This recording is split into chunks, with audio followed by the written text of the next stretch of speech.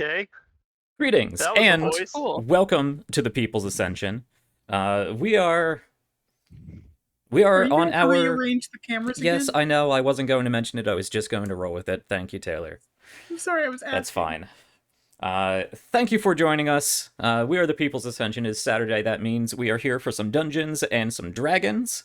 Specifically, the finale part 2 for our current chapter, the Seducer of Persicus chapter. So this will definitively be the last episode of this chapter, and then we're taking a break. We will. It's definitely going to end today. We're gonna work it out. There's no way we're going to go more than 5 hours dragging this on. I'm putting my foot down.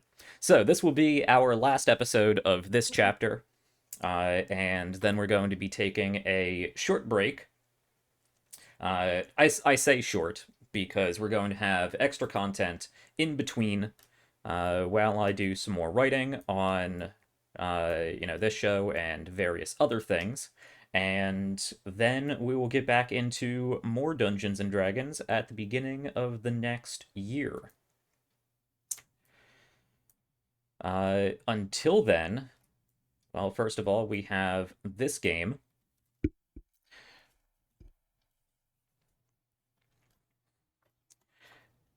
And I am most excited to introduce my plans going forward for the break and hopefully even longer. So this is the big announcement, and then we'll get moving along. But I am well in the works for my new series, or at least the pilot of my new series, RPGs Uncovered, where I'm going to be taking a look at various different TTRPG systems, looking at the core rules, going over how they work, and showing just how easy it is to get into a new system and understand a new system.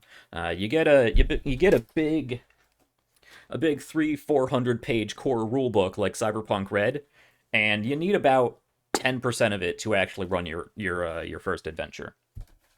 Everything else will come as you play, as you reference rules, as players make their own characters, as you help them make characters. But the core mechanics are usually anywhere between 5 and 30 pages, and you can knock that out in an hour or two, if that. So that's my hope for this channel, to break down those games, to really boil down the core mechanics, teach people how to run those games, go over the theme of those games, and go over the tools that those games provide, because a lot of games provide tools for building your own adventure, customizing classes and races and items and whatnot, writing your own story, a whole bunch of things. So we're going to break down the rules, we're going to break down the tools, and then we're going to have an example mini-series for them, in which we all make characters, we go over the gist of character creation, and then we dive into a little story and play things out. And then at the end, we do a real critical analysis of the game, what we like, what we don't like, how the book was broken down, how the classes and races and whatnot fit, how the themes are represented and played out, and most importantly, how we like the core mechanic, and whether we think it's a good game for beginners, for intermediate players, whether it's too crunchy or not crunchy enough. So that's what we're going to look into. Think, if I may invoke the name, think Will Wheaton's Tabletop, but extended over multiple weeks to get a real good glimpse at what tabletop RPG games are all about. So we're going to be starting with a game that I am really enthusiastic about, and that is Veil of the Void. I have been talking with its creator, Trevor Archuleta, and I'm super excited to announce that he's going to be joining us, not only for an interview to talk about his game, which I'm going to put up around when we do the sort of session 0, but he's also going to be a player, which is both super exciting and anxiety inducing. Running a game for the creator of the game, but I'm excited. To be fair, disclaimer and full honesty, I am only taking a cursory glance at the game until I actually do the recording for what those core mechanics are, because I want to approach it like you guys would approach it. I want to show you that it can be done in only a few hours' time. So I have a story going on in my head, because you can create story independent of learning the game. So we're going to dive into that. tentative plan at the moment is November 6th. That will be our first episode. That will be session 0, where we go over the mechanics, go over the themes, go over the characters, and generally get ready for the game. And then the next week we will jump into a mini series, which will last between 3 and 5 episodes, and then do that analysis afterwards, a full post game sort of debrief on the system. So that's going to run us pretty much to the end of the year. We'll deal with the whole holiday season, New Year, all of that stuff, and then pick up with some more Dungeons and Dragons on, what is that, January 6th, 8th, something like that. The second Saturday of January, because the first, I believe, is the first. So that's a general breakdown of what we're going to be doing going forward the next 2.5, 3 months. So we got a lot of cool things coming up. Likewise, just to have it said, on my friend's channel, that is twitch.tv/StudioTembo with the great Jeff Harvey. He runs the Star Trek Europa game. That is on Tuesdays at 6 p.m. U.S. Eastern Time, so an hour before my usual content throughout weekday evenings.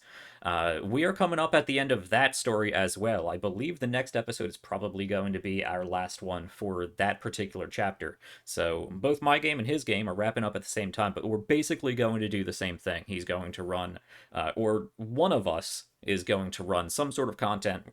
Jeff's going to take a break, going to write for next season, then we're going to start back up. So keep an eye out for that if you're interested in Star Trek. It is such a great show. If you haven't checked it out at all, it is on YouTube. The entirety is on YouTube. He is working on getting them out as podcasts, but he's going to release them kind of all in chunks. I think the first few are in, but it's going to take him a little bit to get all the other ones edited and whatnot. And yeah, it is such a great show. Whether you know Star Trek or not, I think you'll be able to enjoy it. Such great inter-party communication and relationships and character growth and group growth and whatnot. Fantastic story and absolutely amazing players all around. So if you want some sci-fi to go along with some fantasy, go check out his Twitch channel, his YouTube, both under Studio Tembo.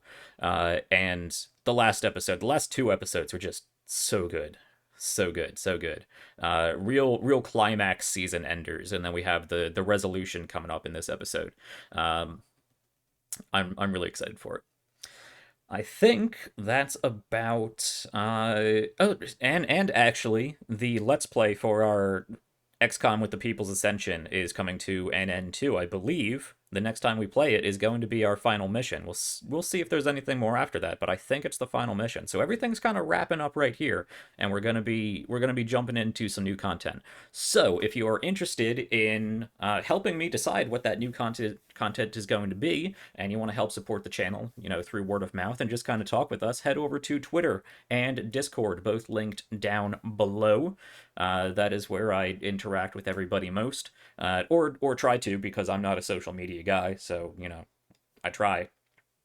But Twitter and Discord is where I'm going to be putting up different polls and teasers and announcements and whatnot. So keep an eye out there for cool stuff coming up.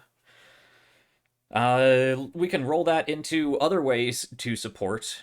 Word of mouth really is probably the best way at this point. Just get in a fan base, meeting people who like the show, who like talking TTRPGs and content creation and whatnot. But if you really like what we're doing, if you want to see more of what we're doing, if you want to help provide and support for what we're doing, the best way to do that is to head over to our Patreon page. That is also linked down below.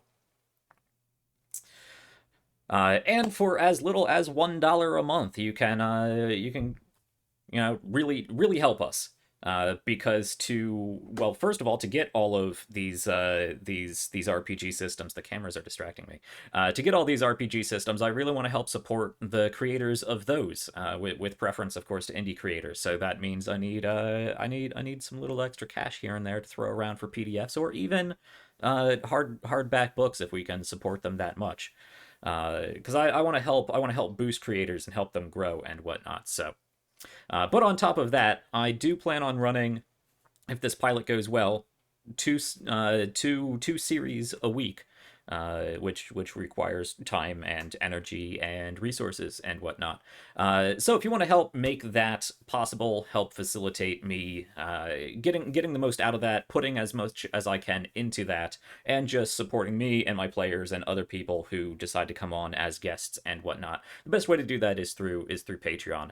We also accept tips. There's a page at the bottom for tipping, and there's also the Twitch bits and cheers and whatnot. So if you like what the players are doing throughout the game, give them a cheer. Let them know that you support them, that you like what they're doing. Cheer them on. And if you like me crushing their souls and defeating them, and being a general jerk DM, you can throw tips at me, and I will be even more of a jackass. Or maybe not. I mean, you could try to positively reinforce me to be a better person. I guess that could work too. Maybe we'll see. I mean, if they That's an pay you experiment. Yeah. It's like if they pay you to be a better If person, they, will yeah, you? yeah, we'll see. That's a good point. We should test that out. So whenever I do a good thing, throw some bits my way, and we'll see if it makes me a better person.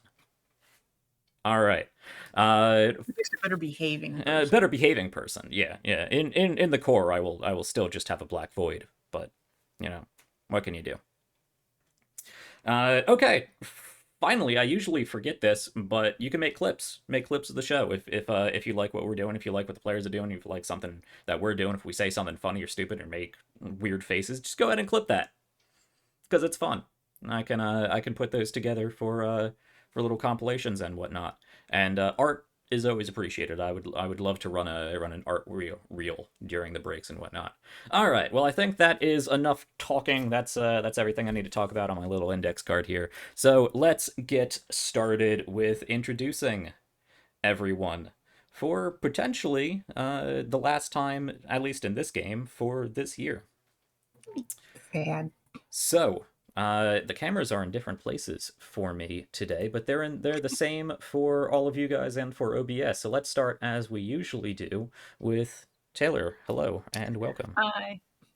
Yeah, I'm Taylor. I play Aquila, the Goliath blood hunter of the Lycan Order. I've also got a spider on the field right now, and sometimes a pet demon, but he's a little under the weather now. Yeah, he kind of got torn to pieces and exploded. He got spanked. A little bit dead. Yeah. He's not dead.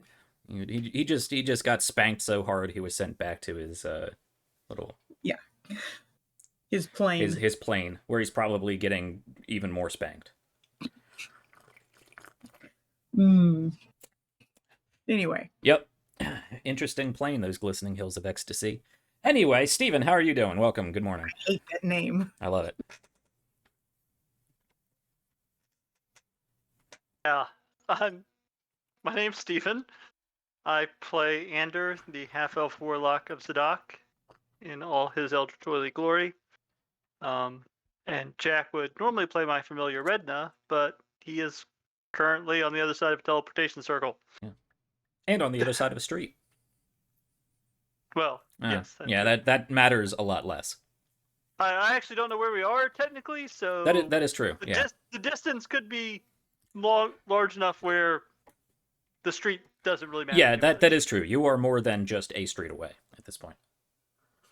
I presume this is not just directly underneath. No. Okay, then of course we have Arlene. Hello, welcome. Hello, my name is Arlene, and my character is Holly, the orphan Tempest cleric who is also a wood elf, and she is a follower of Archilage / Lewena.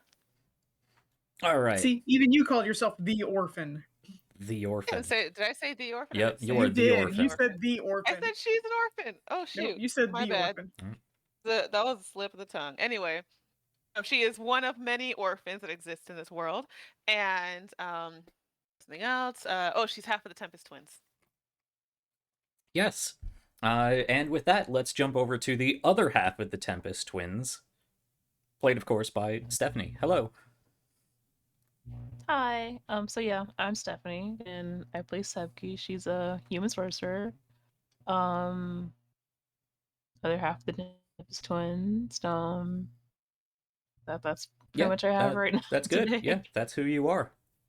Okay. You will also notice we have a piece of my soul bleeding through on Shliva's screen. I mean, a black void. I mean, the camera's dark. Christian won't be joining us. Shliva left the group at the end of not the last game, but the game before it.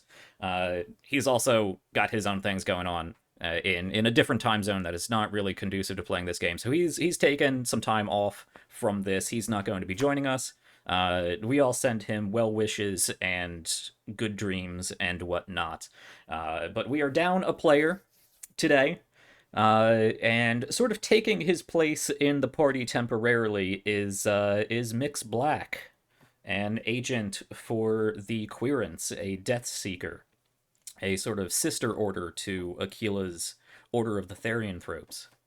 But we'll get into that in a second. That's all the players. I am, of course, Jack, the GM. I run the game. I play the people, the other people, the NPCs. I was having to think about that this week. Tangent before we get started. I was thinking about the word NPC, non-player character, and how that's usually used to describe everyone not played by a player, and I think that's wrong. I think it works for video games because they are, in fact, non-player characters. But I'm a player just as much as you guys. I'm not a non-player. Those are my characters. They are DMs. Yeah, they are GMCs, not trucks, but game master characters. Anyway. Well, I think there's this Truck, reluctance sure. because there's this sort of bad Yeah, stereotype there's bad with DMPCs. DMPCs, which are specifically a dungeon master's character permanently injected into the player character group. Oh. No, I was gonna say I was about to say Malkazir, but he's not permanently in our group. He He's in and out. has the same weight He's on as his own all of my schedule. other GMCs. Yeah, I wonder what happens if we try to kill him. Yeah, I mean, they all have varying power Yeah. levels, but they all, have the same amount of meaning and narrative weight in the game. Anyway, I was thinking about that earlier in the week and how much my characters mean to me and how they mean probably just as much as the player characters, but I know mine are going to have to fail in order for the story to move forward. Anyway, tangent. Let's get into the game and see how these guys can foil these particular Dungeon Master characters. So, most of last game was combat. We started off. I'm gonna do a real succinct recap for you guys here, just so we can jump on in. We started off last week still in the Querent safe house. Mix Black had left to go gather their Death Seekers and set up their portion of the trap, the infiltration to the Weavers. It's not really a compound; it's really a single building, but facility, boutique, the Serpicarl boutique. Meanwhile, the rest of the party had some conversation, talked a little bit more about plans, and left and set things up. Ander was going to go in first, still believing he was more or less deceiving them that he was on their side, working along with them. They unfortunately saw through that in a number of different means, which we can go over in the after show. He walked in and was immediately bombarded by a cacophony, a plethora of mental assaults, various mind spikes and charms and suggestions and whatnot. I believe swept away all of them, at least at first, pushed his way through the crowd and was eventually confused via the confusion spell as Queen Demoliba and the three leaders of the Weavers, Mokipsi, Titasi, and Arashat, the four of them, made their way to the back and disappeared. Everybody else rushed through a throng of attractive, scantily clad, oily men who acted as the fans, the servants of the various other enchantresses in this room. The Death Seekers phased in through the walls, going ethereal every now and then. and they engaged the general enchantresses, the other sort of lower level weavers, and the group pushed past their fanatics and made their way towards the back, where they discovered an ancient teleportation circle. Originally frustrated and assuming defeat, it was Ander and Sevgi who were able to determine that it was an ancient teleportation circle and only had a one-to-one connection. So figuring out how to activate that, they did so and were teleported somewhere else, down, presumably down, into some sort of equally ancient looking teleportation room, which led out into a sort of reception hall area. So none too sure where they are at the moment, but light was cast, light was uncast, and whatnot. They found the 4 spellcasters, the 3 weavers, and Demon Leva waiting for them in ambush. Part of that was a sort of circle spell powered shatter, which not only did quite some damage to the party, but also shattered this half of the teleportation circle, making this half generally inoperable. Unfortunately, unbeknownst to the party, it did not affect the capabilities of the other half of the teleportation circle, which will be important in just a second. A battle ensued. There was a lot of distraction from Arashot, who turned out to be a more martial-based caster character. Ate up a lot of time, a lot of action economy, while everybody else was throwing out different spells and whatnot.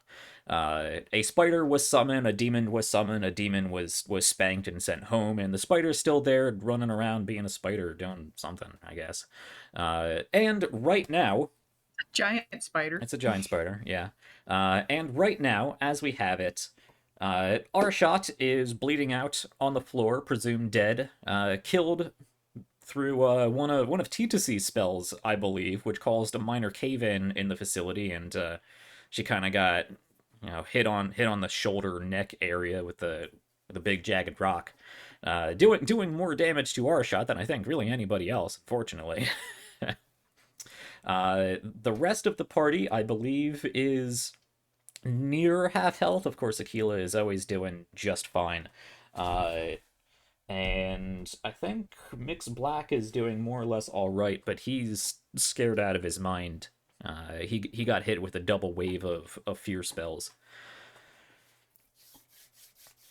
And I believe that is generally where... we leave off with the teleportation circle activating somehow. Ander disappeared, and nobody was left in his place. The group obviously noticed this, pondered it for a second, and continued their fight. Meanwhile, unbeknownst to them, a certain arcane census agent was positioning himself and getting ready for a snatch and grab.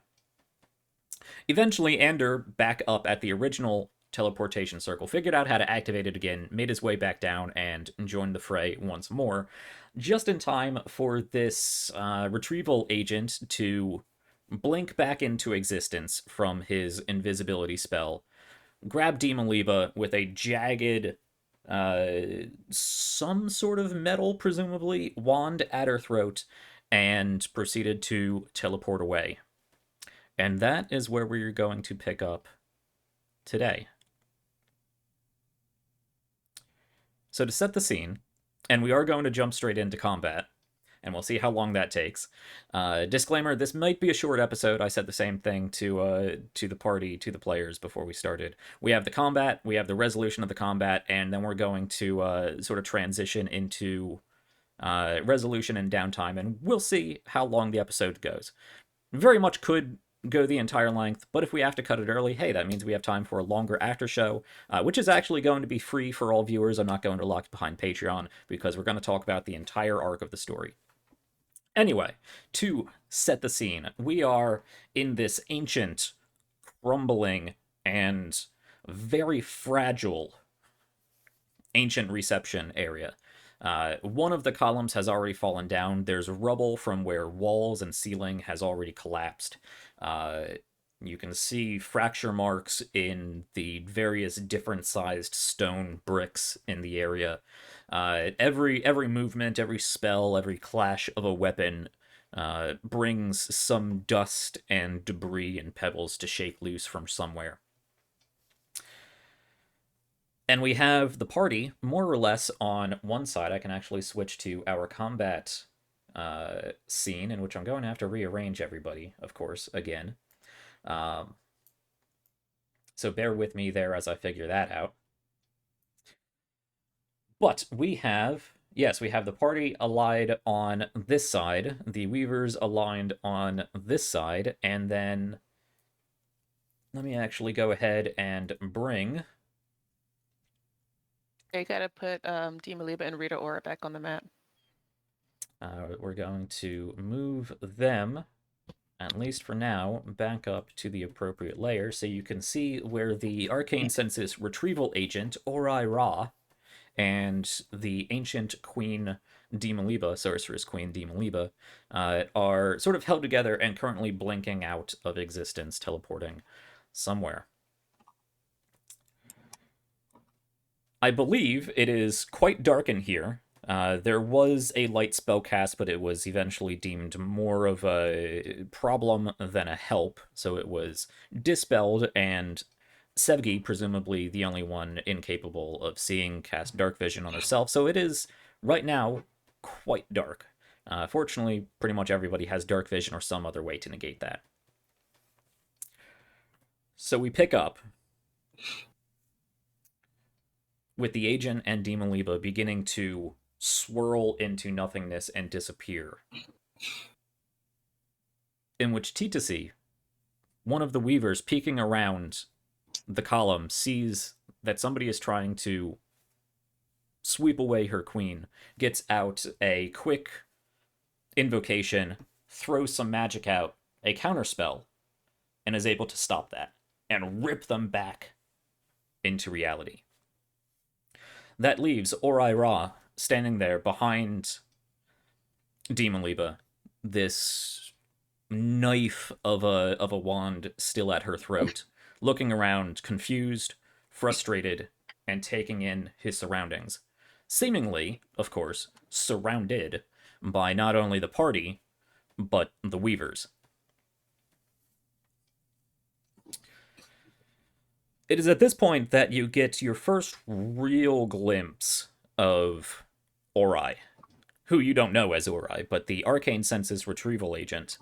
You saw, everybody but Aquila saw a brief glimpse of him before when he tried the same trick back in the provincial capital.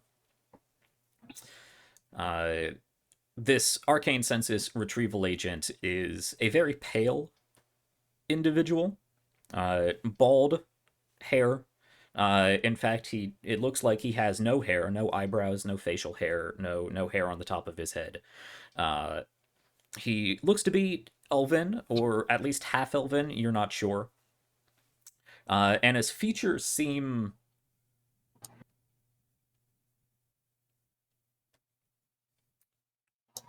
quite bland. It's hard to see any sort of remarkable features to him. The only thing that really stands out, you might say, about him personally, is that he has these steely gray, light gray eyes, which are currently darting around the room, not in fear as much as it is trying to very quickly discern his surroundings, his situation. Okay.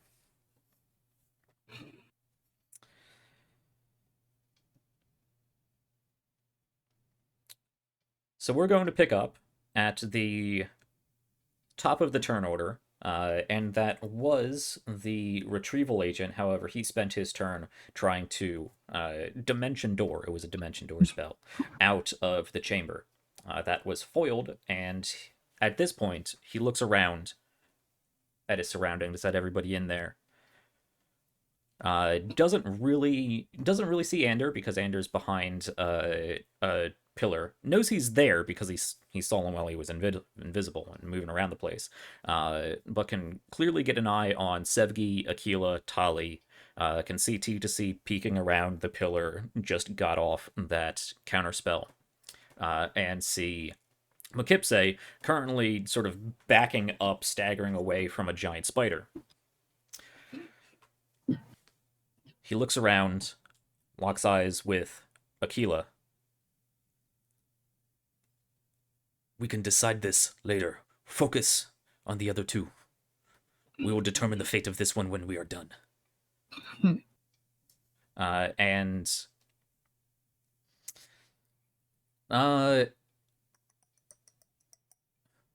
Yeah, with that, that's about all he can do. I will point out that Demon Liba is not technically grappled.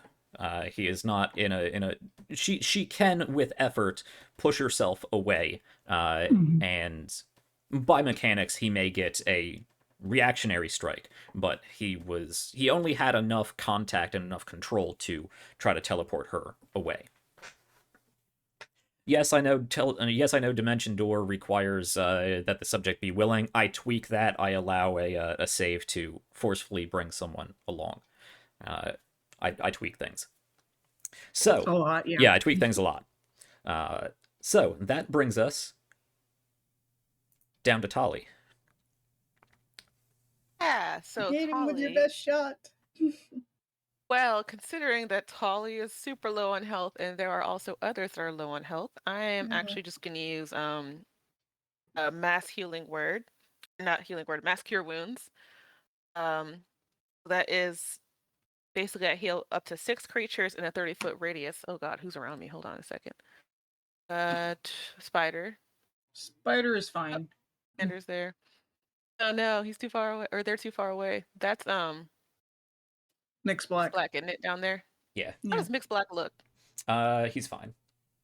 I mean, he looks like he's scared shitless, but other than that, he's good.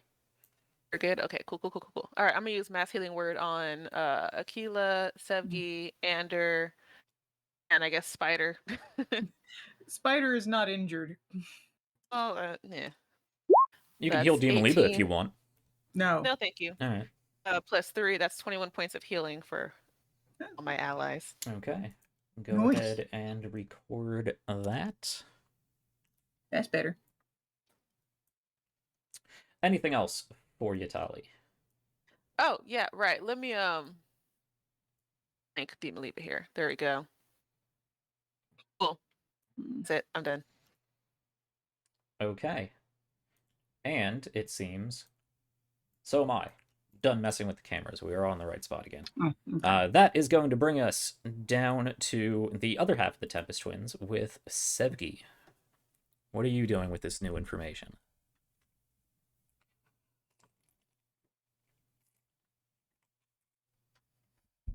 You're still raging, right?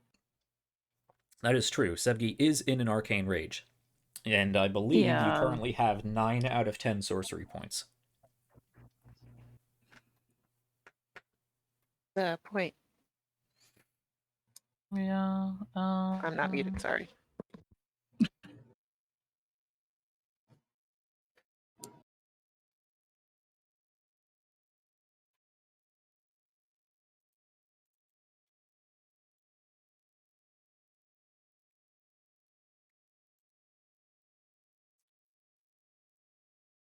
I'm not sure.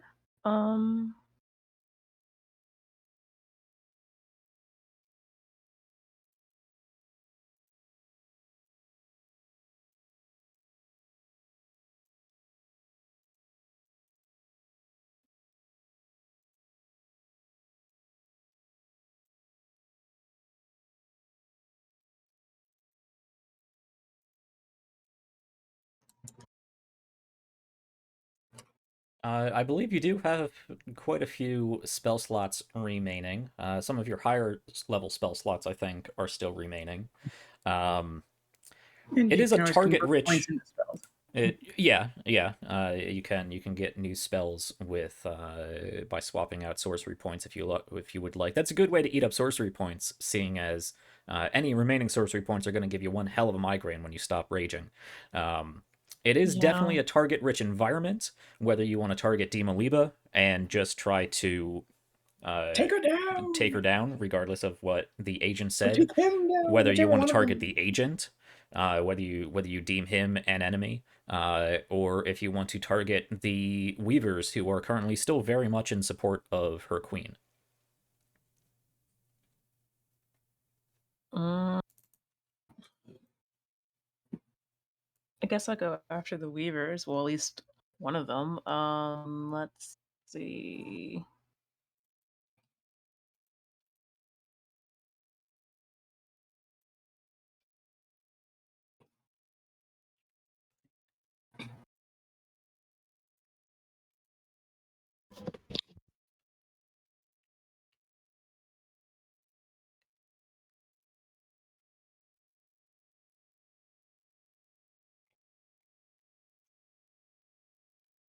I will remind you, you have seen that. I think multiple of them have the shield spell, so your usual guaranteed hits of magic missile might not work, depending on if they have shield Okay. available. I think I've seen Dima Liba use shield. I know one, maybe two of the others might have as well. Yeah, I remember Arashot using it. Yeah. Is I Zarashot know the dead Dima. one? Yeah, Okay, cool. yeah, she's the one with the big old X on her. I said it's like I don't recall Dima Liba shielding at any point. I don't think so, but I mean, how is Dima Liba looking? She's definitely looking rough. She's bleeding. I okay. don't remember the specifics of what caused that damage. I think quite a few sword attacks. So she's cut up in various areas, bruised. You can see she's definitely breathing hard at this point. And she is definitely fighting against the retrieval agent. Mm-hmm. And looking to try to get away there. She definitely looks concerned for her life. Well, Good. we should be ending that life. You won't be concerned for much longer, I hope. Nah. No. But do us killing Sure. her. I guess I'll just go after Team Lily, but I guess I don't know. Let me see on my spell slots. Make sure I have everything that I need.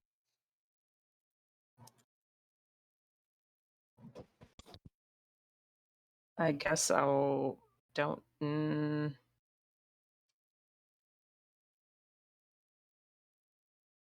I guess I'll just cast Magic Missile at 4th level on Team Aliba. I don't really have much else to think about right now. With I guess subtle casting, so that'll knock out some spell slots as well. Okay.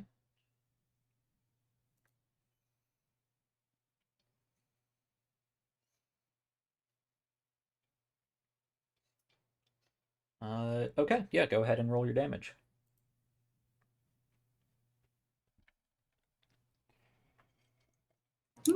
Nice.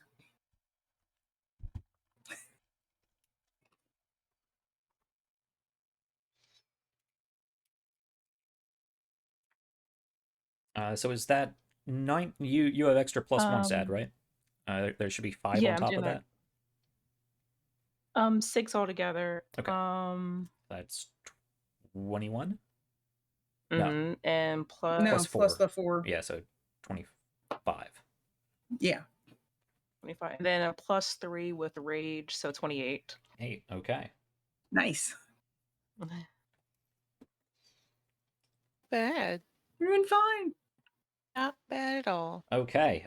Yes, 5 of these sort of electrically sparking magic missiles shoot from the tip of Sebgi's staff, this long metal staff, I believe, at this point, with a charm Omen steel. of omen steel, with a charm of a lightning bolt, focusing that energy and shooting it out in these arcing missiles of just pure magical energy.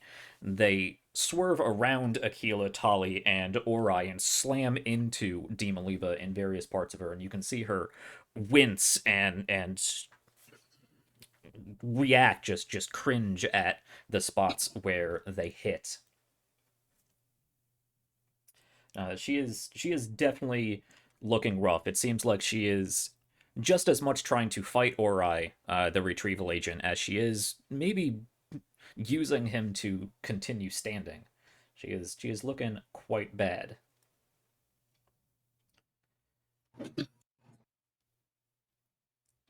Anything else from you, Sevgi? No, I think that'll be it. Okay. Now, I believe, at the end of your turn, Demon Loop is going to use a legendary action, and I do believe that Agent Black, Mixed Black, was both feared and subject to Demon Liba's enthralling gaze. Yes. Yes. So, she is going to use her legendary action, Drawl of Devotion.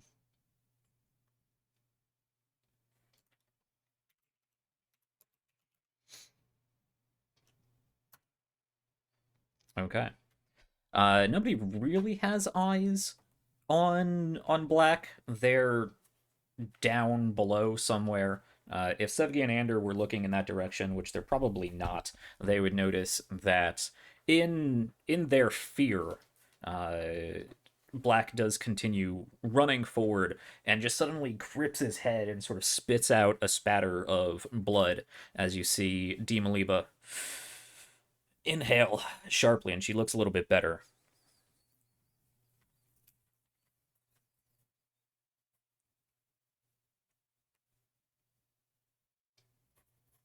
Okay. Then that brings us to Mekipse's turn. Mekipse, over here, still engaged with this spider, which really, honestly, is not doing much, but causing a distraction, is going to... Ooh, can she do that? Does she want to do that? Is the situation desperate enough for her to do that? Probably. Probably.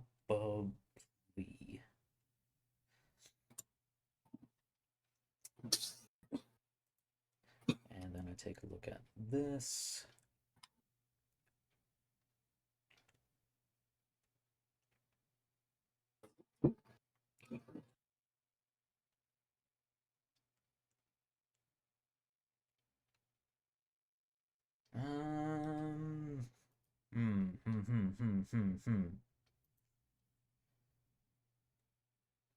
For the moment, she is going to. What does this do?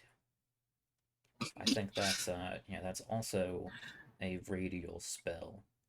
Yeah, I get to since we're all at higher level, I get to work around with some higher level spells that I've not really gotten to use yet.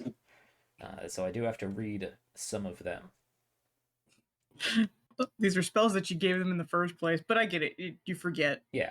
Oh yeah. Do you want A to try to lot of keep track characters of here. all of my characters? You Hey, only I have to said play I one. get it. Yeah. Like- Okay. There's like what, 5, 6 of them? That are present right now. Yeah. Yeah, six of them that are currently present. Yeah. Yeah. Yeah. One of them's dead, so. I think at this point. Oh, you know what? That would certainly be interesting. That would be interesting. I don't think that would be helpful, though.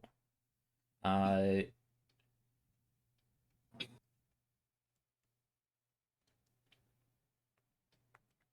want to give her a one of these checks. Okay. Okay.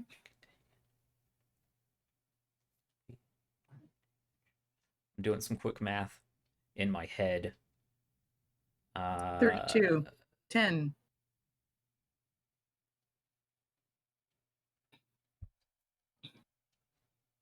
Okay, no, not yet.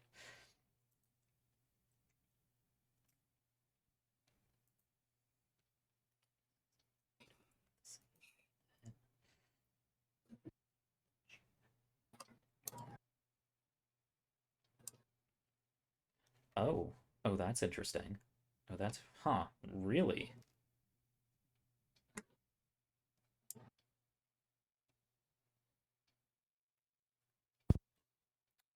This is making me Interesting. nervous. Yeah, I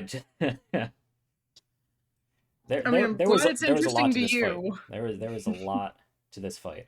Okay, we are going to do this. You see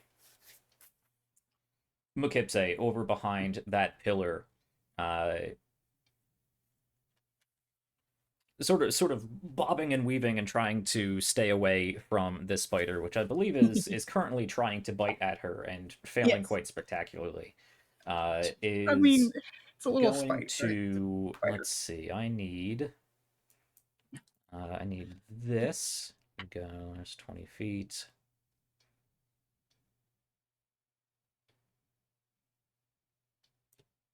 Back over here. It's gonna catch there.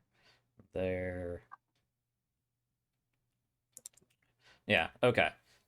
She is going to begin intoning a spell, moving her hands around, draws some energy from around the crown of her head, puts her hands together, and quickly rips them apart as everybody in the center of the chamber is subjected to an explosive wave of psychic energy.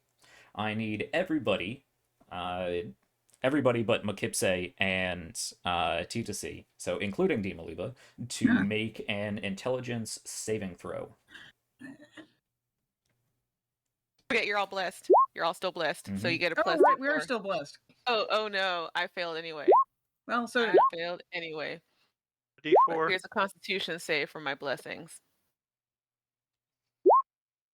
yeah, that so, probably didn't make it either. yeah, I got a 4. 16.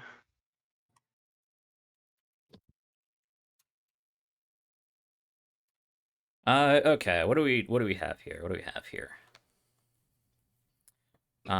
Let's just go down the list. Andrew, you said 16? With the blessing, yeah. Okay. You take 11 points of psychic damage. I think I... No, I don't. No, you don't. Oh, that's right. And she, so She I takes take, it too. what's that, 5 or 6? I round up, so it 6. would be 6. So she would also take 6. Yep. Oh, I Just love that. all the health I gained back from Jolly's spell. This is Well, at least you had it to lose. Mukipse. Mm-hmm. Let me make sure that matters for Mukipse.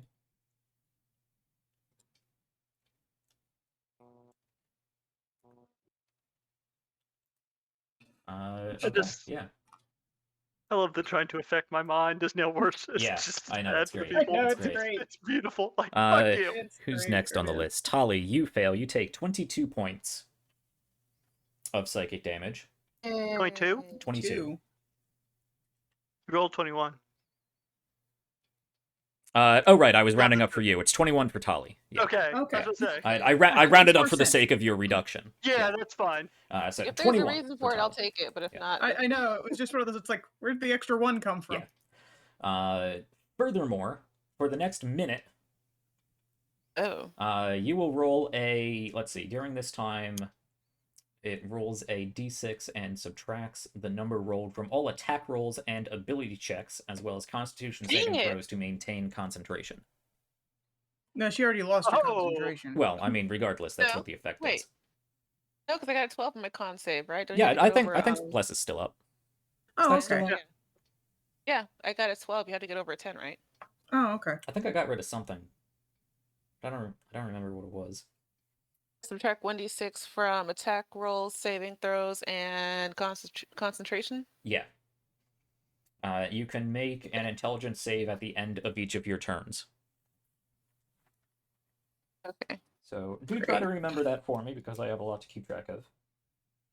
I'm writing it down. Okay, who's next on the list? Aquila. Likewise, you take 21 Yep, I already points took my of psychic damage. damage, and you get the same d6 reduction on all of those things. Demoliba looks just fine. Hey, how's our mage dude looking? Yeah, we'll get to him. Tali, what was your total, Tali? Oh, for the save, that was a 4. Oh, yeah, that is up there. What? Oh, that was for your concentration check. Yeah. You would get affected by the spell and then have to make the concentration. So roll a d6 and subtract it from that. Oh. Oh, okay, 10. Yeah, you need a 10 or higher. You got it. You're still fine. That's good. We're still blessed. Um, Oh, that's gonna be fun math. Sevgi, did you roll? Add a D4 and No, subtract D6 everything. I'm sorry, what was it? I stepped away for a second. I think I missed Oh, something. I apologize. no worries. An intelligence saving throw. Okay, And I will roll Get your D4 hers blessing. as well. thank you. Yeah. Be blessed. Never mind.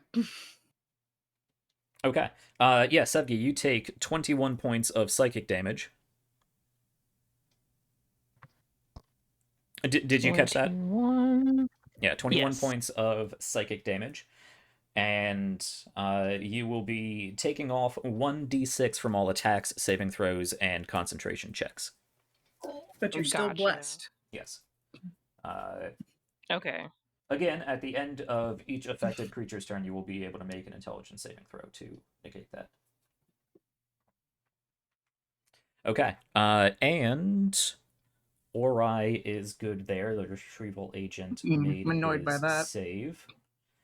Well, they still take damage. I wanted him to be affected.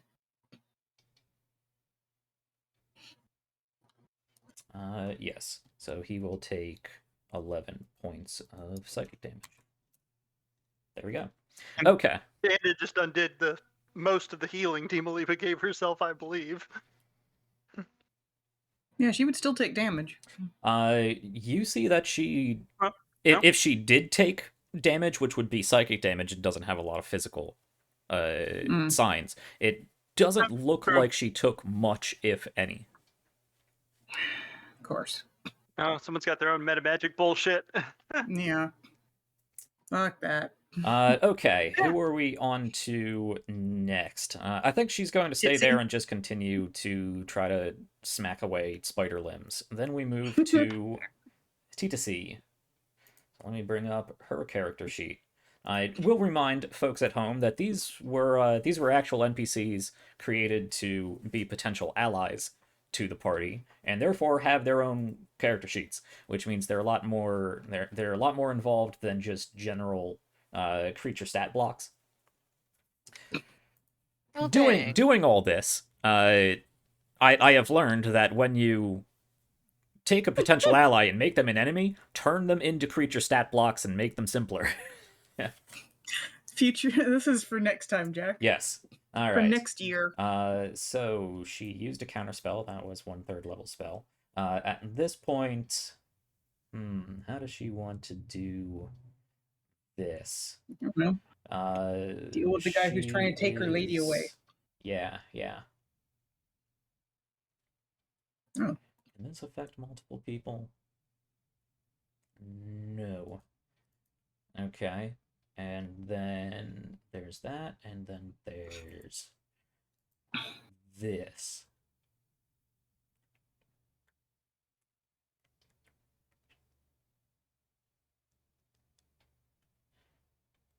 Huh.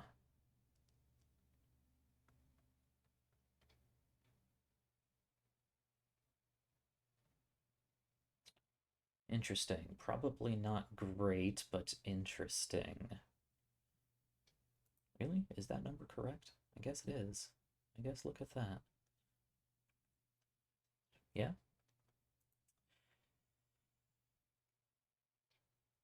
She wants to save those.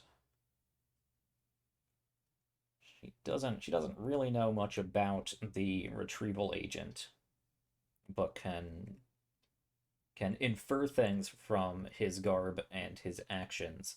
So she is going to...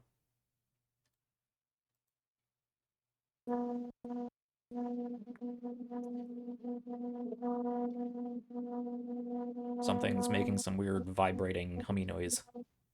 Steven, I believe that's on your end. Yeah, it's lighting up your board. Yours. Okay. Now I like that. I like that. She is going to, I believe this is a single target. Yeah, she is going to run over. Need to be on the right layer. She can actually do this from here. She is going to target.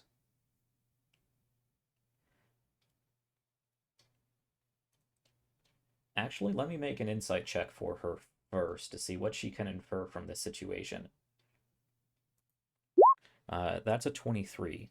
Yeah, so she understands that it seems at this point that the retrieval agent looks like he's just trying to capture, whereas you guys are attempting to kill. So, knowing this, she is going to... Alright, I was checking... Okay. Yeah, she doesn't want to do any of that. She has plenty of those. We can do that. She is actually going to make Aquila, I think. Remind me, Talia, Aquila, and Sevgi, what those little marks on your... Bless. So They're those are just the bless? They're blessings. just the bless. Okay. Yeah, that's the bless. Just Yeah. blesses. Okay. Belief. Aquila. This probably isn't going to be great. Aquila, go ahead and make me a con save. Get your blessing. Yeah, you got your blessing. Doesn't matter. Oh, Let's but be you also have honest, to subtract D6. Yeah, I was saying it doesn't You matter. never know. Maybe. Even with a 6, roll it. Well, no, because I have to subtract. And then you have to the subtract. D6. Yeah. Yeah, but what if you get a Roll it anyway. four? Roll I a know. yeah. Roll a Yeah. d4 up and a d6 down, and let's see what you get. Okay. Yeah, it's not gonna matter. 11. That's a 10. Aquila, you are blind. Aww. That was the blindness spell. It's fine. I can operate without sight. Okay. Them.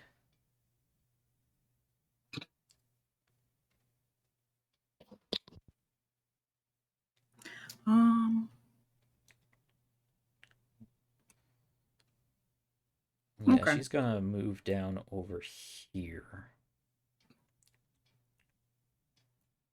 Over here. And just try to start bothering the retrieval agent. Who's next? Aquila. We are at Aquila. Cool. You're blind. Gonna use my bonus action to do Blood Curse of Purgation, Okay. which I can amplify, which means I've got to take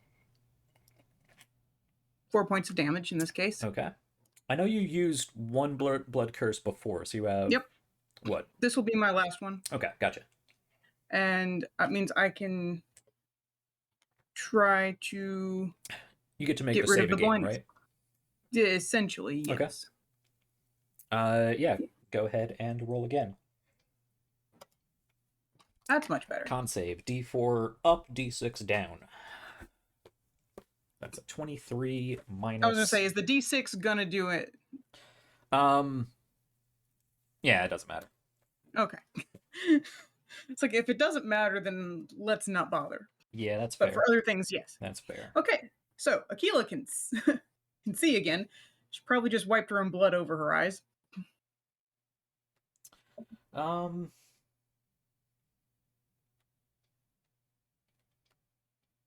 Cool.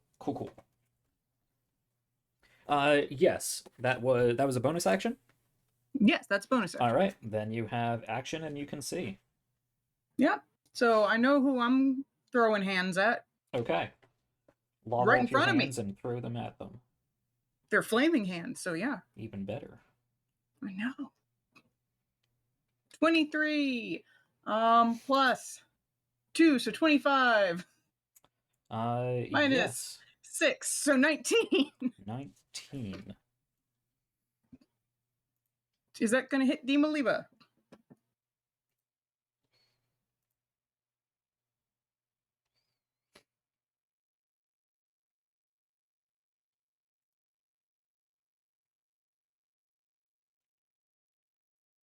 Is it? I am. Let me remind myself if she has something up. And she doesn't. Yes, that hits. Cool. So that's 7 magic damage and 4 fire damage. Okay. 7 magic, 4 fire. And I get to make another. Get to throw hands again. Yep. Extra attack. 22 plus. So 23 minus 4. 19. 19. Another 19. Yeah, that hits. So that's going to be 10 regular magic damage and 3 fire magic damage. Okay. Gotcha. And I get to try to make that save again, right? Yes, the intelligence save. Wish me luck. Don't forget your blessing. And your curse. Okay. Well, no, okay. I rolled. Sorry, it didn't immediately come, so I rolled twice. So the first one That's was a a 16. 16. Yeah, so 4 up, 6 down. So 18. Down 14. to 14. And this is against Mckipse. That is still a failure. It's not fair. Okay. Anything else from you? Movement? Probably not. No. Okay. That brings us to Demaliba. Now, the queen here, actually on the end of your turn, you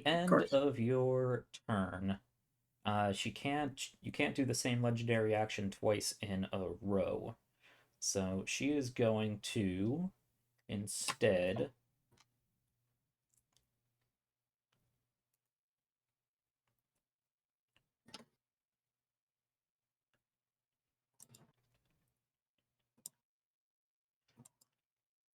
yes,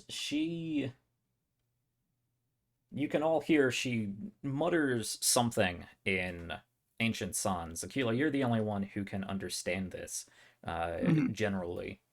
It seems she is addressing the retrieval agent, and she basically says, "You're a small man, a coward, and you will not see the end of me." And a wave of energy emanates from her. And what is this? A wisdom save. That's not what I want.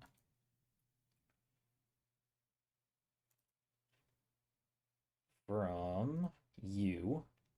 So many character sheets. Oh, wait, I forgot to do the spider. Okay. That spider that is doing so much is totally relevant to this fight. It's trying its best. The spider- It's Yeah. really just muddling us down. It's keeping We'll get to Mckipse it. We'll get busy. to it. I got a 23. Okay, I will record that. Ori, the retrieval She agent, also has to make a save reduces. for a con save Okay. against being poisoned. Let me finish this. Okay.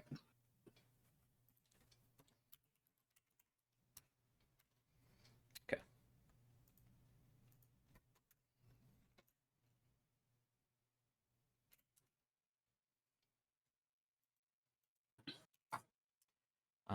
That is that.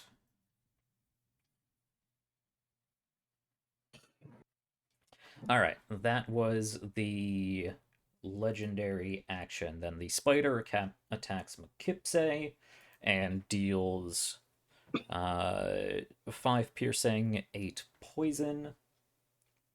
You have to make a con save, and it takes half the poison. She takes half the poison on a success. Okay, con save.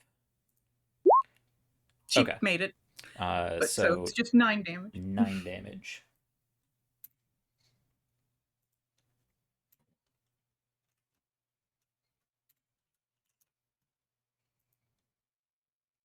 Okay. Look, it actually hit.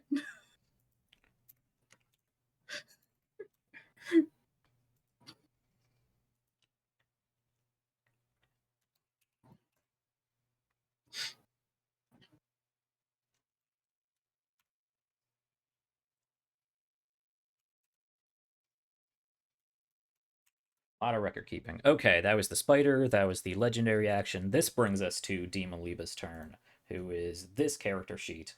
Okay, on her turn, she is going to. Okay, I think she's going to drop that. Is she going to drop that? Is that worth dropping? Yeah, I think she's going to have to.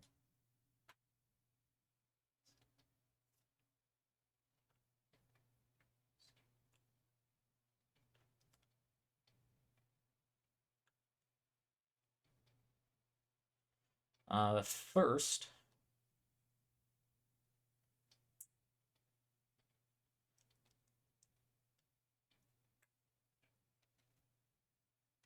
I should have done that. Oh well.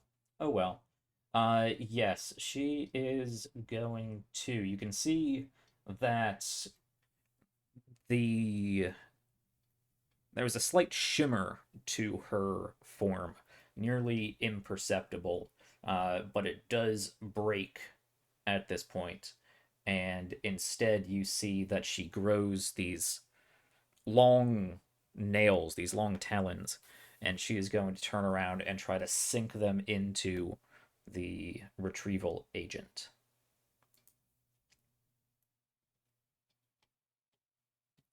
Which I believe is a melee spell attack.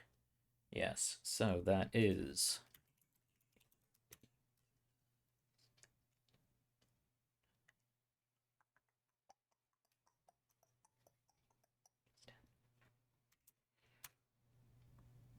Really?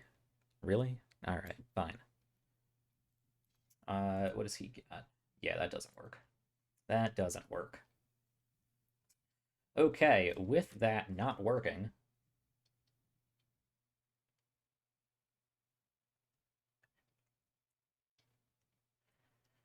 Yeah, okay. With that, she is simply going to try to. Is she going to try to leave? She is thoroughly surrounded. No, she's going to. She's just gonna stay there. She can't. She can't make that run. Probably not. That is the end of her turn. Our shot is down. Black continues to run down over here, and then he gets a save. He gets 2 saves, I believe. First for the fear, which I believe is a wisdom save. Mm-hmm. Okay, so Black, where you at? Which of these many character sheets are you? There you are. That is a wisdom save. That is still a failure. Then He's still he blessed. gets. He is still blessed. They're blessed. Char They are blessed, yes. 4. That's still a failure.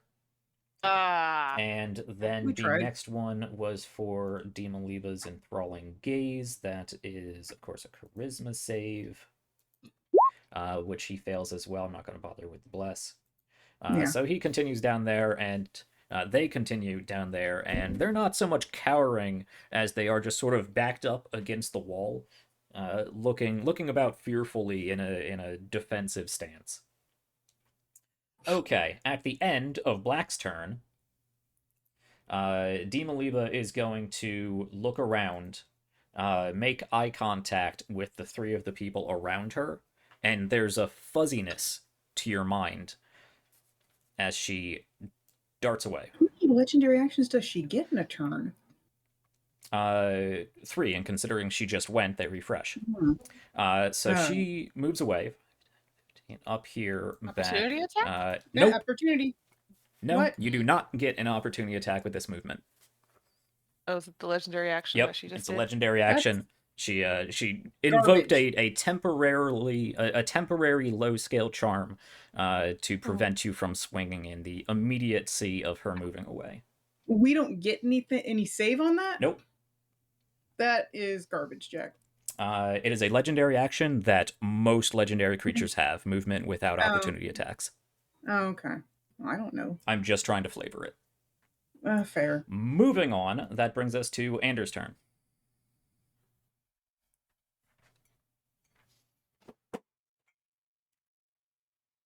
You're muted. I realized that after I said it. I had a plan. Went to shit, huh? Kinda. Yeah, sounds right. Let's see here.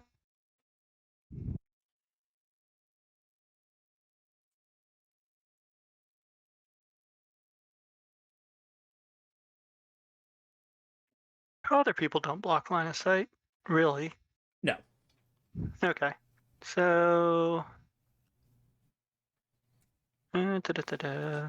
I would say with 3 people in the way, if you were to stand here, actually 4 people, to see past Sev, Gitali, Orai, and T2C, you would have to make a check, but anywhere that's not a direct line, you would be able to see her just fine. Gotcha. If it's just line of sight, if it's like a bolt that needs to travel, it still incurs the same chance to hit people.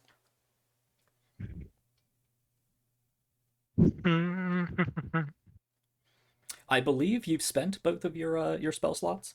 I have. Okay. Yeah. Both of your 2 warlock spell slots. Yep. Count them. I've been All having a 2. lot of thoughts on warlocks.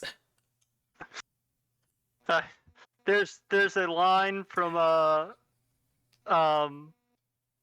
outside Xbox people who do this, and yeah, it's like all 2 of her mighty warlock spell slots. Count them. They're big, but there's I not many only of them. toasted that once before. Don't need spell slots.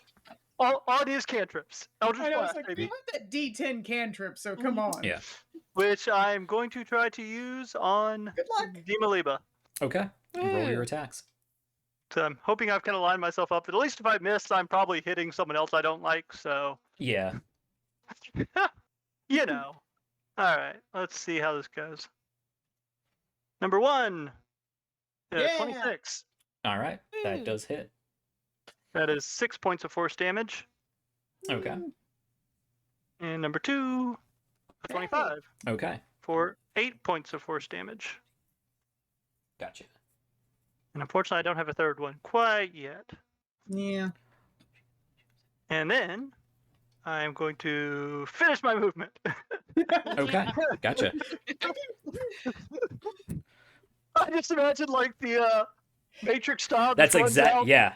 diving like Yep. Eldritch Blast, and then like rolling behind the next pillar. You're pulling a Neo, dash out but behind one pillar, do a cartwheel, blast off 2 Eldritch Blasts, and kick off to the next pillar. But not like a cool way. Because after he's Yeah, done, you're not that dexterous. After he's done, it's actually Tree probably more like he structure. runs, looks over to shoot them, and trips, Yeah. and then just rolls. Yeah. And everyone's just like staring like, why did he make that look so difficult? Yeah. Honestly, I just kind That's of fair. imagine he Yeah. runs out, run. Yeah.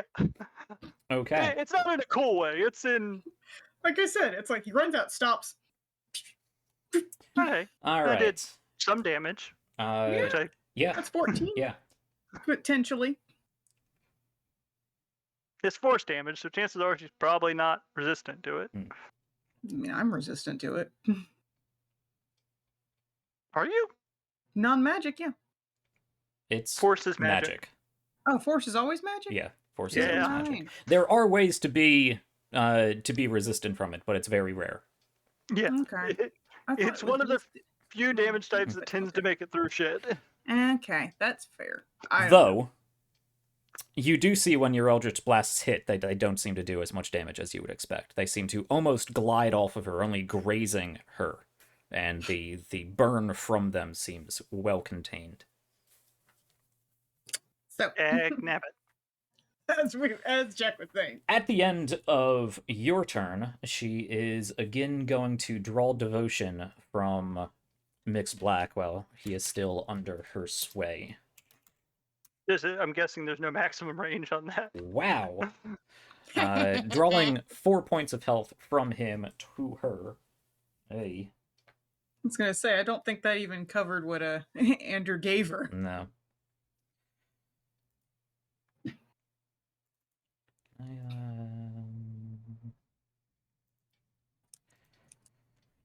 Oh, black did take damage. Look at that.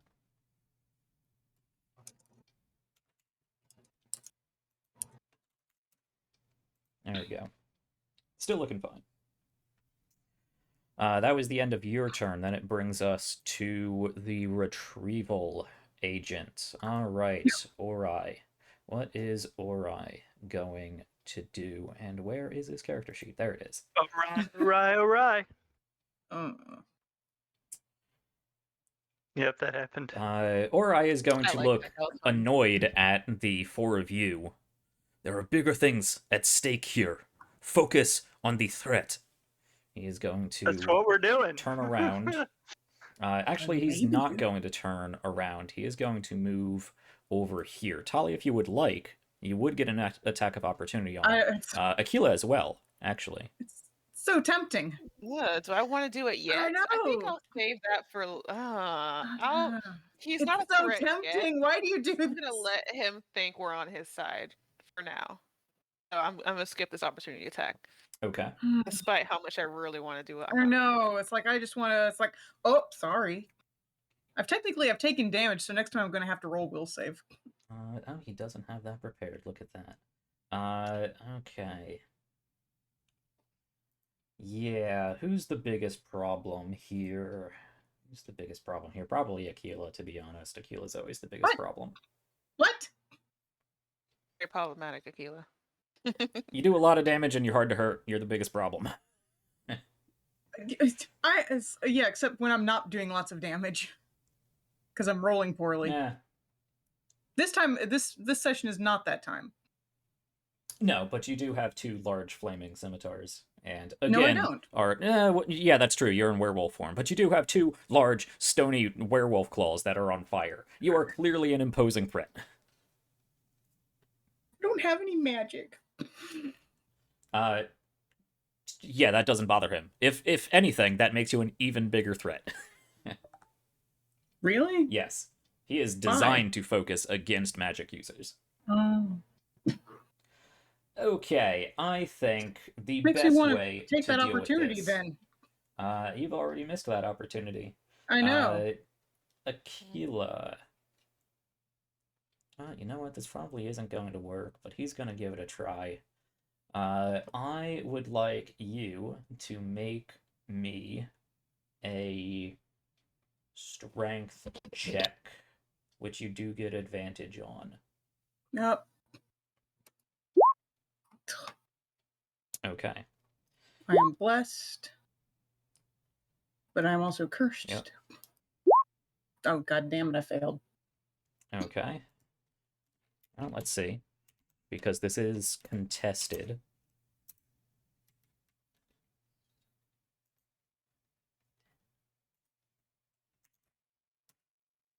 Yes, you do fail. He runs past, and as he does, I apologize, but I can't take the chance that you will agree with me. He holds up his hand, moves it towards you, sort of grips, and lifts you off your feet, and hovers you against the ceiling.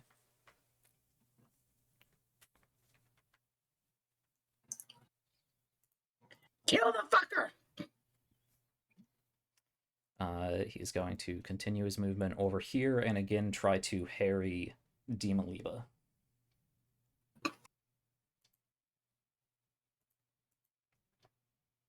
Okay, that is his turn. Tali. Yeah. So, I don't suppose you have anything want AoE. do I? Well, Do you? do I? Do I want? Is It's there not- anything AoE that I want to use in a chamber? That is the. It's not more shatter. specific question Yes, that you need it's to ask. not shatter. Anything that does physical, like, this place looks incredibly fragile. Anything that does any kind of physical damage has the potential to bring this place down.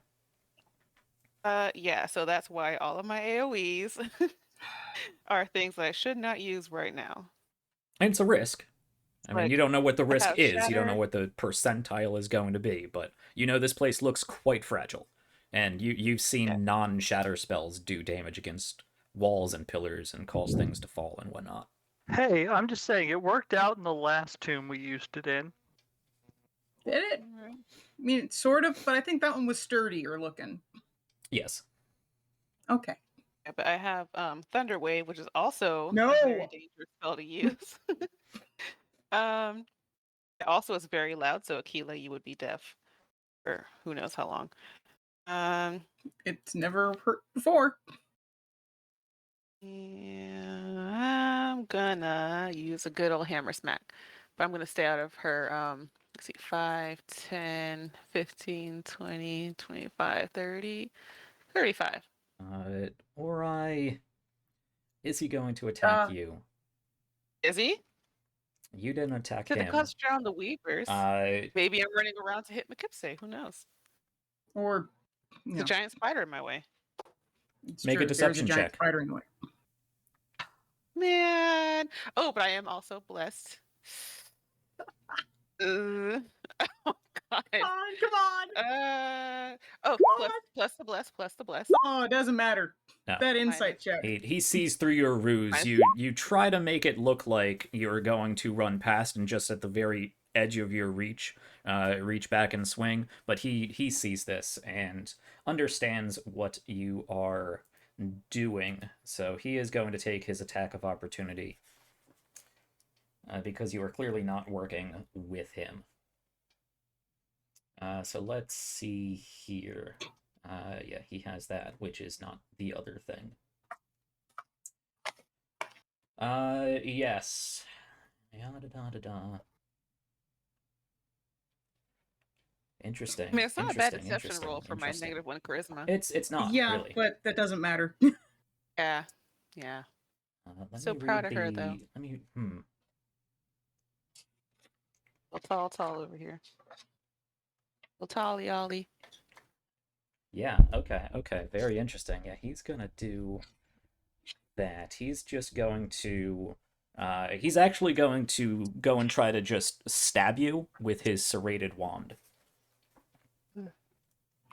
So Okay, how's but his that's a cool stats for wand, that? though. Not great. Wait, Not great. is the wand actually serrated? It is. Yes. Yeah, it's a serrated Oh, metal wand. God. It looks like a gnarly ass dagger that happens to be a wand. Ah, Well, I guess it's serrated. hit. That's just It does not mean. hit. Well, I was gonna say it doesn't matter. It just clinks. Yep. Yeah, my that's armor is too good. that's with that. With a +8. Yeah, it didn't roll well. Thank goodness.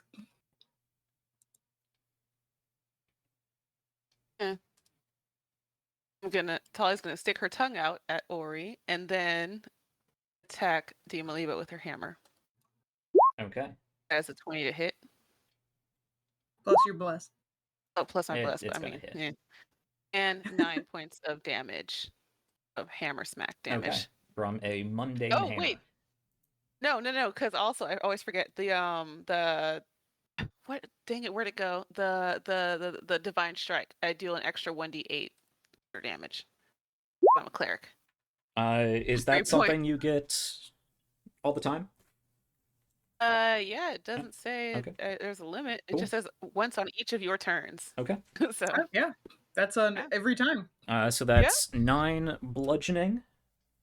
Yep. And plus 3 three. hunky. Okay. Yeah, you slam down with your hammer onto Demoliba, and it clearly hits, but does not sink at all into her flesh. Usually there's some sort of give, and you expect her to buckle. She doesn't buckle at all. It's like you hit the pillar just behind her. However, there is a flash of electricity that she does slightly wince at. Cool. And oh wait, let me see if I can. I'm going to bonus action healing word. Do I have that prepared? I do have that prepared. I'm going to bonus action healing word myself because I need it. Okay. Fair. Crap, how much is that? I just put the card down. I don't know why I put it down. There it is. D4 plus blah. Okay, 4 points of healing. All right. Me. Who? And that's it. That's all I do. Wait, make your intelligence save. Intelligence save. Oh, right. Intelligence save. Come on, Tali, you got this. You're a smart girl. Plus your 16 D4. plus my D4. 4 up, 6 down. Okay, that's 20 minus 5. 15? 19. Still a fail. Okay. Oh, yeah, because 16. Yeah, 16 plus 4 is 20 minus 5 is 15. Yeah, still Yep. fails though. But still. 15. Yeah, I Alright. have an idea of where. It's like I'm pretty sure I know what the number we're aiming for is. I think she's going to wait on that at the moment. Okay. Sevgi, we're up to you. Okay. It sucks because I have a lot of spells that I want to use, but I'm also a little nervous about collapsing this place. So, You're kind of raging. Would Seth be thinking about that while she's raging? That is true. I mean, I hate that y'all do that to me every time because I always feel bad. Yeah? I mean, lightning bolt. Seth does not I feel bad. know. Lined up right in front of you. Come on, He's they happy. are. They're lined up. Happy. You can I definitely know, but do it. Holly's right there. You She's know, behind the pillar. rage doesn't make you you. rage doesn't make you stupid, but it does cloud your vision towards wanting to do the most damage you I can. mean, So it's up you to go you. in a straight line. I mean, if I was right gonna say, it's here. like if you go off one, I was like, go. Oh, damn it! You're the yellow one, But right? either Right way, here? yeah. Either it's way, like, she's see? like in that 5 feet. So I feel like, I'm behind a pillar. I'm safe. true. So if I go after, I know I see it. Gosh. Oh. Since when does Cone. isn't it just a 5 foot? It's a cone. It's not a No, cone. it's 5. Okay, It's a line. It's a line. I'm thinking of something else. I'm sorry. Yeah, you're just blasting a single column. Yeah, it's a you straight got line this. for me. Oh, okay. Yeah, so Tali is in no danger whatsoever. The only I think danger it's is if 5 that side of the room feet. collapses. It's Okay. lightning. It's fine. Okay, I'll be alright. I have good armor. fine. Hit him Okay, let's see. or them. Okay, so at I mean, do what you want. Alright, I'm so just I'm- saying, it's your trump card and I know. It's like, come on, set up for it. So let me just go back to my. be a badass. All right. I'm trying. All right. Yeah. So I guess I got lightning bolt. So do I have enough spell slots for this? At 4th level with careful casting because I care about Arlene. Be Tali. Tali. And yeah. Arlene. I'm not in danger of being lightning bolted. Knock on wood. Don't say Alright, that. so let's see how that looks. And let's see. So they have to make a save. Mm-hmm. Yeah, they make a save. Okay, so that is just Titsy and Dima Liba. That's a good amount of damage. Okay. Yeah. Yeah, that's a nice amount of damage. So, And then plus additional 3 for. Oh, sorry, I'll wait. okay, so that is a DC 15 dexterity saving throw. What level did you cast this at? 4th. 4th level. Yeah. Yeah. Okay. She's gonna counter. No, Yeah. she is actually not going to counter. Oh, really?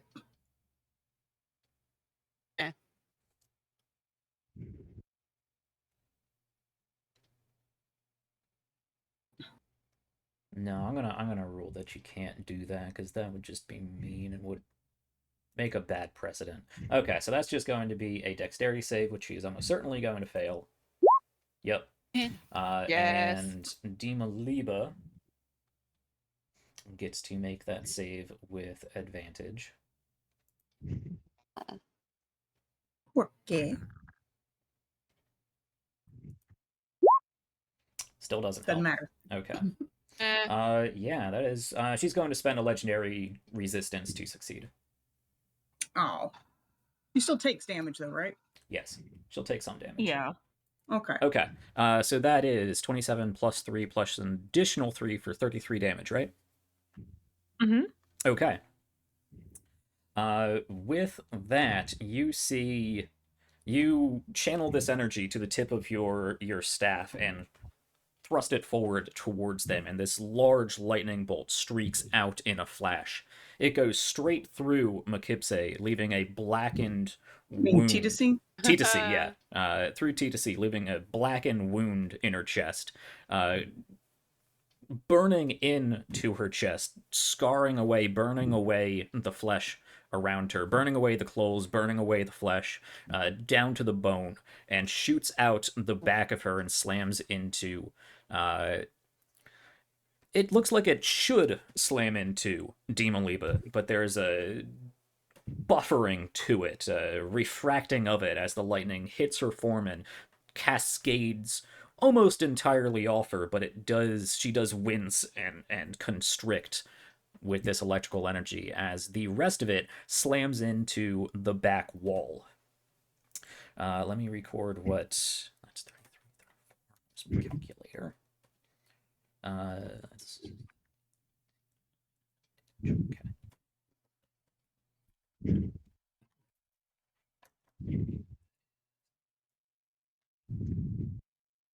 All right, that is her. You see, once all of this is done, D2C falls over, this burning wound in her chest.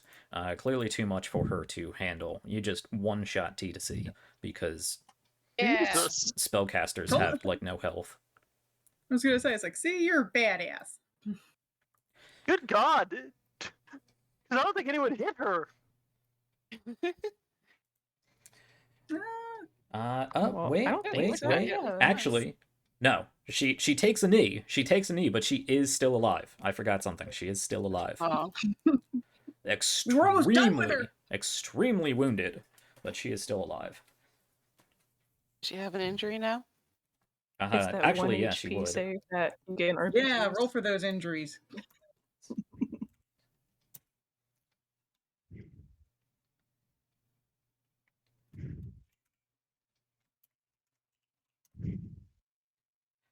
Okay, so she's at that. Okay. And then that would be 33 points of damage into the stone wall behind it. Did the wall not make its dexterity save? No, the wall cannot dodge out of the way. Dang.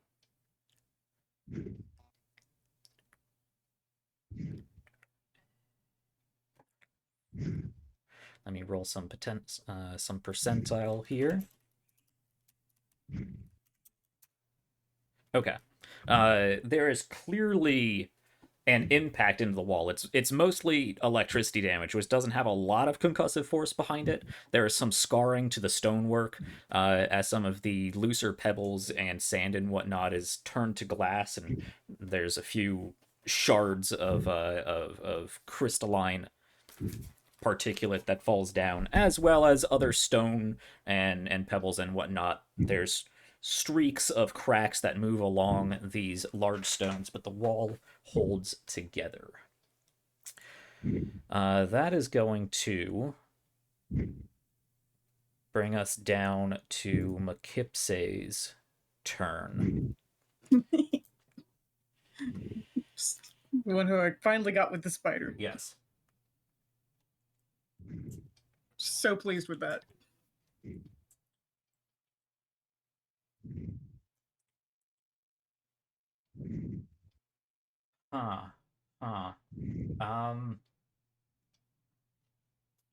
Yeah. I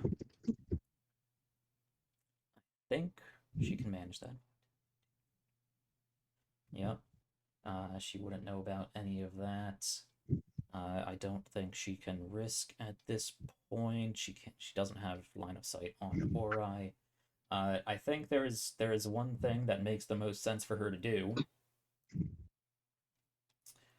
And if it doesn't work,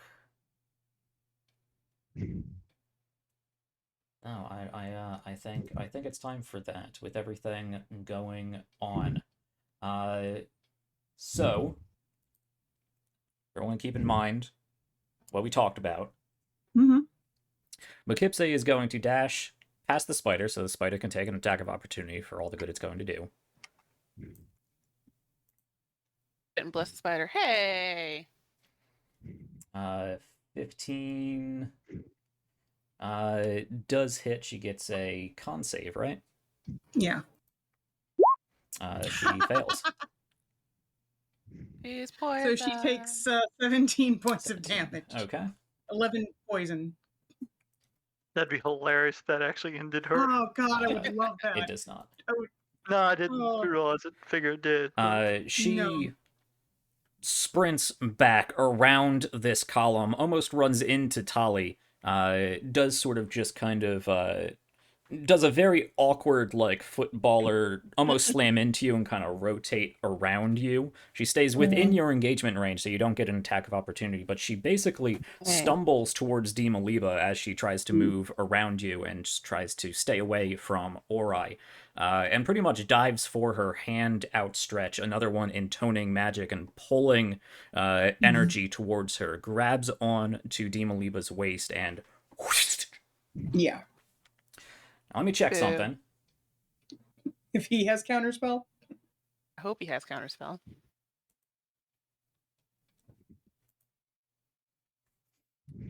Let's see, what can he do here? Yeah, he can. He doesn't have counterspell, but he does have something else that could work. Yeah. Oh, this would be so bad. This would be bad and hilarious, and I hate it. I love it and I hate it. I love it Go and I ahead. hate it so much. Okay. He Our favorite tool to do it. Ori is a mage slayer, so he gets to make an attack of opportunity against a creature that casts within 5 feet of him. And Mekipse is within 5 feet of him, so he is going to make a melee attack against her. Yes. I hate to say this, but didn't he Am I already getting it wrong? make his reaction? No. Against Against Tali. Tali. Yeah, Oh, against yeah. Tali.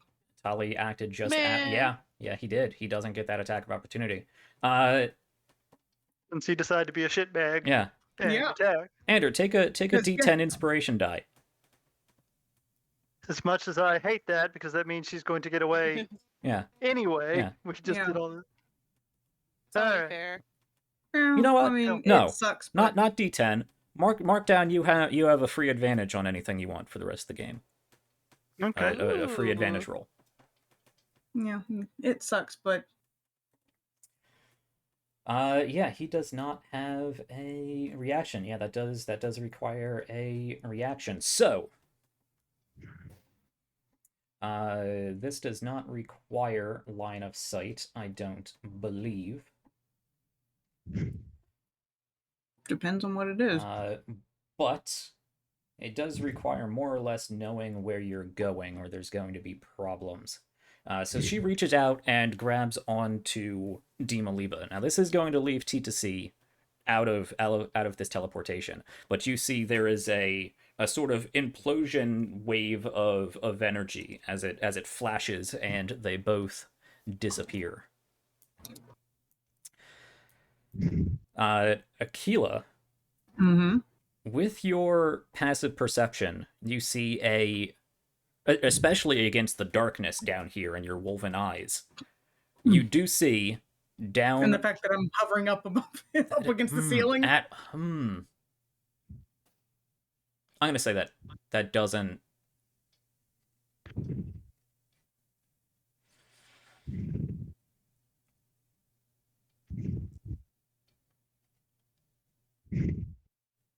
Make a perception check with advantage plus a d6. Okay. Ooh. Plus a d6. Plus a d6. So that's still 4 up, 6 down, 6 up. So can I just not do You the could just d6? not. No, because they could be different numbers. Oh, God.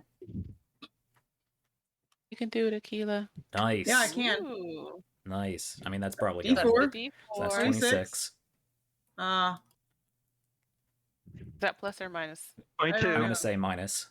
So that's Yeah. 22, and then up For 24. Yeah, you do see you are stuck hovering against the ceiling, but you do see just almost imperceptibly, not enough that pretty much anybody else is going to see. You see a flash of light coming from down this corridor just behind this pile of rubble. Yeah, what I thought. Okay.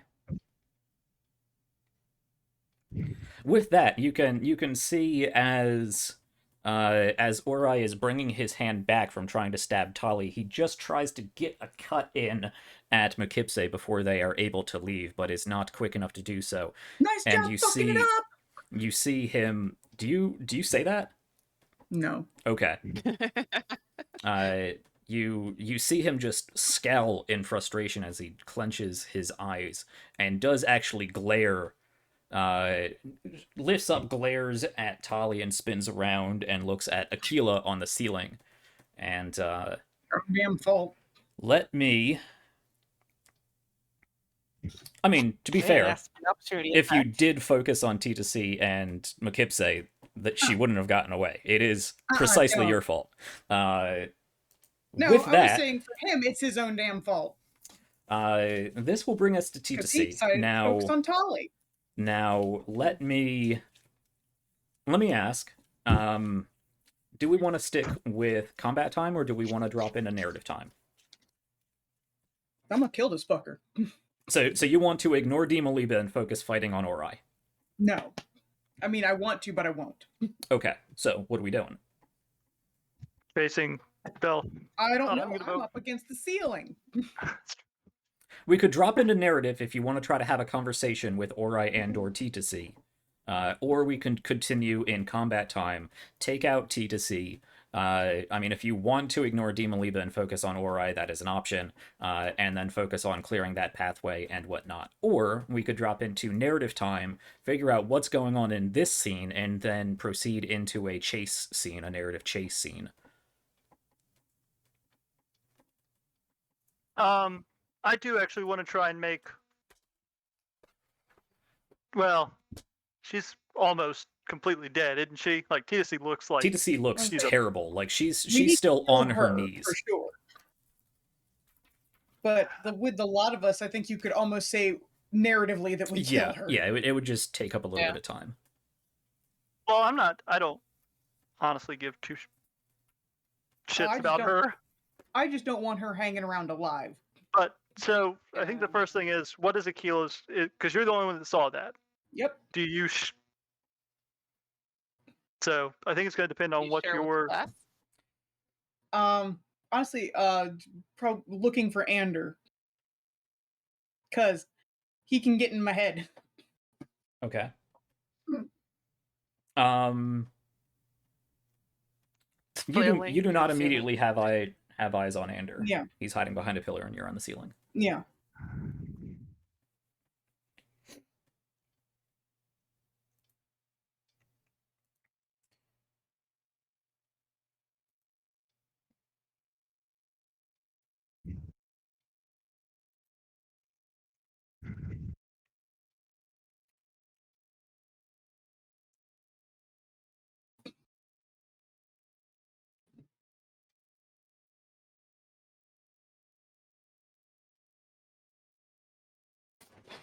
Okay, T2C or Chase.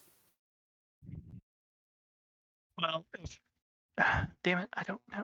I mean, she's almost dead. Tali would probably just, I mean, I could just command the spider to go after her. It's T2C's turn. Oh, I know. T2C disappears.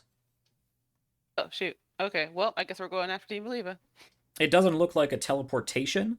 It just looks like she disappears. You've seen this trick before. There is a shimmer to the air as she sort of phases out. So invisibility? Something like that. Whether she went invisible or ethereal or it's a real short teleportation, but you don't see her.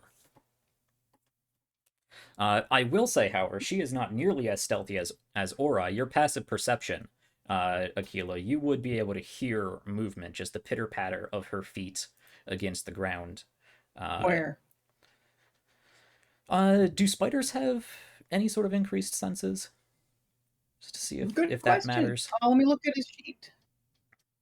Blind sight, 10 feet. Okay. Dark vision, 60 feet. Interesting. Interesting. Also, great stealth. Let's see. Where does she want to go?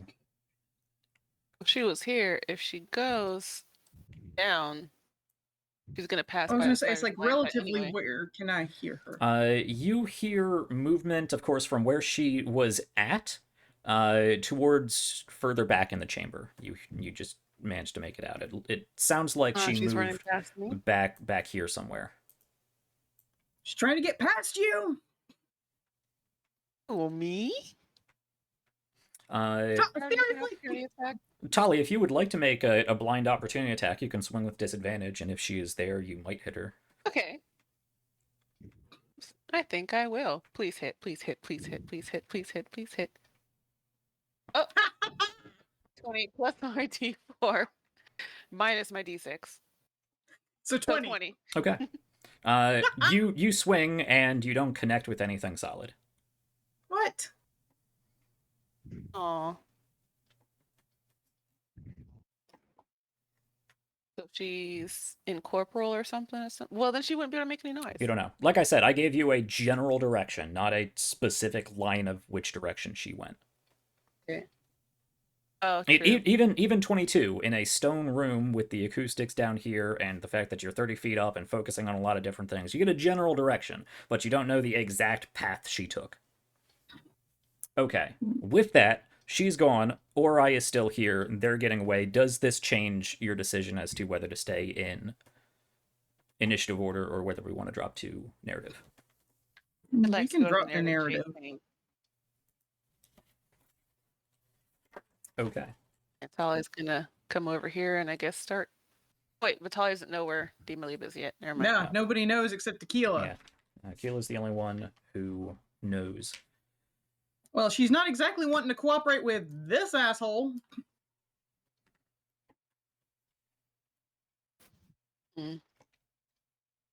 How high up is Aquila? 30 feet. Okay, never mind. I can't reach her. Nope. Let me double check that real quick. Why is this spell so large? Yeah, 30 feet. Okay. Maybe the spider can go bring her down. Yeah, Not so that what are you big. guys doing? You see Ori look around, a little confused with Tali's attempt to swing at something. I will give him a perception check just to see if he notices anything. All right. Yeah, a little confused as to Aquila's wild swing at nothing. Tequila didn't do Takes shit. Tali's swing. Takes a little bit of a step forward, very slowly, looking around at the rest of the group, trying to ascertain whether they're going to try to attack him. And starts...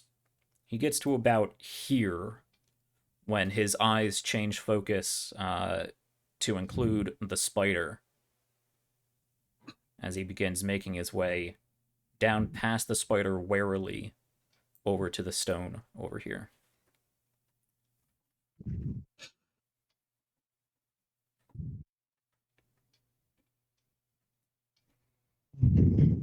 Does he look like he's about to go down that hallway, or does he look like he's just trying to look around and find something? He looks out amongst the group, sort of looks down in this direction, walks over past the spider, looks at the stone, looks around, and you see he's just thinking for a second. Is Mixed Black still feared right now? Yeah. At this point, with the source of the fear gone, I'm going to say that they shake themselves out of it and will What begin about the charm effect? making their way back. The charm effect, let me check the actual wording on that, because he may actually require a save. Yeah, he's still going to require a save. And actually, because she has a whole bunch of legendary actions to spend. As he begins walking forward, he grasps his head again, as more health is drawn from him to Dimaliba. But he is going to make his charisma save.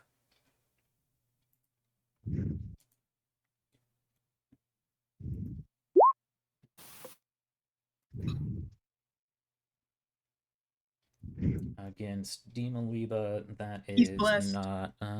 He is blessed. 4. That is just enough. So he has a bit of a headache. There, he gets I was they get a hoping little bit so. of a nosebleed, and then he Yay! shakes it off. With that, they move forward, assess the situation, see Aquila hovering up in the air. And I start pointing over towards where. Yeah, he is going to make his way over this way quickly. The retrieval agent looks around. So I'm gonna kind of move into. Oh, I didn't grab my. Oh, because I'm in. I guess I'm gonna move into the center of the room here, Okay. and just because that's all Ender can think of is going to try and detect magic essentially, and see if he can find any kind of signature or any kind of residual magic from the teleportation. I don't think I It's can. like, But, well, it's like if but- Aquila sees that the retrieval agent isn't looking, she would definitely gesture for Ander over where. Make your arcane perception check. So that's perception with charisma instead of wisdom.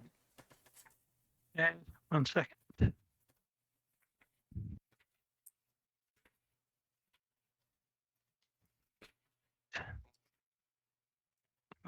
Yes, I am.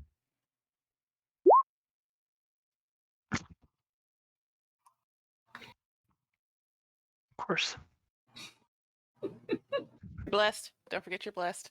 Yeah. Yes, that is true. Might help. 13. Might help. So you are. What are you specifically looking at? I'm just trying to see if I can follow, like, because Aquila is refusing to say anything. I am trying to find any kind of anything magical, like traces that would help me figure out where the hell they went to, if they're anywhere nearby. So all I know is they disappeared. So trying to see if there's Okay. invisibility, anything that, 'cause I don't know that they teleported. Okay, so you use your action to see a faint aura around any visible creature or object in that area that bears magic. Oh, that's right, because it would have to be visible, so it wouldn't yeah. even help with invisibility. No. Mm-hmm. That's right. You look around. Yeah, that would There do is anything. a very brief sort of fluctuation to the space where Mekipse immediately left. The remnants of magic that you just barely pick up on. Just to reaffirm that it was a magic teleportation spell, you do get that.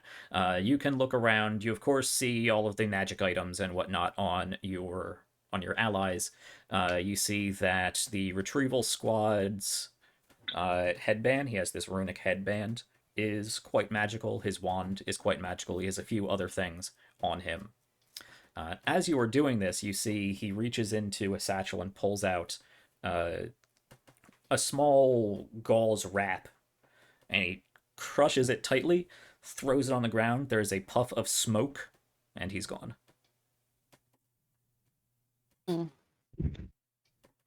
Well, way to be overly dramatic. Through there.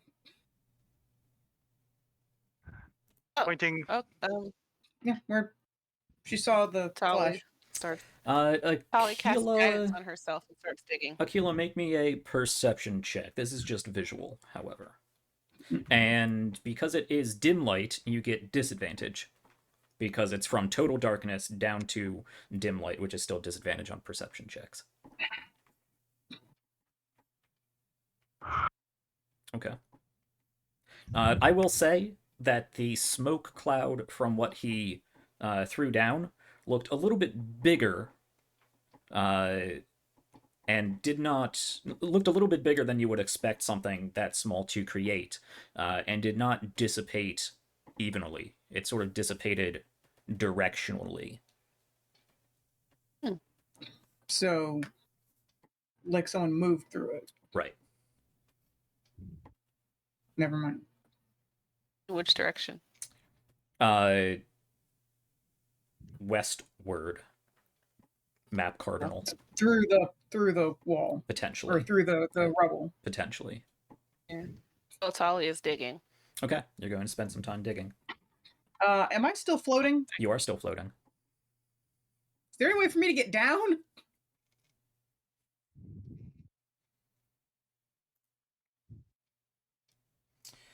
We can tie you to a rock. Alright, where are you at? That's what we'd like to know. Well, I'm gonna help Tali dig out that rock thing so we can keep moving.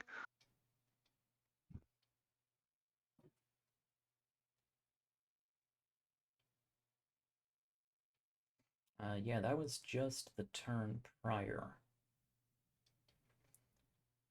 Does this require line of sight? No, yeah, you're still floating. Mm. You're pinned to the ceiling. You're not just hovering up 30 feet, you are actually pinned to the ceiling. Tear his throat out.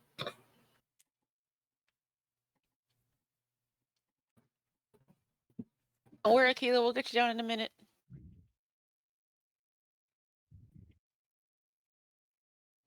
Fantastic.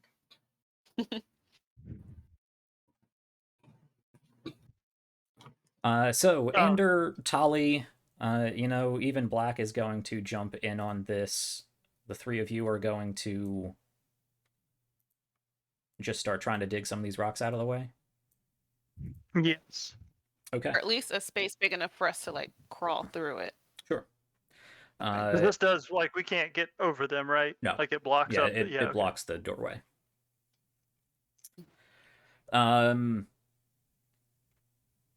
Aquila, there's not much you can do, but you can speak or try other creative means. And Sevgi, you are also here if you have any thoughts. I will say, now that we are outside of combat and you don't have any targets, unless you want to just start blasting walls, which would probably be bad, it's time to figure out how much of a headache you get. Or if you want to blast through the rubble. You could potentially Probably. try to blast through the rubble. That would also probably bring more down. Mm-hmm. It's a risk. I'm just gonna drop out of rage. Okay. I have 7 left. Okay. 7 So, spell slots left. Sorceress Rage. When your rage ends, any remaining sorcery points are reduced by half. So 7 rounded up to 8 divided by 2 is 4. So that reduces them by half. So from 7 minus 4, you have 3 remaining, and you take 4d6 psychic damage.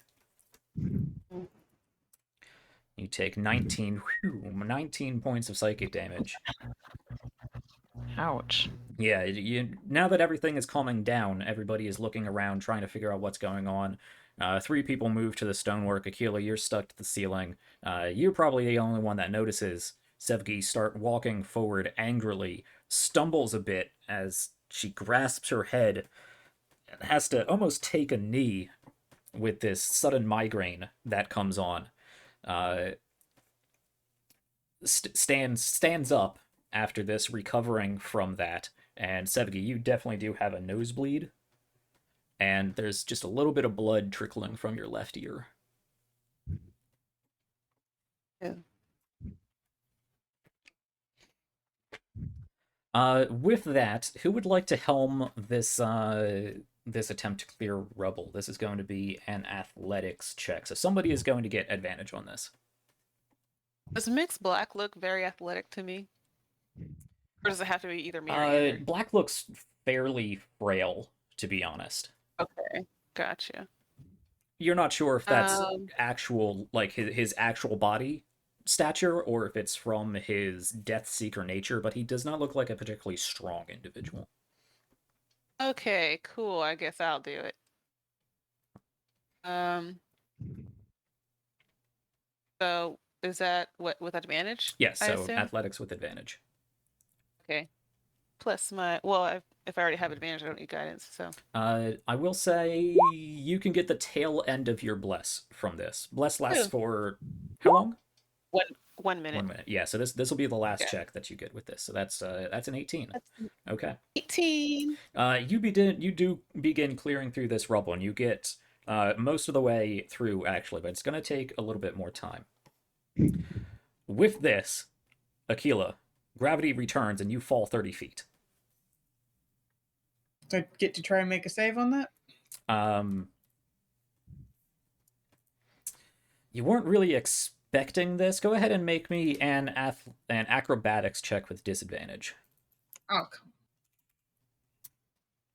Oh man, yeah, the bless is over. Huh? on. Do I get to use blessed? No. Yeah, that ran out at the end of the last turn. Essentially. Okay. I was looking for a DC 16. I feel cheated. You take 11 points of bludgeoning damage. You are still lupine form, so that is reduced to 6 damage. As you fall down, gravity returning, you trying to right yourself, but you have no way to throw your feet downward. So you basically just outstretch your hands and try to absorb as much as the impact as you can, but you slam down almost plank position, belly flop onto the stone floor as you try to keep most of that weight into your elbows and your shoulders, but you do slam down hard against your chest and your forehead as you hit the ground. Yeah. Stunned for a little bit, but you are down on the same plane as everybody else. That's Yeah, not funny, pretty but much immediately getting that's up and getting in there to try and dig through that Okay. rubble. With Aquila's help, I assume actually that you just run over and you kind of shove Tali out of the way, and you tear Hey. into these rocks, slashing into them, crushing the smaller ones in your paws, and begin just like throwing them behind you. Mm-hmm. You're not trying to do this carefully at all, are you? No. Okay. Ander, Tali, Black, and the spider, make me dexterity saves. Oh, the spider. I'm not even going to care about the spider. I mean, it's still there because it lasts for, what, like an hour or something? But I'm not gonna worry No, about it lasts until the next morning, but it it did a nat 1. Okay. That was advantage, You know what? but the first With a one nat was still 1, 20. with that, a fine. large rock strikes the spider square between its large compound eyes, and it disappears. And how much damage does it do? Enough. Oh, you just want to be rid of the Yes, spider. I do just want to be rid of this stupid spider, because it's muddling things down and taking up time and not doing enough.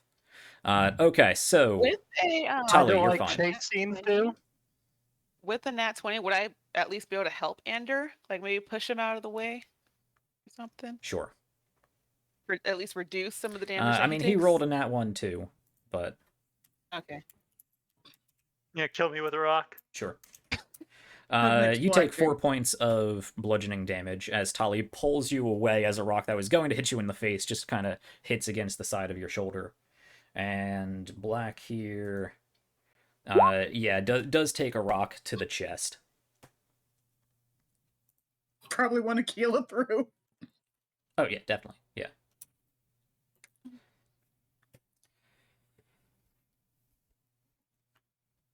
Okay. With that, let me roll a percentile as well. Structural stability. Okay. The structure holds out from all of these stones that were supporting this this entryway here. There is definitely a shifting to the stonework above where you are taking these collapsed rocks from, and there's a shifting. You can hear the stone compressing and sliding against each other. There's a shudder to this side of the room as other small pebbles and sand and rock begins to fall down, but at least for now, it is holding. I'm assuming everybody is rushing through and pushing themselves through this small hole. Yeah. Yeah, I was going to say, it's like as soon as there's enough yeah, room let's for go to get through, before- Aquila is gone. Okay. And she is moving fast right now. What is your maximum speed per turn? In dark, with dash, it would be 100 feet. 100 feet. Okay. Ooh. Yeah, in dim light, I get 50 feet of movement. Yeah. Yep. Tali, what is your maximum? 70. 70. Okay, so you are going to be falling a little bit behind. Everybody else is going to have a hard time keeping up with Aquila if she is completely dashing forward. Okay. Actually, I'm probably gonna pop a potion real quick. Okay. So you start off a little slower as you down a potion, but then you're going to go full throttle. Okay. Yeah. Oh. Okay, so 7. Cool. Okay. Now it did take you some time to assess the situation, try to determine if you were going to try to deal with Ori. People looking around just for a few seconds, trying to figure out what's going on, and then time to clear the stones. So they do have several turns on you in this chase scene. I thought we were doing narrative. We are, yeah, but I was still keeping track of time. Wait. Hmm.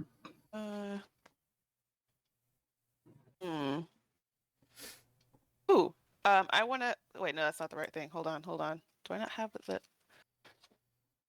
Hold on. I'm just checking my long strider thing, see if I want to use it or not.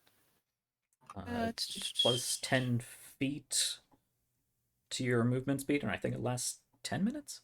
An hour, okay. Yeah. So it's touch. Who would I want to use on? Aquila's already. You could make Aquila even faster, or you could make yourself even faster to try to keep up with Aquila. You'd only be Actually, 10 you know, I feet think I'll behind do Aquila then. I'll do that. I'll try to. I'll use it on myself and try to keep up with Aquila. Okay. Does anyone else have any shenanigans or cool ideas to help keep up with this chase? Because the other two are going to quickly outpace you. I'm tapped out. Yeah.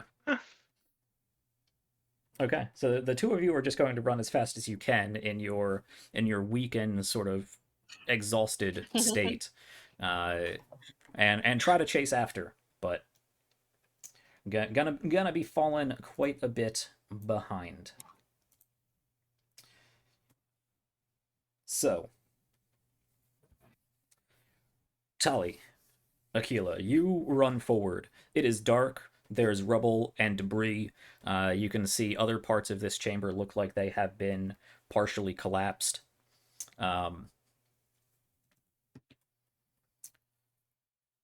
You do run forward for probably a good 60, 80 feet, taking some corners here and there before you come to another section where there's a cave-in. However, it looks fresher. You can see there is still the tumbling of stone and sand and dust as it is beginning to settle. It looks like as somebody ran past, they blasted and tried to close off the... Those jerks. And that's the only way through? That's the only way currently through, yeah. How are you dealing with this? Let me see what I have here. Anything too strong, or I'll knock the whole hallway down. That's not good.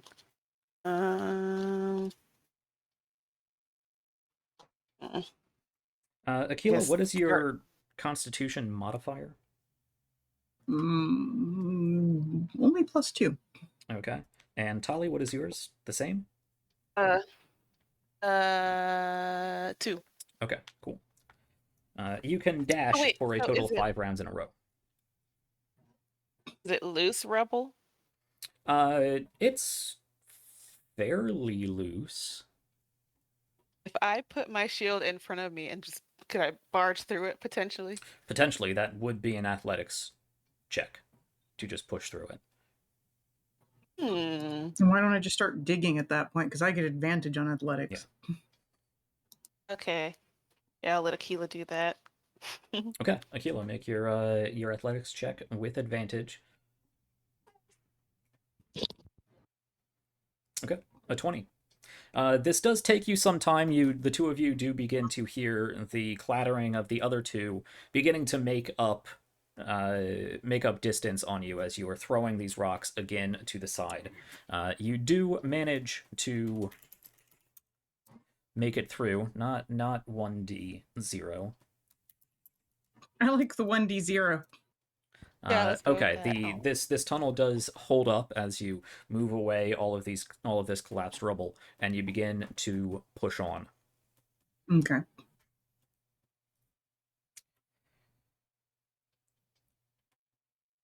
You move forward again, leaving the other two behind.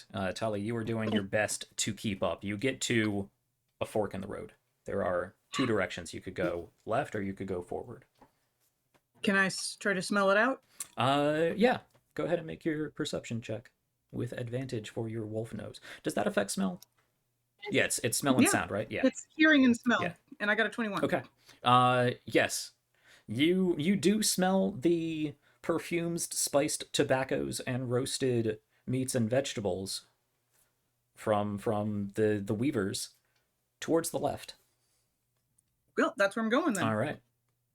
You slow down just Follow. enough to sniff the air and try to figure out where they went. And yeah, Keela, you immediately just bolt to the left. Talia, I assume you're trying to keep up.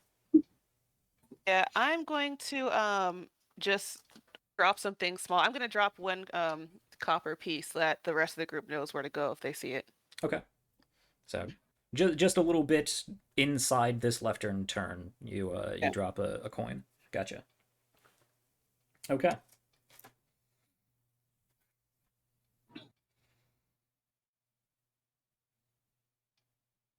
Okay. Tali and Aquila, go ahead and make me a Constitution check versus exhaustion. Ooh, a check? Yeah. Oh, right. I thought we could run 5 rounds. Okay, guess we are. I'm truncating things. We're not doing this Fair. combat time. Ooh. Yeah, 20. you are both fine. You're starting to get you're definitely starting to get winded, but you do manage to push through. Again, I'll ask just to keep you guys in this. Steven, Stephanie, you have anything you want to do, say, creative things, yada yada. I have no special abilities at this point Yeah. that would be. Sorry. Yeah, I really don't have anything other than guidance. Yeah, Savvy's just trying to keep up at this Okay. point. Yeah. Yeah, how's Mixed Black doing too? Yeah, he's not any bit faster than the rest of them. So Black is sort of towards the back with Ander and Sevgi. Guidance us to speed us up at all. Not really. That might help you with exhaustion checks, but Man, it doesn't work on saves. it doesn't work on. It's not a save actually. It is just a It's check. not ability check. Okay, then yes, I could guidance myself for that.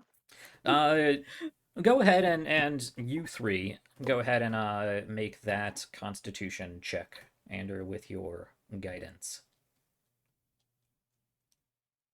Okay. Where's my- Mixed Black is fine. Yeah, they're doing great.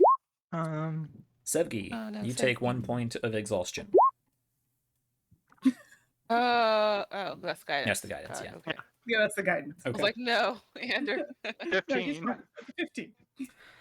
The lot of you continue running forward for several more rounds. Any creative solutions you guys might have?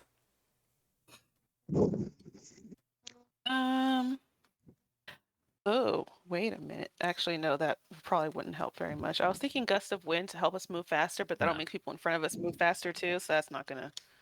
I don't even If think that that's even how that works. works.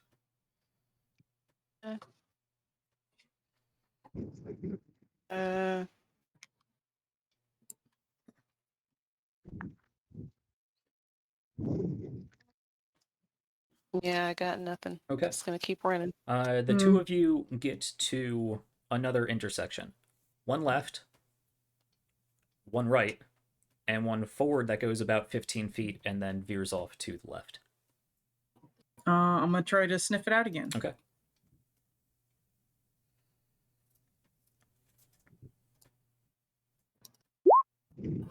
Yeah. They took the forward pathway, which winds down a bit. Okay, You can continue running after them. Dropping into the Oh, copper. yeah, it's like I was gonna say, it's like, had to stop for a second to sniff it out. Yep. And it's like that way. Okay.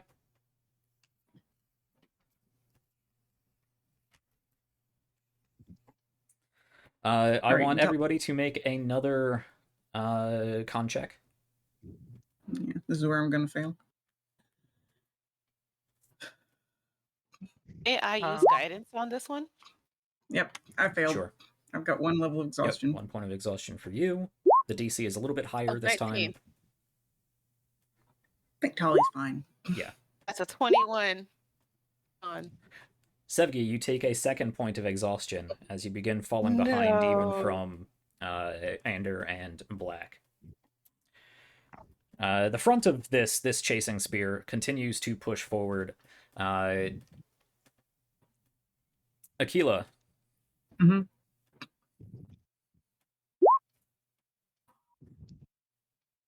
Well, Sevki's out of the chase because that's speed halved. Yeah, she's pretty much out of the chase. Let me check something here. I don't think there's anything that's really going to help. Damn it! If not I from just you. had the spell slot. Yep. That's a warlock catchphrase. If I only had a spell slot. So you use that counter spell. It's like the Tin Man. If I only had a brain. If I only had a Yeah, spell well- slot. The Tin Man wanted a heart. Who wanted the brain? The Scarecrow. Scarecrow wanted the brain. Yeah, that's right. To be fair, when I cast that counter spell, It was a great use of I counter spell. thought we were in a- Yeah. and I thought we were in a closed room that was just going to be a boss fight, Yep. not a chase scene. Yep. Yeah. But it was when I could do a plus 11 to a charm save. Okay. Yes, you continue to run forward. We already did the exhaustion check. The two of you at the front do get to another intersection, left or right. Before you even start sniffing or looking around, you do notice down towards the left. You see the trail of a cape of the looser sort of sleeves and the trail of his sort of long coat that he wore over his chest piece that the Retrieval Legion was wearing moved down in that direction. They're to the left? Yeah. To the right this time. Oh, right. To the right. All right, let's go. Okay. You run down that way. It again Wait, what if turns it's quickly. an illusion? Yeah, that's a fair point. I still want to do a sniff check. Okay. Roll your perception and This one's just going to be normal.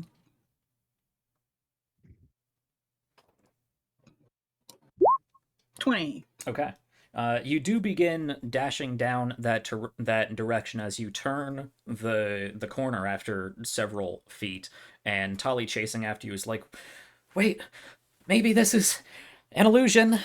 You turn the corner, look, and you don't see Aura. You don't see the retrieval agent. So you slow down a bit, start sniffing, and you don't smell him. Okay, then turn back You around. turn around and go again towards the left. Yay! It did cost you a little bit of time, but you picked up on it quickly. Yeah. I mean, I Good job, was thinking, I was considering still doing it anyway, Mhm. but then it's like, I want to get done. Yep. And then, well, Tali's is like, what about it? I was like, oh, that's a good idea. Okay, now let me check something here. Yeah. Okay. I get to play with myself in the back for a little bit. Yep, I said it. Okay. No, I not want to say, you. it's like,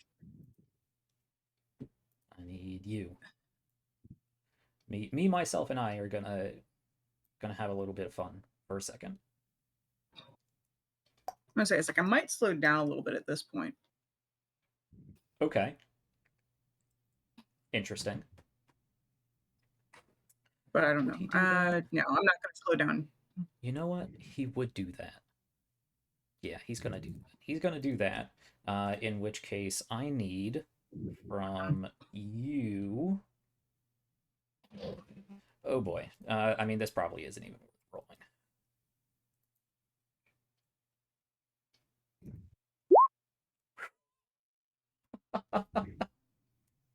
Oh, I love this I don't like character. that laugh. I love I this hate this character. It's character. amazing. He's the Okay. worst. I don't even need to bother rolling. My God.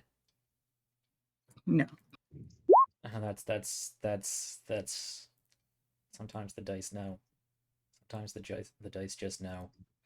This character's a douchebag. This character's great. He's terrible. I hate him. I want him dead. Okay. Awesome. Cool. So I want this to is string his all. entrails up. This is all something happening further afield. Of course, your characters don't know anything about all these rolls that are happening.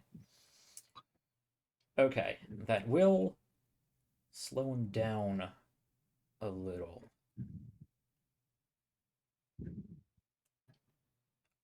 Yeah. Not by much, though.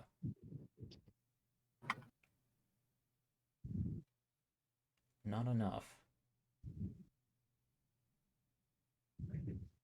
Okay. One final thing here. Doesn't work anymore.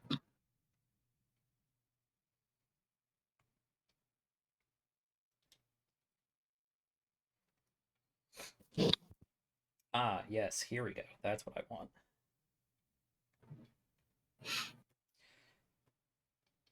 Tali and Aquila, you are running Yeah. forward. Once again, you get to an intersection. Forward, left, right. Sniff. Yeah, sniff. Yep, perception check again. Ah, there it is. 10. Why don't you have advantage on this point? I have a level of exhaustion. Ah, that's right. Yeah. Okay. May I guidance her, or is it too late for that? You're supposed to call it before she rolls, but go Hmm. ahead. What does guidance give? What? Yeah, what? Just a did it give? D4 Just a D4. on Roll a ability D4. checks. 13. 13. Mhm.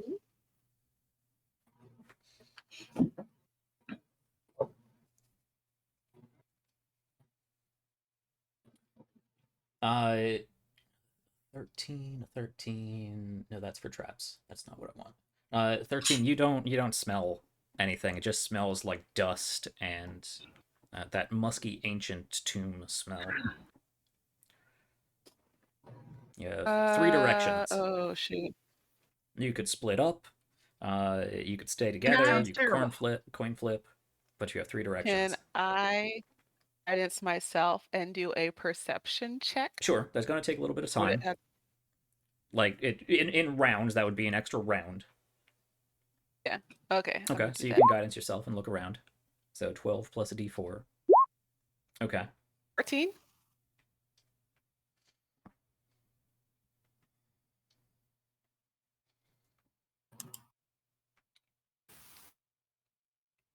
$14. You do notice there is a bit of some of the rubble on the ground down here. Looks like it was kicked out of the way from the left and the right. Hmm. There seems to be no disturbance down the center. So you've narrowed it down to left or right.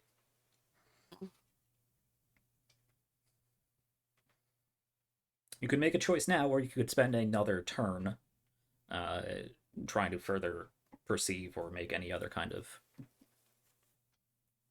deduction. Uh, Sorry, looking to see if I've got anything else I can use.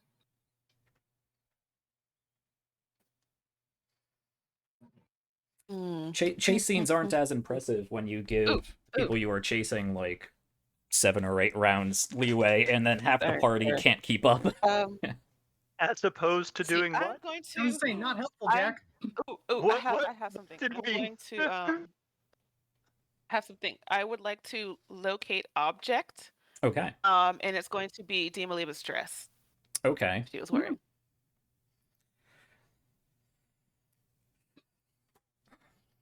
I don't think the dress can make a save. No, it doesn't get to make a save. You do get the location of the dress, but not necessarily the fastest line from one to another. So what is the range of it? 1,000 feet, I believe. 1,000 feet. At this point, Oh, it says if the object is in motion, you can you know the direction of its movement. right, but not the pathfinding direction of how it moved. Yeah. Yeah, so if it It'll- is in it'll movement help, and at it's least. moving westward, you would know it is moving westward. Uh-huh. In fact, it is moving northward, which, unless the left path scoops around, the closest, most direct line would be down the right path. Which was the one I was thinking of going anyway. So I'm gonna take off down right. Okay. Tali, do you continue? Or do you want to split and try to Yeah, cover more I'm ground? gonna. Because it's 50-50. I know. Shoot. Yeah, I'll go left. I'll go left. Just to Okay. split us up. Aquila goes right, Tali goes left. Mhm. Gotcha. Ander, go ahead and make me a concentration check. Not constitution check. I would real quick also like to drop a copper piece on Aquila's hallway and on my hallway. Okay, so you're going to give them a 50-50 guess. Yeah. Sure. Yeah, I mean, you At don't least know they which way know to we go. don't shoot. Okay, yeah. Oh wait, hold up. That was a That's a save. Yeah, you need to check. Sorry. wait. There's actually no. Is there no difference? No, it's just one minus. Okay, I'll take it. Do you want me to That's fine. reroll No, it? that's Okay. fine. Yeah, you continue somehow to keep yourself from being too exhausted. You are quite winded at this point. I will say you have been following all of this, and some time will pass, but you do get to this intersection, you and Black. Poor Sevki. Do you go left or right?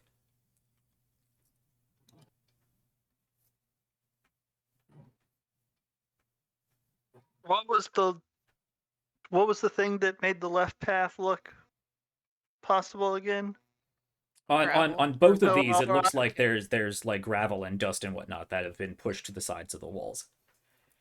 I'm gonna say with Aquila passing through, the right looks even more Probably pushed yeah. aside. Yeah.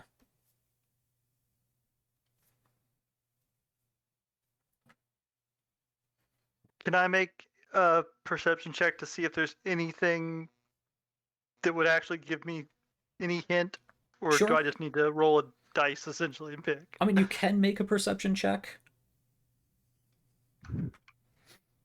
Yeah, make a perception check. Okay.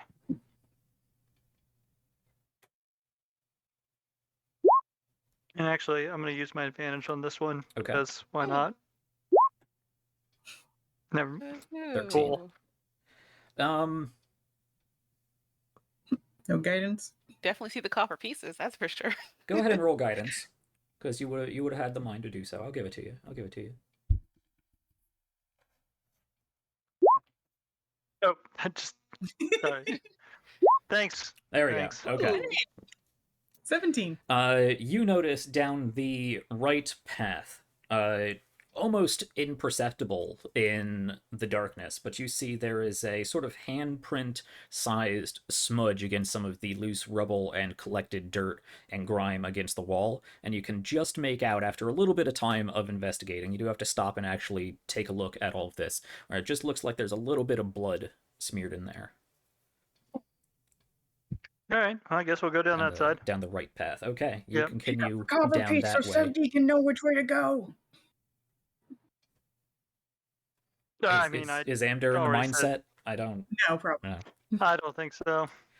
Okay. I assume you let Black know about this, and the two of you are going to continue down that path. So let's jump forward a little bit, because we're going to do this a little bit more narratively. Again, Ander and Black, you are several turns behind Aquila, even at this point. Aquila, you said you were slowing down just a bit to try to mitigate these. Yeah. Okay, gotcha. I mean, I'm still moving pretty fast. Yeah. So you have your action and your you're not dashing, is what you're saying. You just have your 50 feet. Yeah, it's like mostly gotcha. it's like at this point it'd be like, trying to catch breath a little bit. Yeah, gotcha. Okay. You She's been running full on for a while. Yeah, you begin winding down these various paths, and even when I'm not saying that there's splits in the path, they do wind and take sharp turns and move about all the place, all around. It looks like some even tilt up and some tilt down and whatnot. You push yourself through more pieces of rubble, as it looks like some of the, like, one half of the wall has collapsed and whatnot. Some supports have collapsed, and you do have to sort of throw rocks and whatnot behind you as you continue to scrabble along at the fast pace you are moving. You get to the point where you get to a long hallway, and you can see. Actually, it is nighttime. You can see there is just. I'll say with your woven eyes, you can see there is just a little bit more light coming down from that end. You can see probably a good 150, 200 feet, maybe a little bit more down. There looks like there's some just barely enough amount of light that is peeking in through some opening somewhere. Okay. You do, however, see clearly Mokipse and Dimaliba almost towards whatever exit that is. Okay, charging at that. You're charging, okay. You clear about half the distance when you see a smear of crimson spit from Mokipse's throat as she slams against the wall, clatters to the ground. Dimaliba looks worriedly about her and just continues running forward. Mhm. You see... So Mokipse's dead. Yes, Mokipse looks very dead. Cool. I will say, even as you're running past her, because I assume this doesn't stop your charge, as you run past her, you see that, like, it looks like her throat is being cut down to the spine. Okay. In a jagged, serrated motion. It is Yeah, gnarly. I figured it was him. Yeah. There is a smattering of blood all on the floor in this arc up the left side of the wall. Arterial spray. The right side of the wall. Ooh. Yeah, she doesn't have much she can do at this point. Not much she can do. It's like his attacking doesn't break his invisibility? Nope. Huh. Wow, that's impressive. Is that why it's greater? Yes. Okay. He is a retrieval expert. He has greater invisibility. I mean, how wide is this hallway? It's only about 5 feet wide. So I would still run into him eventually. Yeah. I'll run him over. Exactly. So you went back into dashing, right? So you're a full 100 feet, you said? Yeah. 100 feet of movement. What Yep. does he have? Ori, where are you at? I want to check Well, his movement. He stopped to make an attack. He did. Yeah, that's going to slow him down a little bit. Yeah. Okay. Yeah, you know what? This is going to be interesting. Aquila. Mm-hmm. I'm gonna clear the initiative here. Aquila. Mm-hmm. Click on your token and roll me initiative. Okay.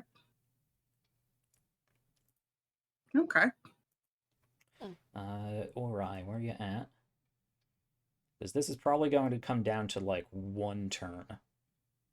With how fast you guys are moving. Right.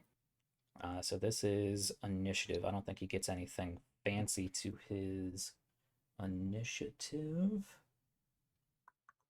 I don't believe so. So that's, how do I roll initiative here? Here it is. Damn it. Okay. And the queen. Queenie, where you at? There you are. You're up there. I need to go back over here. Click on you. And Dimaliba, your initiative is 12. Okay.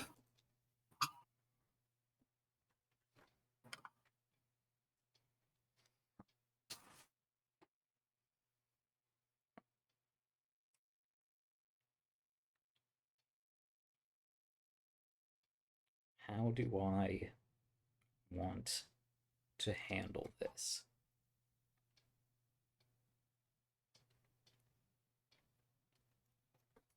Aquila, you are moving fast. You are a very noticeable target. I'm just going to X out of Mekipse because she's dead. We don't need her. We don't need T2C. Who else do we have here? We don't need Arashot. And so we have Demaliva and Ori. There we go. We have you two.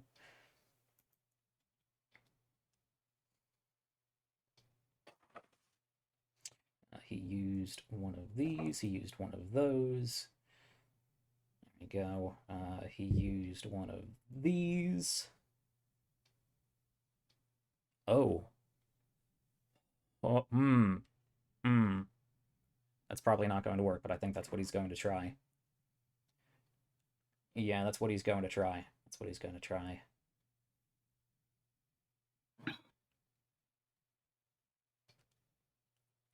Actually, this would probably be... Oh, no matter what I do, I know Taylor is going to be super angry at me if it works.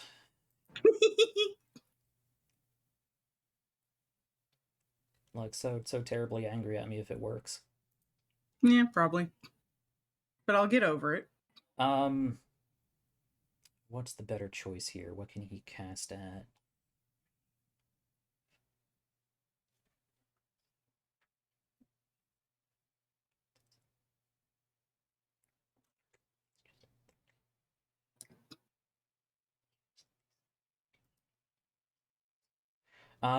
No, we're gonna go with that, which, actually has a fairly good chance of you succeeding. Aquila, go ahead and make me a wisdom saving throw.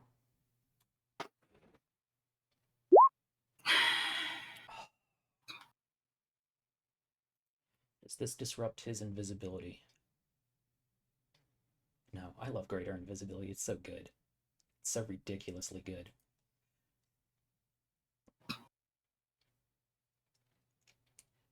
You said you were moving a little bit slower. He had to move a little bit slower. They were already moving considerably slower than the both of you. But then I was dashing up to him. Yeah, and you were dashing. Aquila, you are quickly closing distance, because you were going to close distance in this turn. So you are barreling towards Demaliva. You don't know where the retrieval agent is, but you're sure he's somewhere in between the two of you. You run forward. You're probably about 10-15 feet from Demaliva as you begin to crouch down and get ready to jump and tackle her and rip her throat out, presumably. And you do launch yourself that last distance forward as you feel your muscles constrict up, and you go flying forward directly into, because of how fast you are, directly into Ori, the retrieval agent. Do I land on top of him? The three of you land together in this melee, this rolling melee of three targets, one of them invisible, but you can feel this third entity here mixed up with you. However, you can't move very much. You get to so the three of you, two and one invisible, are nearly at the exit of this tunnel, down probably a good 250 feet. Ander and Black, you turn the corner, and yeah, you can see just barely perceptible this small arched opening that looks like just a tiny bit of light is pouring through, and you see a scuffle along the ground down there, but it is quite a distance away. Far away is it? 250 feet, give or take. Yeah. Well, I guess start running towards it. Okay.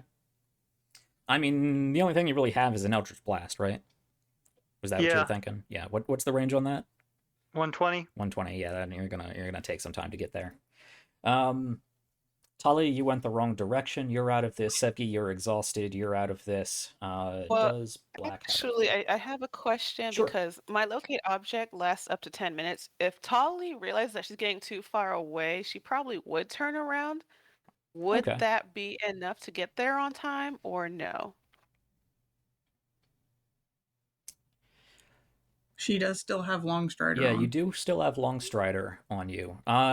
Just because this could be narratively interesting, I'm going to give you the chance to make an athletics check. Athletics or acrobatics, actually, to see Oh, they're both the same if for me. how fast you move and how quickly you move through some of the obstacles that would otherwise slow you down. Hey! A 15. Yes, Ander and Black, you do notice that as you are running this point, Tali does turn a corner behind you and is quickly, very quickly, making up the distance between you two. So, Tali, you are about 250 feet from where this scuffle is taking place. If you have anything that's going to work from that distance. I actually might. All right. Well, I don't know if I want to use it. Hold on, let me check my other spells first. See if I have anything that's. Oh, Black is actually a little bit faster than Oh, Ander. wait. Not by terribly much, You know what? but Black is actually gonna- close to that 150 foot. Mhm. Okay, I think I would like to use my divine intervention. Okay, do it. It says I request my deity's aid and roll percentile dice. So I'm just gonna go ahead and do that real quick. All right. If it's No. equal or less than my cleric level, dang it. No. It Hard to works, pull but off. it didn't 10% chance. Yeah. It really is, yeah. Yeah. But I was gonna try to give my teammates I guess a long rest or something. I don't know. That didn't work anyway. So That would have been a weird use of a divine intervention. yeah, that way people get their spells Oh back. yeah, no, it's like don't unlock the killer or anything. Yeah. That's true. Okay. She doesn't actually know what's going on with the It killer. affects everybody. So Does one person. So what exactly was I hit with, Jack? hold person. Okay. Yeah, That you're hit makes with hold sense. person. Yeah, that's fine. I just wanted to know. Yep. See, I'm not angry. Well, I didn't rip Demoliba away from you yet. Yet. They got to get out from under me first. That is, yeah, there's 300 still pounds. yeah. Let's see. Benefits of being a Goliath. It's like, no, I'm a literal rock bear. Unfortunately, this is a straight line. If it wasn't, Black might have had something they could have done. Blood potence isn't going to help. None of their sanguine marks are going to help. Divine right doesn't help. Dueling, observant. That doesn't help. Oh, a sanguine mark wouldn't be bad because that would at least mark her. Yeah, that is true. That is true. They could mark her and continue the investigation. That's a good point. If she gets away. Yeah, if they get away. Yeah, that is a good point. Concentration, huh? Can you access his sheet? No, I Okay. was looking at hold person. Okay, you were okay. Because I just wanted to see, it's like, okay, so I can make other save at the end of my turn. Yes, you can. Ander, Tali, as you're pushing forward, Mixed Black continuing to get a little bit ahead of you. You can see there's a flash of incorporeality around him for a second as he reaches out his hands towards the scuffle, and there's a little bit of. That's about all you see. There's no other physical sign.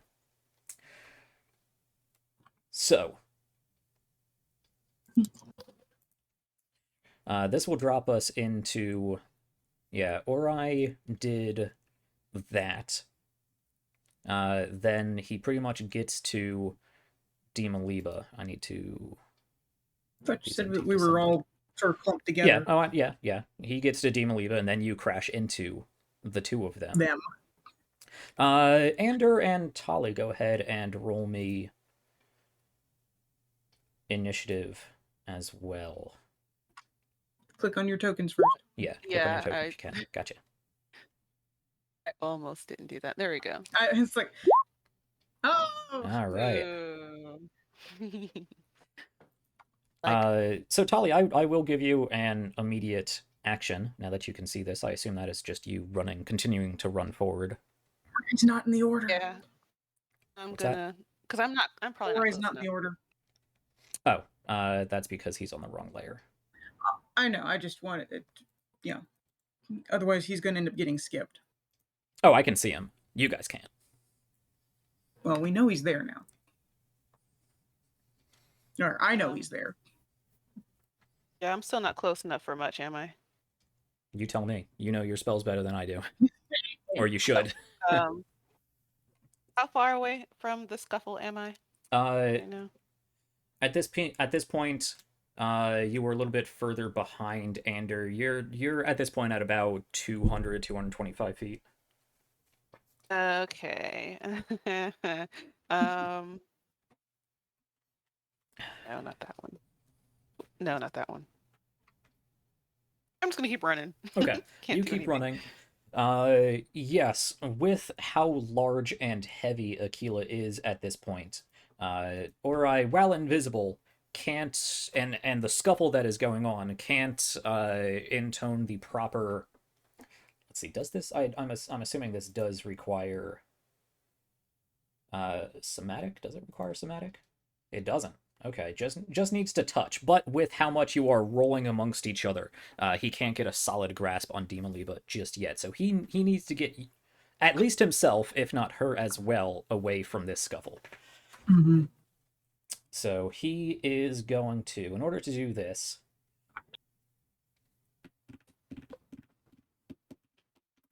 I'm a bunch of dead weight right now. is there any other fancy way that he can do this while maintaining concentration? I will say, actually, Aquila, as you slam into him, because hold person is concentration as well, as you slam into him, he becomes visible. Okay. So you do actually see Ori. The other two back there, even though it's in the distance, do see Ori, the retrieval agent. He's already used that. He needs to save that spell slot. He's already used those. None of those are going to help. Can he do that to somebody else? Or is that just a self spell? It's a willing creature you touch.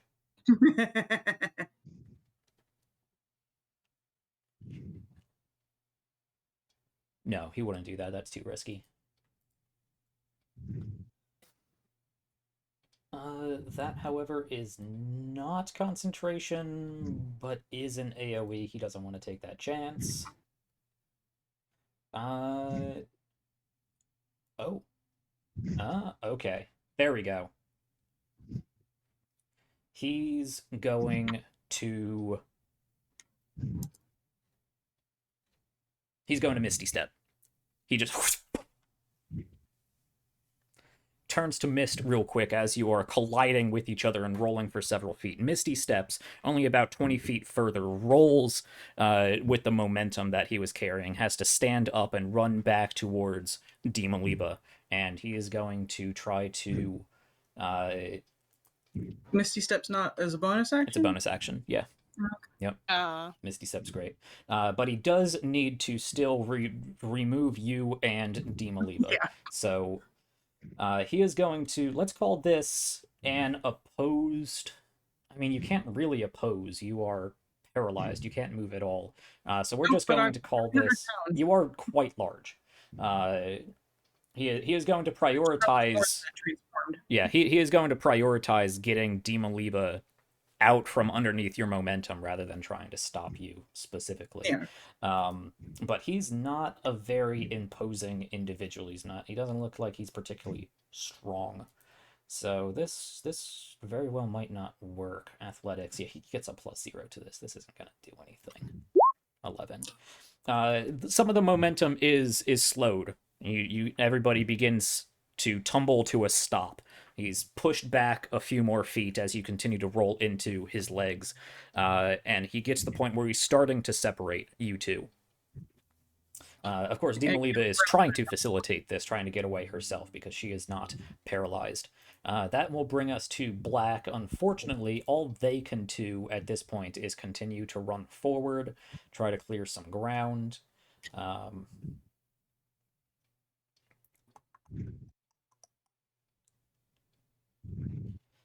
Yeah, he can't do that. Yeah, he's just going to run forward. Aquila, we're on to you. You are paralyzed, but on the end of your turn, you can make a wisdom saving throw. Yep. Which Big is money, right no now. whammies. Yep. Wisdom saving. Wisdom saving throw. You should be good at this. No. Oh, okay. Oh, the dice know. No, they don't. The dice know. No. Okay. Demoliba, because Aquila, you are still paralyzed. Demoliba needs to make a choice of whether she is going to try to continue to run away from this agent or just willingly go with them, knowing that you are trying to kill her, because she's deduced that at this point. I would kind of hope so after all we've been doing. Yeah.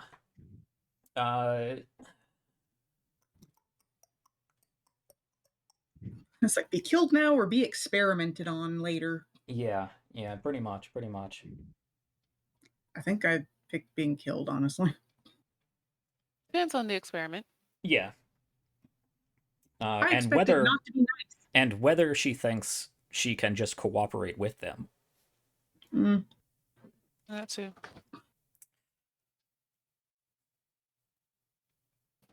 Okay. I think she's going to try one more trick up her sleeve. She's gonna try one more thing. Probably not going to work, but it's the best thing that she has. Because I don't believe she's used two. You notice every time he says that, it works. Yeah, he needs to stop saying that. I don't know. He said it probably wasn't going to work with the athletics check. And it didn't. What is the save for this? Yes, wisdom. And let me check. Okay. Gotcha. Wisdom saving throw. Okay. You see that works, right? Or that succeeds. That does. Okay.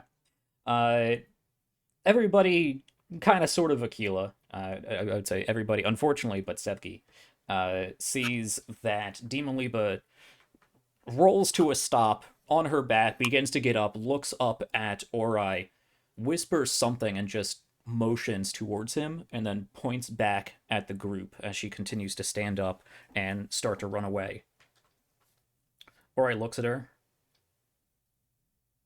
looks back at the group, and then looks back at her, and does not seem to be affected by the dominate person that she tried to cast. Really? Yes, he succeeded on that. That was the wisdom save. Yes, it was his wisdom save to succeed against her dominate person. Ander, we're back to you. I guess I'm gonna keep running forward until I get to. You run forward range. within the very edge of Eldritch Blast range. Yeah. Is that a full dash or is that just no, my regular you can make an movement? attack now. Okay. I think I'm doing my math correctly, but even if not, it's narratively interesting that you get in here and start blasting away. Yeah. 19 hit. A 19 on shooting? Demoliba or Ori? Demoliba. That does hit. Yeah. All right. 4 points of force damage. 4 points of force damage. Gotcha. One more attack. 15. 15 does not hit. One slams into the tip of her shoulder, which pushes her back enough that the other bolt just flies down the hallway. Okay. Tali, we are back to you. You are about 10 feet or so behind Ander, so you're at that 130, 140 foot range. She can Yeah. move 45 without dash. Well, after your one action movement would get you to that point. Sorry. I will be. Okay, gotcha. Yeah. So you have spent your movement to move forward, so you have an action, which you could then use to dash or do something else within a 150 foot range. Yeah. How high are these ceilings? Like 8 feet. Not even. Okay. Aquila only really fit in here because she was crouched forward to get as much dash momentum as she could. She the was ceilings are lunging the entire time. 6, maybe 7 Okay. feet tall. Gotcha. Comfortable for everybody but Aquila, but not a lot of clearance. So what else is new? Yeah. I'm gonna go ahead and do my dashy dash. Okay, you just continue to run on forward. Then we Another have Ori.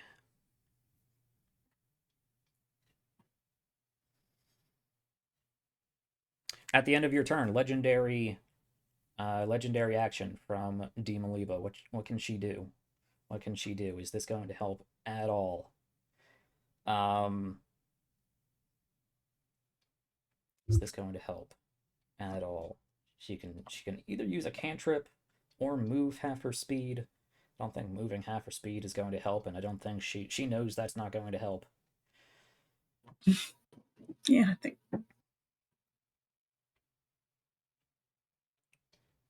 She could surrender. she Yeah, could. She could. She Nice. could. That'd be nice. It would be. Well, if she Fantastic. surrenders, she's going to She- surrender to him. Not to Yeah. you guys who are clearly going to kill her. Dang. I know. She is going to one is for that's against saving throws, and one is disadvantage on attacks. Yeah, we're going to do that. She's going to yell out something in Ancient Sans. Pretty much what she said before. You will not be the end of me. My And, legacy ooh, will continue on. Towards Ori, towards the agent. Who needs Okay. to make a wisdom save? Which he actually fails. He what happens to? takes a bit of psychic damage and is momentarily stunned. Oh, Not like actually stunned, just phased for a little bit. And she is going to stand up and continue trying to run. Can you make grapple checks as part of an attack of opportunity? It is an attack action, but I think attack of opportunity states that you have to make an attack. I don't remember. yeah, I think It very rarely comes up. I think so, but I think we've done it before where you can. Yeah, I'm pretty sure, because it makes sense that you could just grab someone as they're running away. So he is Yeah. going to make, it'll be an opposed athletics check. Does he have the negative stuff? What's that? No, that was a different thing. So I'm just trying to figure out Yeah, stuff. it's athletics versus either an acrobatics or athletics, but grapple is athletics, so he gets that. Oh boy, all right, that's enough of that. That is a Dex is better for her. She's gonna go acrobatics. Even with her bonus, she escapes. All right, yeah, he tries to grab at her as she runs past on wow. it. He's still a little phased. Yeah, he's too phased. He does manage to grab onto her sleeve, but she wrenches it from him. Tears it a little bit. Black is just going, tears it just a little bit. Yeah, leaves a piece of fabric behind in his grasp. Aquila, we are back to you. Black just continues to run forward. They're making up Good. ground. Aquila, Yep. presumably you can't do anything but just lay there for a little bit, and then you make your wisdom save. Yep. Is that enough? A 15 versus Ori's save. Ori, that is not enough. Nope. Dang it. Nope. Aquila continues to just lay there in an awkward stance because she's stuck sort of lunging forward. She's glaring Can't- daggers at Ori, by the way. At the end of your turn, she is going to move a little bit further. Demon Leva is going to continue to run away, but I don't think she really has much recourse at this point. She is going to continue to... I need somebody to hit Ori because it's a concentration spell. Yeah. She does have one of those spell slots remaining. She could do that. Ooh. I wonder if that would be enough. I don't think it will, but I wonder if it would be enough. Demon Leva Did is you roll just a going constant- to... Did he roll a concentration check on that psychic damage she did to Oh him? yeah, he didn't. No, Did he he? didn't. Good on you, Ander. 1d20 plus all kinds of ridiculousness. Where are we? Ori, what do you got for this? Chances are low, but I expect him to make it, but never know.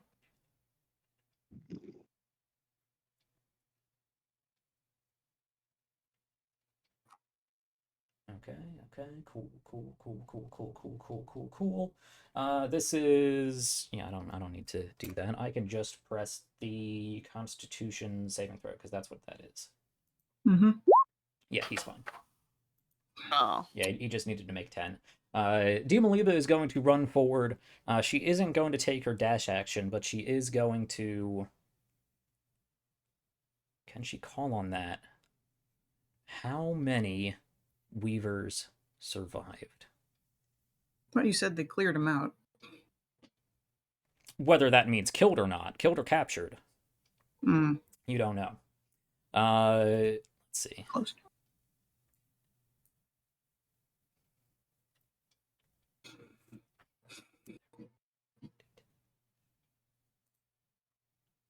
Oh, wow. Okay. The Death Seekers were Thorough?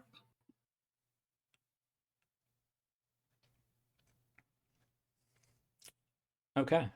Interesting.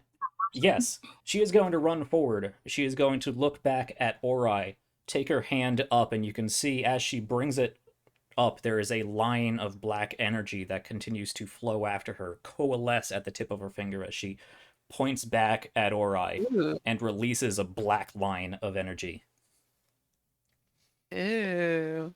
Anders' camera Ori? went dark Yeah. and is messing up where everybody is in Yeah, the... we'll do that later. We'll One do that second. later. I'll be I back. was going to say, are you still That's there? fine. I wasn't, but I just got back on. My computer just died. Cool. Oh, that's weird. Let's see. So, not black. You're not who I was looking for. That just Alright. distracted me. Okay, so she is doing Finger of Death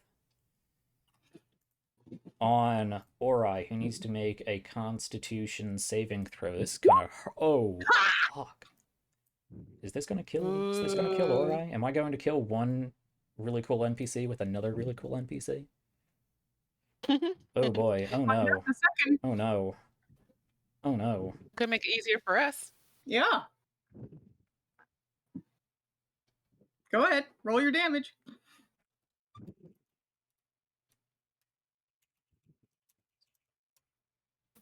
$61 points of necrotic damage. Ooh. Slams into Ori's chest. Is he still alive? He is still up. Oof. How about his concentration? Injured? How was his concentration?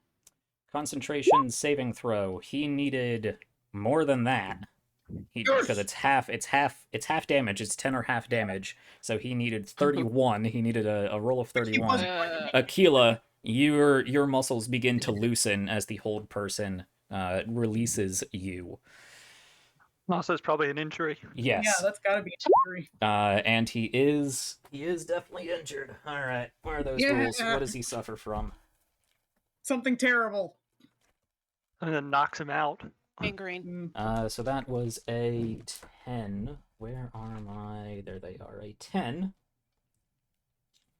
is a deep limb cut. All right. 1 is arm. 2 is legs. Yes, legs. 2 is legs. All right. He ain't moving fast. Yeah, so at the beginning of his turn, DC 12 con save, or suffer half movement. Okay. Yes, this black line of energy shoots into his gut, and there is a coruscating wave of darkness that flows over him. The fabric that he wears looks like it immediately starts to age and decay. The vibrant colors begin to dull, and the weave of it begins to become brittle and falls apart. Underneath, you can see the skin do the same, aging and graying rapidly. Black veins and other boils and discoloration begin to bubble away on his stomach, going down into his left leg and going up underneath his breastplate. These heavy, pulsating black veins under his throat and in his arms. His eyes go immediately bloodshot and begin bleeding down from his eyes, down from his nose, down from his ears. For this. He looks wrecked and begins to stumble forward, just trying to maintain consciousness, trying to maintain pace with this woman. But he looks like he aged a good 10 years or so and is just on death's door at this point. Good. Is that elf years or half elf years? It doesn't matter, It doesn't matter at this point. Yeah, it doesn't matter. Actually, with that, I'd say that's enough. With that, Aquila, Tali, Ender, what's your passive perception? 16. 16. Yeah, the three of you do notice there is Ori becomes even paler, whether it's from the spell or not. He becomes even paler, like sheer white, like piece of paper white. And the tips of his ears flatten and begin to recede. And recede even to the point of just going into this very ovular head. To the point where it looks like he doesn't really even have ears at all. His nose flattens to an almost Voldemort-esque sort of slits. As he continues to lumber forward in doing this. Oh my god. Oh god. Okay. Okay. With this, she is going to continue running. I thought she already was moving. Yeah, I mean, movement throughout. Okay. Actually, I might be wrong, but whatever. Yeah, she is just...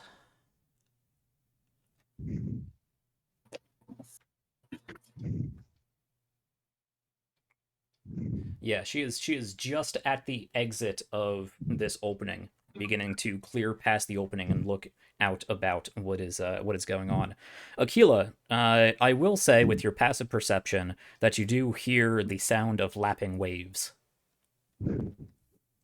Oh. That does, however, bring us to Anders' turn. Well, if I can get in range of her with my regular movement, I'm gonna do the same thing I did before. Okay. You wanna Do target it her again. and not Ori. Just so we're clear. You're Yeah, gonna target her. because I'm trying Okay. Trying to bring He's her down. got a goal. He's Yeah. trying to bring. Yeah. Make your attacks. What is she at? I mean, because I assume she's looking not great. She's looking real bad. Yeah. Yeah. He's trying to just like she seems like she's within range of. Yeah. I can take her down. So. Yeah. Yes. Okay. That's 18.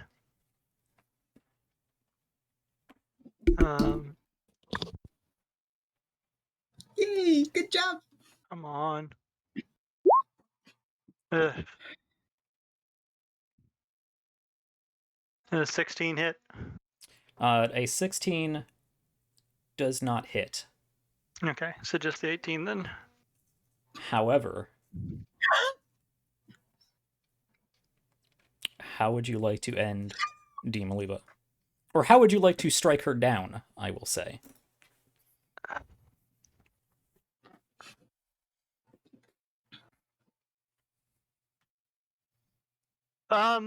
So yeah, before he lets it go, I guess, using his telepathy, just to her, I am sorry, but it was you or me. And then just put one into her back because that's what he's doing anyway. Gonna make it the metaphorical stab in the back. Okay. You get back. I could have made you Actually, the most important person on this world. Can she? You slam this Or bolt she might go. into her back, which sends her. The momentum of it sends her knocked back even further in the momentum that she was going. She was, at the end of your turn, going to keep up that momentum and continue dashing. She, however, is pushed further back by this blow, stumbles forward, begins to collapse, and you see her drop and vanish.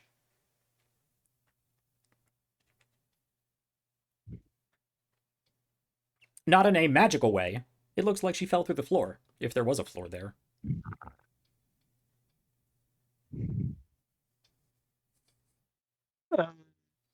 Okay. We'll deal with that in a second. Is that a cliff up there? Does 16 hit what's his face? Ori? It would not. No. Okay. I was gonna see if I was gonna make you check to see if you would differentiate the targets because you didn't know if it was gonna kill her or not. Yeah, that's fair. But even if you do retarget, a 16 doesn't work. Okay. Okay. That's fine then. Let's at least. Do we want to continue out the initiative, or do we want to drop into narrative? Well, yes, because we want to get rid of Ori too. Okay, if that's your prerogative. Tali. Yeah, he saw Anders shoot, so he has to go. So, how far am So I they from can Ori spend right use now? of a pot, if Uh, there is one. using your dash, you could clear into melee space. Otherwise, you're about 40 feet back or so. You could just get into melee range with a dash. Okay. Which You makes also a lot have of- You have spells. cantrips. Yeah, I do have cantrips. My cantrips never hit though. Like my attack cantrips. Because you never use them. I never use them because I never hit. Well, it'll average out if you do use them. I will say, just Uh, because you seem to favor your mundane hammer, that is probably the least effective thing you could possibly use at this point in the Thank game. you. Oh. You need to magic Okay. that hammer up. Well, fine. In that case, I'll use my Sacred Flame cantrip. Okay. And that is dexterity saving throw. With what's Mr. Injured my, Leg. yeah. That's a spell save of 15. Okay. Oh man.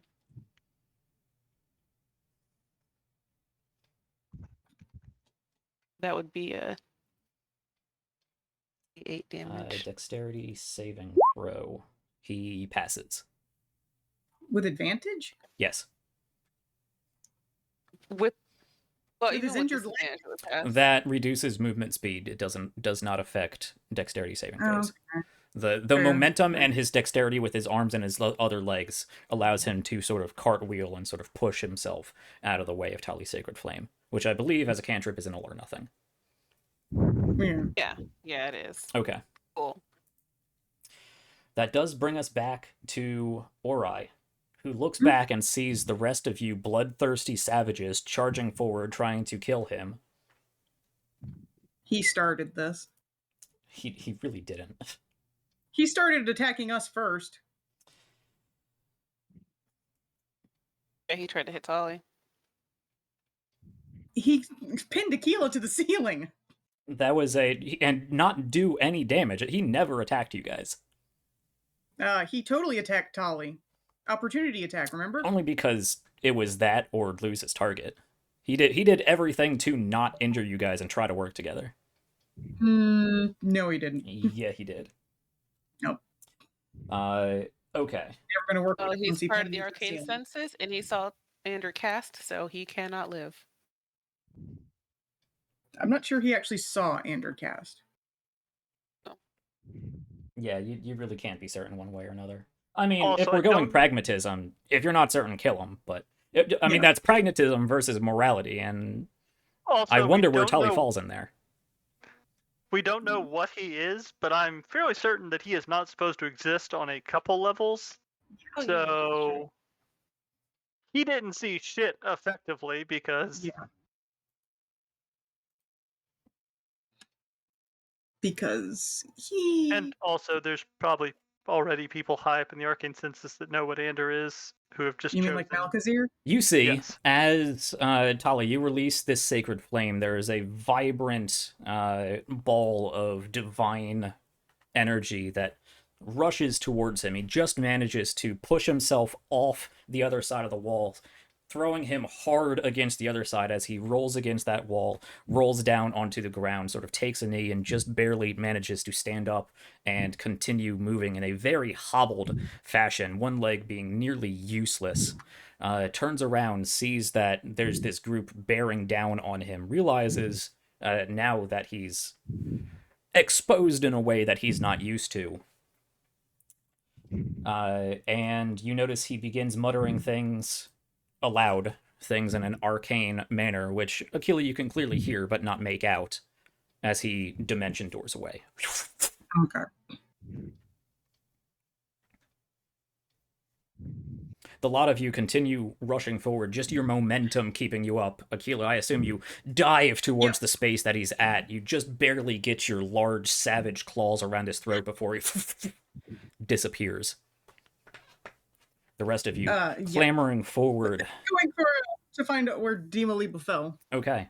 The lot of you rush forward, not wasting any time on this retrieval agent and where he may have gone. You get to the end of this corridor, and it does look like it is a sheer drop down onto a very steeply sloped cliff down over the sea. You can see waves lapping up against the stone. There's some rocks down there. It's not like the teeth, the Rousseron's teeth. Yeah. It's really just a steep slope, and there's some minor rocks down there. But it looks like she fell, probably tumbled quite a bit down the slope and landed into the water. Which part is like, look at Mixed Black's like, do you have any sense of her?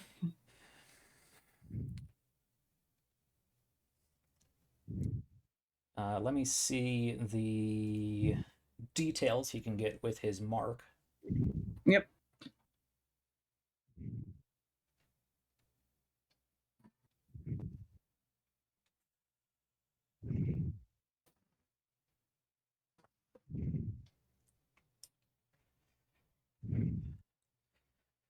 She's down there. I don't know if she's alive or not, and I don't know exactly where, but she's down there.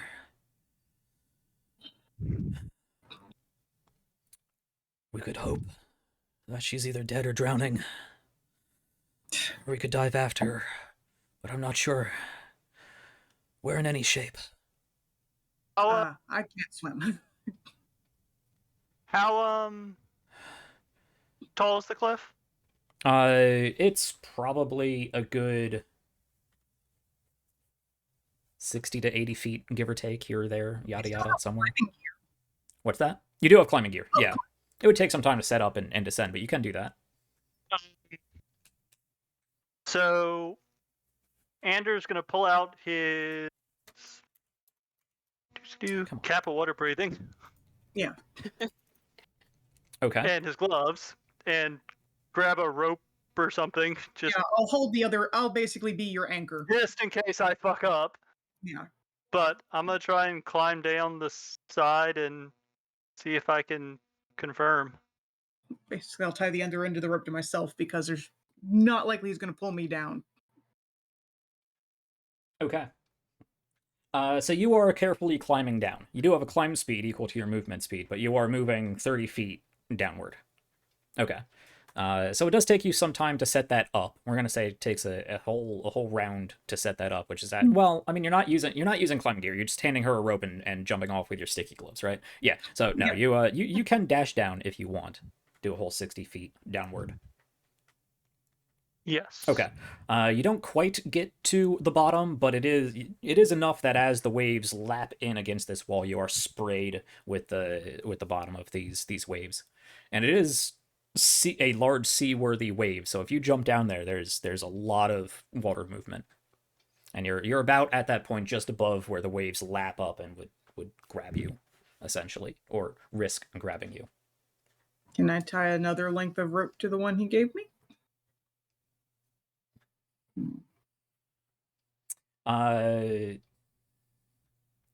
You know what? How long does your lupine form last? 10 minutes? I would say the one here says, yeah, I think it's 10 minutes. I think it's 10 minutes. Yeah, you're probably running to the end of that, but you do need 2 hands to tie a knot, so you could put the rope in your mouth, tie another length of rope Yeah. on. Okay. Okay, sure. Make me. I would like to guidance her. There's no use rope check anymore. I don't know what is Oh, what do wait, you use to Ready to tie a drink? knot? What? We're prepared to, we're ready to drink. I'm refraining. I'm refraining to Aw. talk about how much better the skill list in 3.5 was. He mentioned Yep, it. there you go. I'm out of drink. Dang it. I may have done this differently in the past, but it sounds like a survival skill. Being able to tie rope sounds like survival. So go ahead like and the make better me. next, but okay. Go ahead and make me a dexterity survival check to see how tight the knot is. Actually, I don't think- believe you are proficient, so it's just a straight dexterity check. No, I was trying to train up survival. Yeah, but I don't So- think we were there yet. No. I don't have it marked on your sheet that you're proficient. No, I'm not.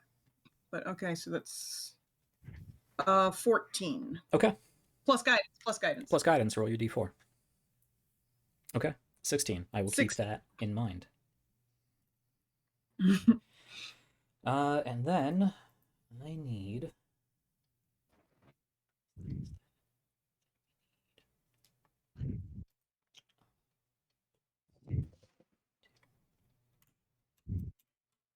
Would you stop doing that? No? Okay. Okay. And What's that? don't worry about it. Okay. And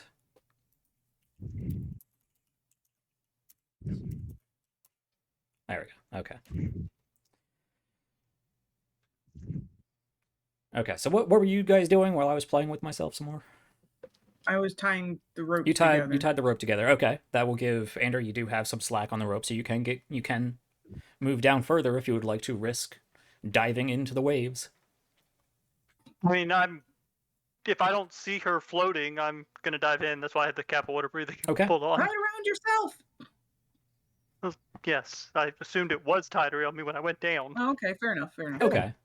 I thought you were just hanging on, but we can throw that into the action economy somehow. So you just push off the wall and try to dive into the waves. Yeah, if I have extra slack, then too. Okay. My plan was to untie once I got down and then jump off. But if I have rope, Yeah. Make me a wisdom check to see how your timing is jumping into these waves. Okay. You wait for a few seconds. A wave hits hard against the wall and recedes. Another one comes in, hits hard against the wall and recedes.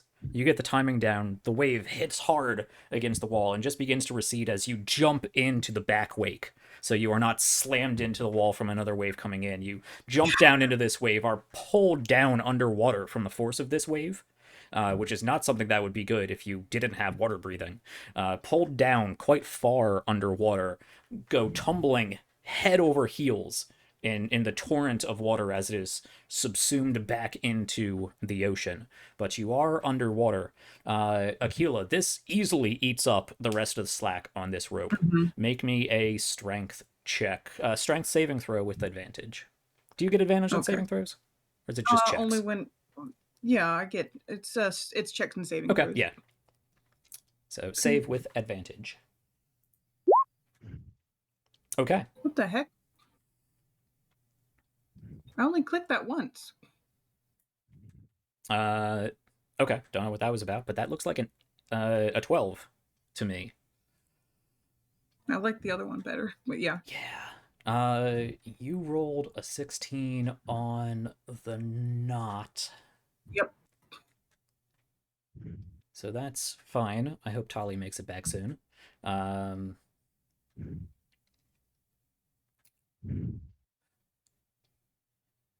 Yeah, with the force of the wave, a 12. Make a dex save. As you are pulled towards the ledge of this cliff. You do manage, just barely, to wrap the rope around your forearm and brace yourself against the wall. As you are bracing yourself against the wall as you are literally hanging out in front of this sheer 80-foot fall. And the rope continuing to pull against you. Ander, after you stop tumbling, which kind of ties the rope up a little bit, after you stop tumbling underwater, you do manage to right yourself now that there's not so much movement because you are so deep underwater at this point. There is no slack left to your rope. You can breathe, but there is a torrent down here, and it is pitch darkness. What are you doing? Yes, dark Is vision. it nighttime? It is nighttime, and you are well underwater. You do have dark vision, so you can see a little bit.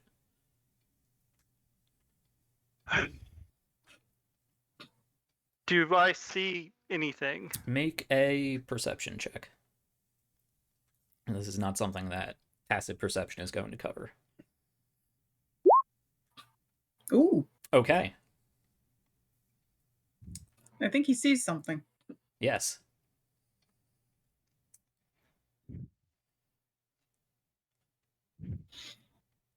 Yes. Ander, probably about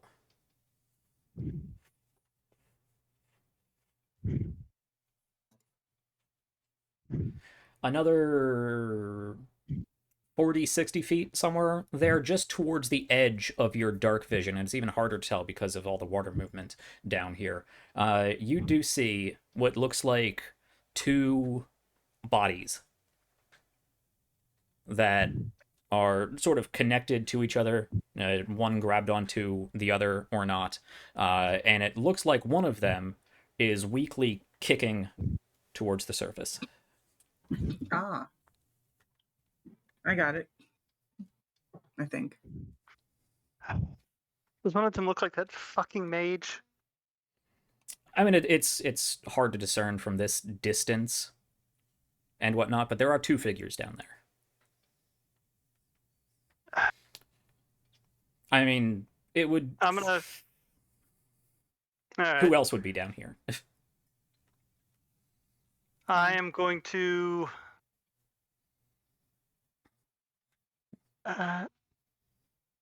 Cut or untie the rope, just whatever gets me out of it fastest, and Both would take your action to do so. okay. Okay. And then make me, because I assume you tied this rope on you as best you can. Would you try to equally as well try to untie it, or are you just going to cut it? if I probably just try and cut it because I'm trying to get after them. What do you have to cut rope? I have a He dagger. has a dagger. Okay. I have a couple actually. That was part of his shtick of pretending to not be a mage. Do warlock. you have one of the Cult of Worms daggers? Do you have one of those? I don't think so. Okay. I think they're just regular daggers. Because daggers Yeah, aren't no. typically serrated, which means they're a flat edge against rope. Okay, well I guess I'll try and untie it then. Okay. I mean, both are going to be difficult. Yeah, so go ahead and make your dexterity survival check. Dexterity? General knots check. Oh.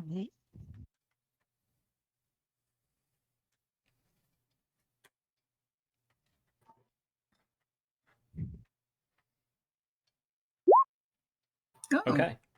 It does take you some time to do this, but you do dig your nails in between the knot that you just made and do just manage to push yourself out of it, out of the rope, which, Aquila, goes slack in your grasp. Admittedly, first thing I'm going to do is back up a couple steps. Okay, you throw yourself backwards.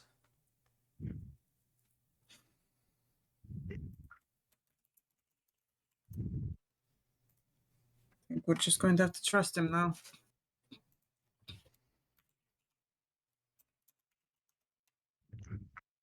Probably going to be at the edge, just staring at the water. Okay.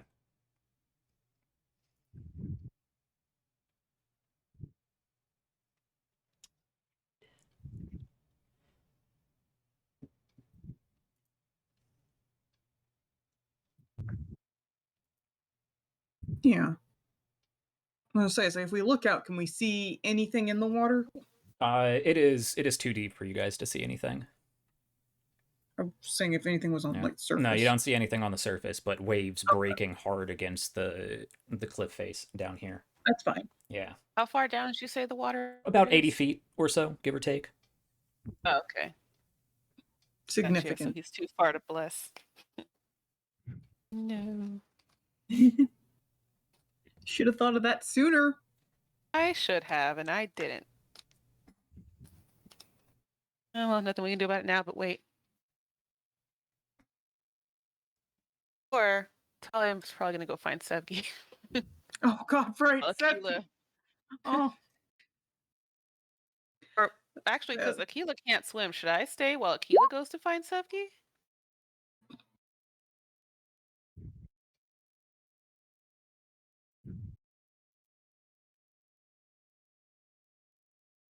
it's not You like don't That's you're on you going guys. in either.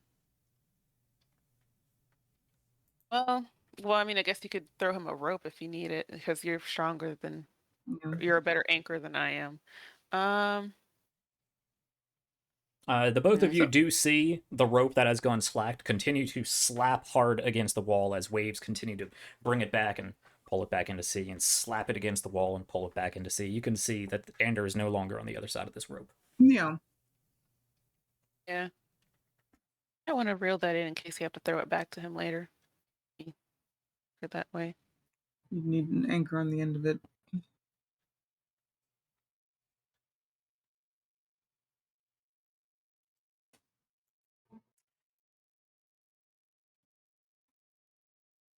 Just in case it wasn't obvious, I think I said it. I am swimming after the two.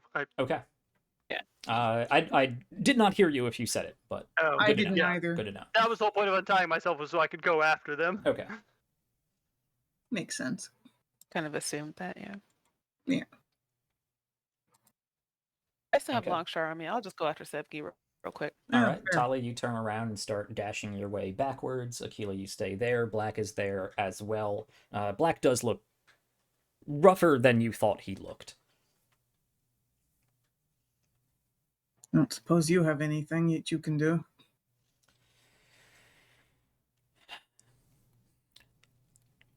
I could attempt to go after.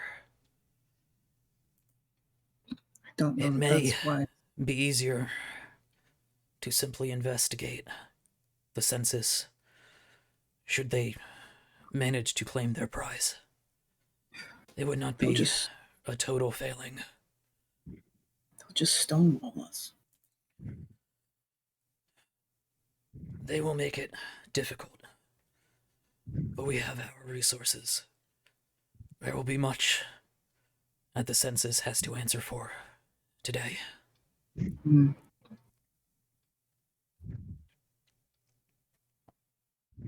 He wasn't normal, sort of thing. No, Do you know what he was?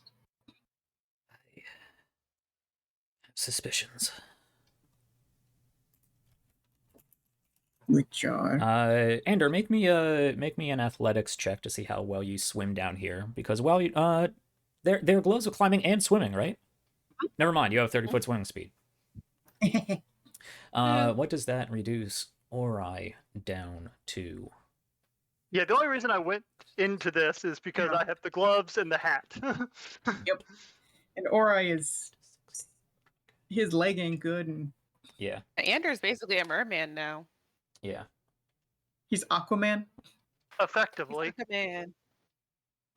He's Aquaman, Without except not as good looking as Jason Momoa. Unfortunately. Now it's like, God damn, he's pretty. An 18 charisma. Thank you very much. There we go. Doesn't mean you're as pretty as him. Okay, Ander, you're just trying to catch up with these guys, right? Let's start with, yeah. Okay.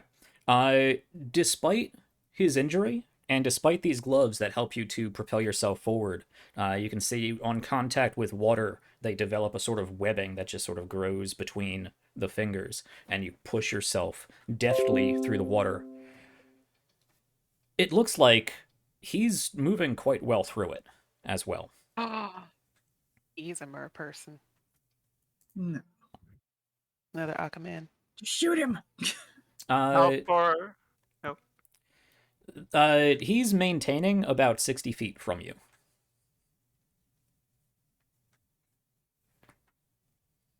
I wonder what kind of wisdom save he has. You could test it out. Toll the dead. I think I'm going to. Yes. Toll the dead. Ooh. Oh well, no, I can't do that because.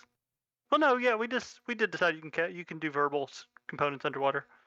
If you can talk, yeah. We If you did. can Yeah, breathe water, with yeah. water breathing, you can do that. Yeah. We did decide that. I remember. It was in that dungeon that we only kind of Said broke. died.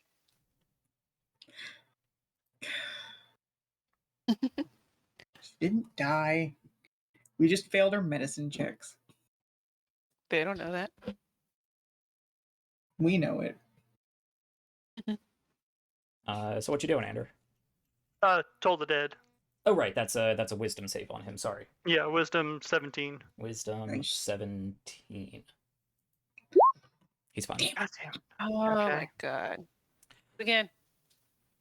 Yeah, so you target him with Toll of the Dead, and as you do so, he looks back in your direction, sees you, and you can see that he...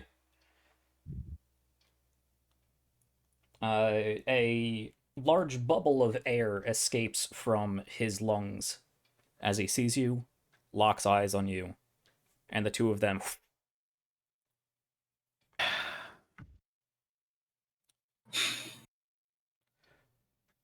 I will say you can give me either an Arcana check or a Perception check.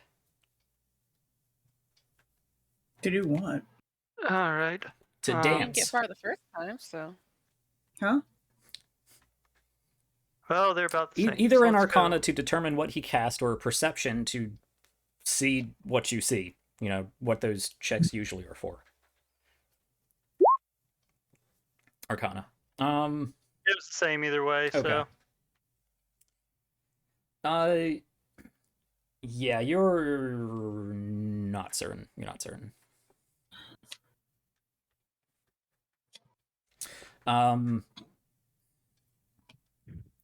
Go ahead and make me a make me a perception check as well. This is for something different, however. All right. You can see just before he they disappeared in whatever manner they did so.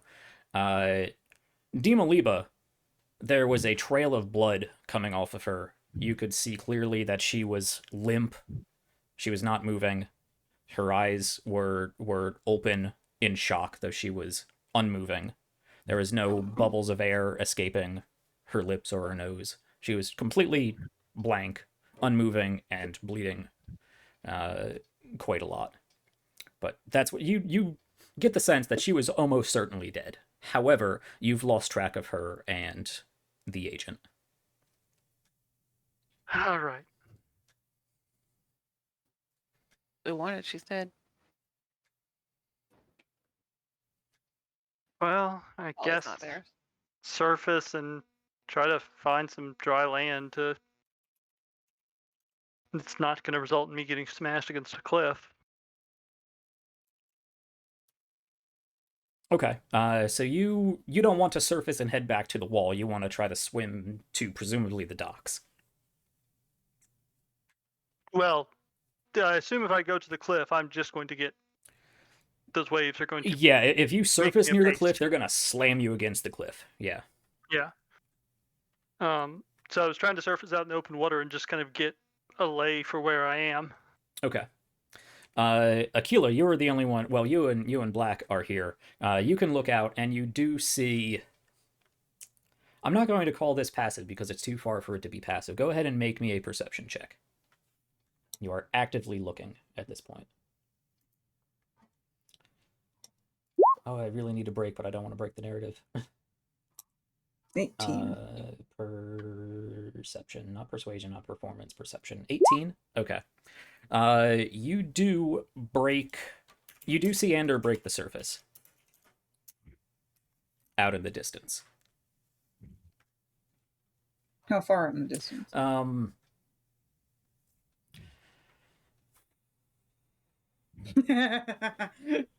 About 120 feet, give or Okay. take, 120, 150, somewhere around there. Okay. Far enough that he's pushing against the beginning of waves as they begin to crest up along the slope of this cliff, but far enough away that it's not taking him. Okay. So I see him. There's not much I can do.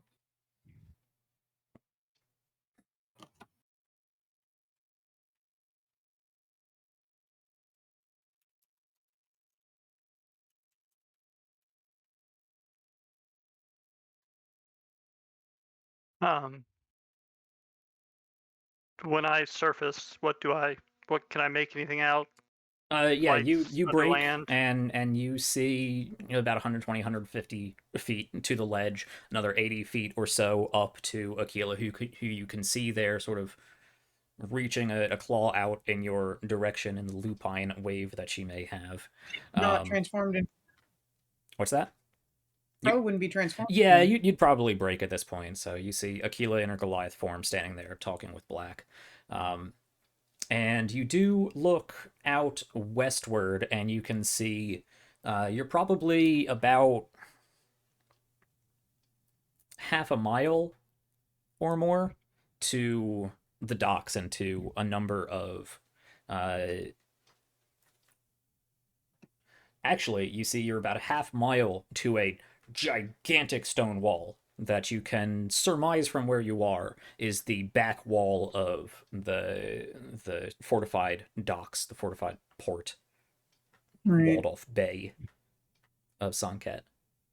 So you'd have to go there, go around the wall. You can see a number of large military ships in blockade formation just beyond these walls. Are there any I will say, or...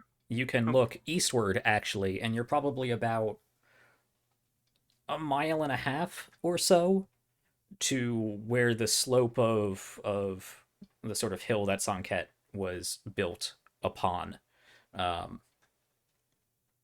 starts to recede down into an easier to get onto beach area. Are there any rocks or anything that are poking out that are out of the waves that I could sit on? They are continually battered with waves. But when the waves recede, they are revealed, and then waves come up and sort of splash atop them, and then recede, and they're revealed. Yeah. None that I could rest on. No, not really. Okay. Not here in this immediate sea.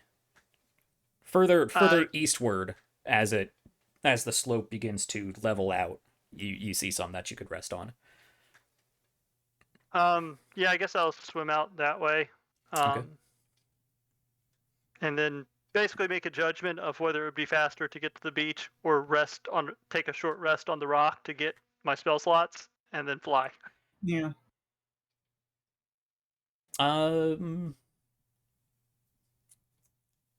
Honestly, it would probably take you... It would take you longer to make that swim journey, so you could get to a rock and take a short rest, actually. Because moving a mile in water, even with equal movement speed, would take about 3 hours. Well, no, because that's about 3 hours. You move about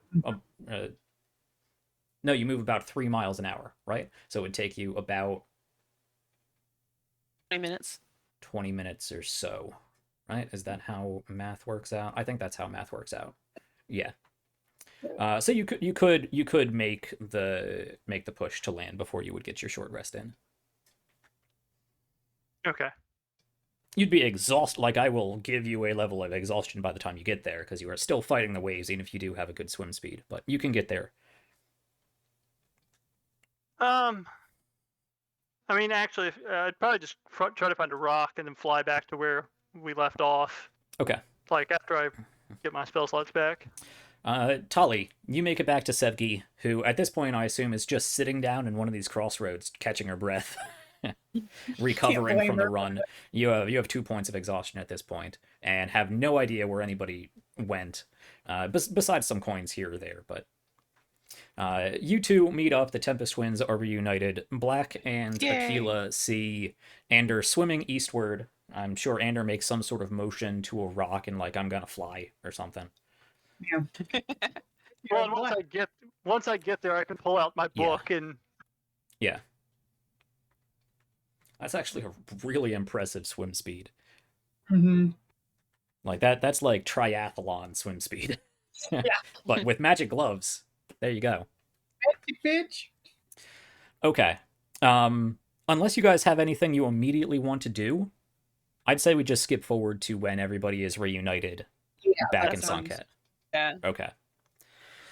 So it's going to take the better part of the day for Ander to recover. Well, I assume, Ander, are you going to fly back to the hole in the wall? Or are you going to fly to the shore? Are you going to fly up and over the walls and into Sann'Kett? Coming back to this. I was going to fly back to where the group was. Yeah. So if they're Okay. still kind of at the Yeah. ruins, I was going to go there, or where that hole was. Okay, let me... You can all... How do we get back then after that? You can all congregate back in that chamber where our map currently is. Right. And let's take a break here. Let's just go ahead and take a break here. Then we have an hour or so to wrap up. That took a lot longer than I Okay. expected. It always does. Okay. I mean, the chase. Yeah. Okay, let's take a quick break. Try to keep this as short as possible, so we can get back here and finish up, because this is the finale. We're done. Mhm. So give us like 5-6 minutes or so. Hopefully we'll be back in that time and listen to some calming tunes of the Sannite plains.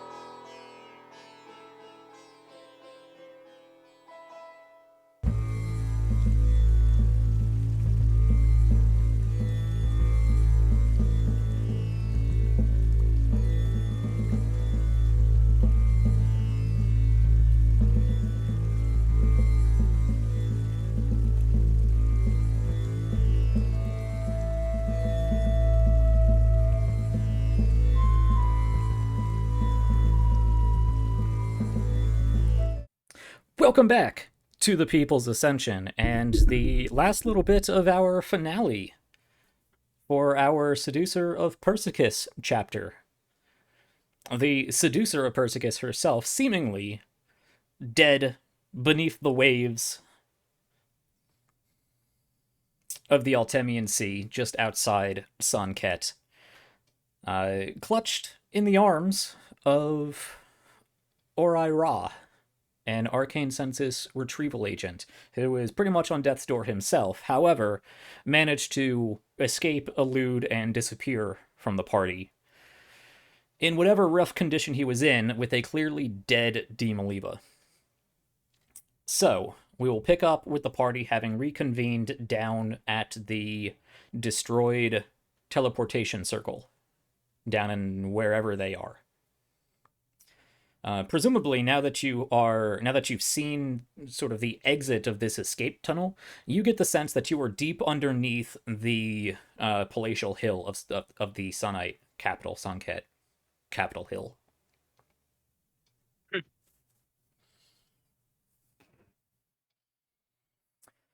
So, the only way you know of out of here is either off the cliff or through this broken teleportation circle. Or, actually, why bother with this one when you have Sevgi who can make her own? If she has a 5th level spell slot left.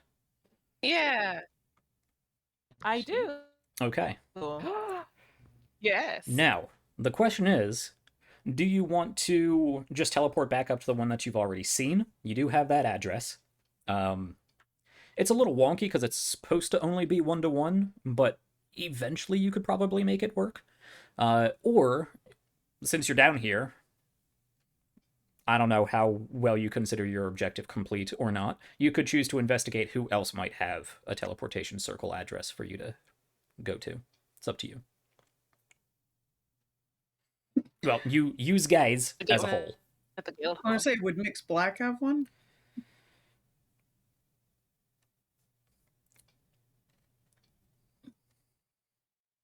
Are you asking him? Sure. Okay, ask him.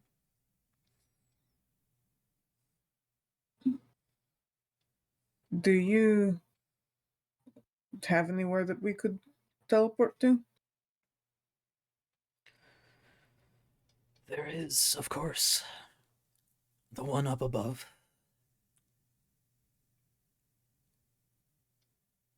Just make me a persuasion check.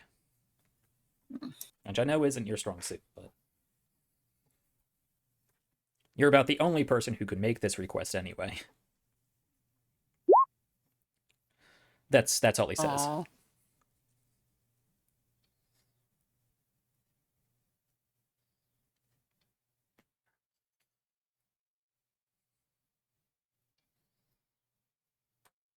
Well, No, sorry. I didn't hear anything. That- I accidentally deafened. Sorry, yeah, no, that's all he says. He ends it there. There's the one where we came from. Useful.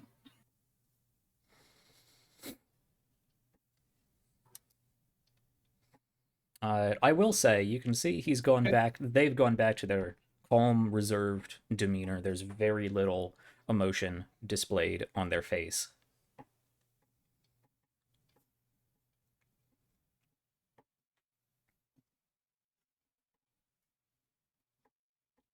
Is there a conversation you guys would like to have, or? I want to get out of here. So the question remains, do you tell Sevgi to just pop you back up where you came from, or would you like to have a conversation about other options? Suppose let's just try and see if we can get the other one get back up to the one we were at. Yeah. Because I mean, Yeah, the only because other option is, at the moment, possibly pop into an arcane census office, which I don't love. mm. Especially since we just attacked an arcane census agent. To be fair, Mm. he wasn't supposed to be operating outside of the arcane census.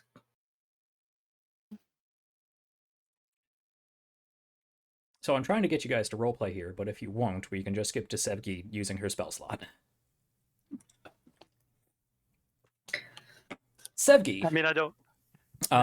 using the information you have of these two connected portals, you still have one here. It is cracked, the energy has dissipated. However, with a little bit of shoving rocks into different places and using this one here as a template, you take some time, figure out what's wrong with it, and you can adapt your own use of teleportation circle to basically copy this one with the address laid in for the one back at the Weaver's facility, Weaver's boutique.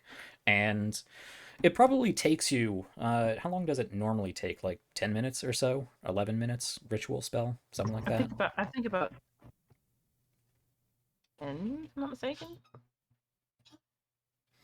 So we'll just say it takes about half an hour or so for you to figure this out and get it placed confidently enough that you're going to teleport to the correct place and not be, scattered into atoms in the astral sea. So in about half hour's time, the 5 of you, do teleport from down here. There's a split second when you feel you're in 2 places at once and also nowhere in between before you flash into existence in a much smaller chamber. Blank, but presumably familiar to you as you can make your way down that S-shaped hallway and into the tussled, remained, and blood-stained back end of this opulent boutique. There's no one currently there. It does look thoroughly tussled. Actually, I will say there is a single Death Seeker there, who at this point, it looks like he's righted a single chair and is pretty much just sitting against one of the walls.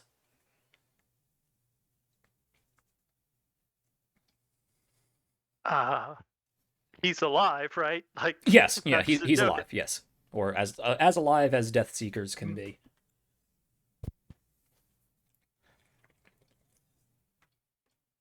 Waiting for us. He turns his head, noticing that you popped in, and looks pointedly towards Mix Black, nods in his direction, stands up, looks at you, remarks at your comment. They have a very stoic facial expression to themselves. This one looking to be a half orc, with a fairly grayish tan complexion. Nods in your direction and just takes a couple steps back in respect before turning around and continuing on, but doesn't verbally answer you. Death Seekers. They're not very social. Mm. Well, It seems those who lived have been apprehended and will be detained, questioned, and rehabilitated as we deem appropriate. Unless, of course, this falls upon whatever jurisdiction you may hold in your own investigation. Well, at this point, she's dead, so I think she falls Yes. under your purview. I will, But I will be willing to remain and assist.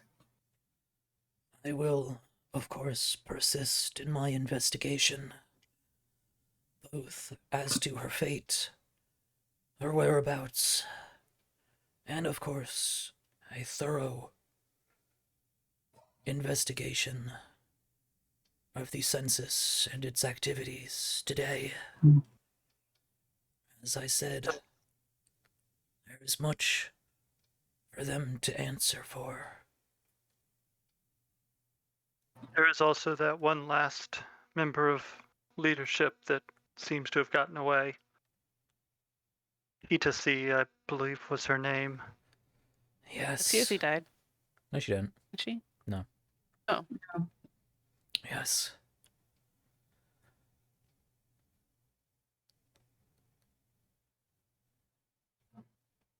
It Oh, is that's right, she did get away. important not to underestimate her potential, but it seems she is the last of an order that is collapsing, dedicated to a dead queen. Well, they thought she was Officially dead dead. before. Should she reveal herself, we will be here looking for those signs. However, in the 2 millennia since Dimaliba's original reign, we did not know of their involvement. Now, we can at least be more vigilant. True, secrecy was their greatest defense, and it is somewhat destroyed at this point.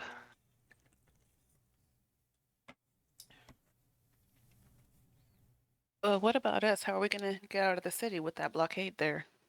You can do about that?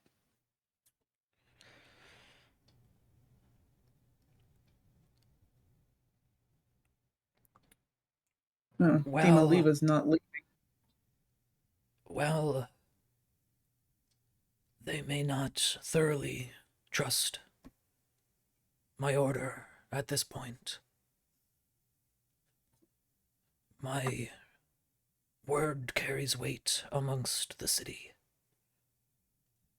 I should be able to redirect focus towards the census, given their clear indiscretions, and my assurance that Dimaliba is either dead and or in their custody. This blockade will likely desist in a matter of days.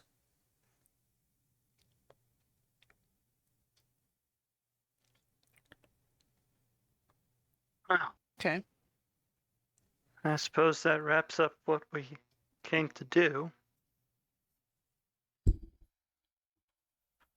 Well, as much as anything has ever wrapped up for us. Mm. It is difficult to extract useful information from a corpse without them being somewhat willing. It is up to her now as to how much access the census gains over her and her legacy. Still don't like leaving her with them. Sounds like they're gonna be in trouble anyway, so she might get confiscated from them. To use here, confiscated, dead body.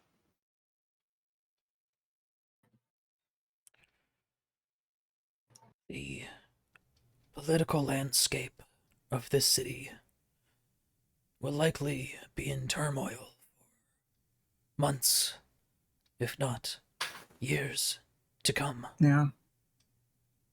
This is a major upset. and could reverberate through the empire as a whole if it is not Hmm. quickly contained or resolved. We do not know how many more agents the census may have operating outside the bounds of their colleges, and what machinations they may have above their general authority underneath the banner of the Empress.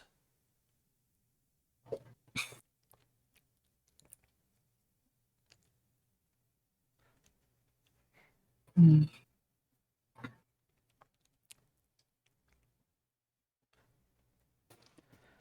I would invite you to stay, speak your testimony, speak with the prefect, the governor, and aid us in our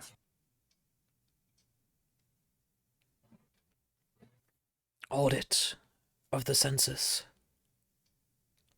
However, I know that you have potentially larger problems at stake.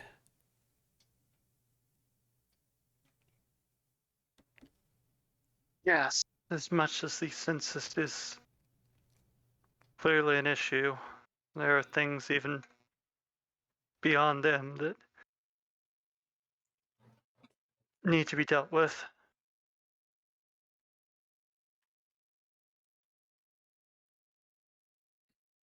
This hopefully set the cult of worms back to some degree, but I'm sure they will still continue forward in other ways.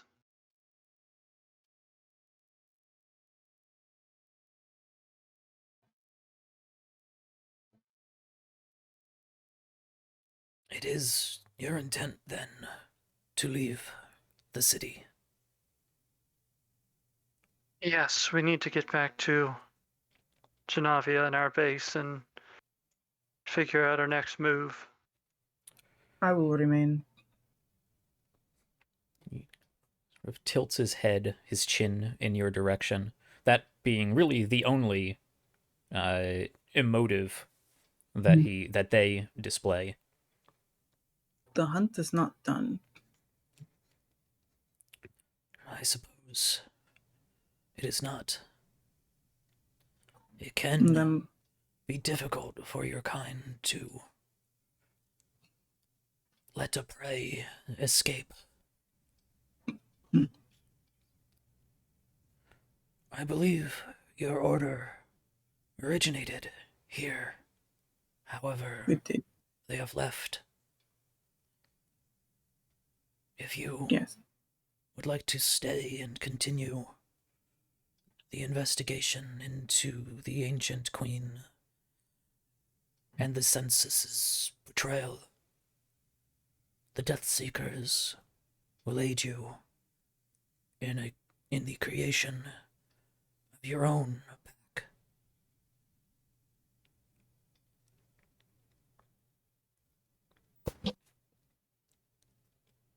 Does that mean Akila's going to be a pack leader? Who knows? If That's that freaking cool. is your choice, Aquila, we should return to the Night Mother's crypt and see to our captives. The rest of you, I bid you a safe journey and prosperity in your own endeavors. Thank you. You too. With that, they look straight at Aquila. Don't say anything. There's just the briefest of pause as he continues to turn around. They continue to turn around and just march on out. Aquila, any final words to your party, if indeed you are leaving?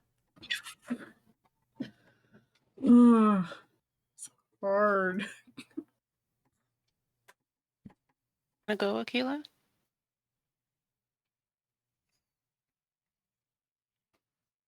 Let's say what's Andrew's expression here?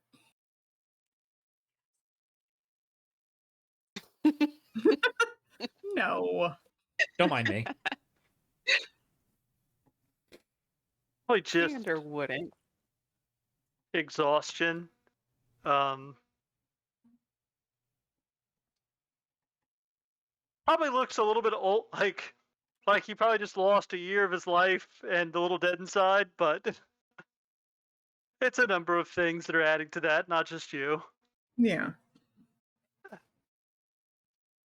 Well, I suppose at least when I see Regina, I can tell her we didn't lose anyone to death this time. I suppose that's better. I suppose. Oh. Also, I'm well, make sure to send a letter to what's his name? Your Adderhast?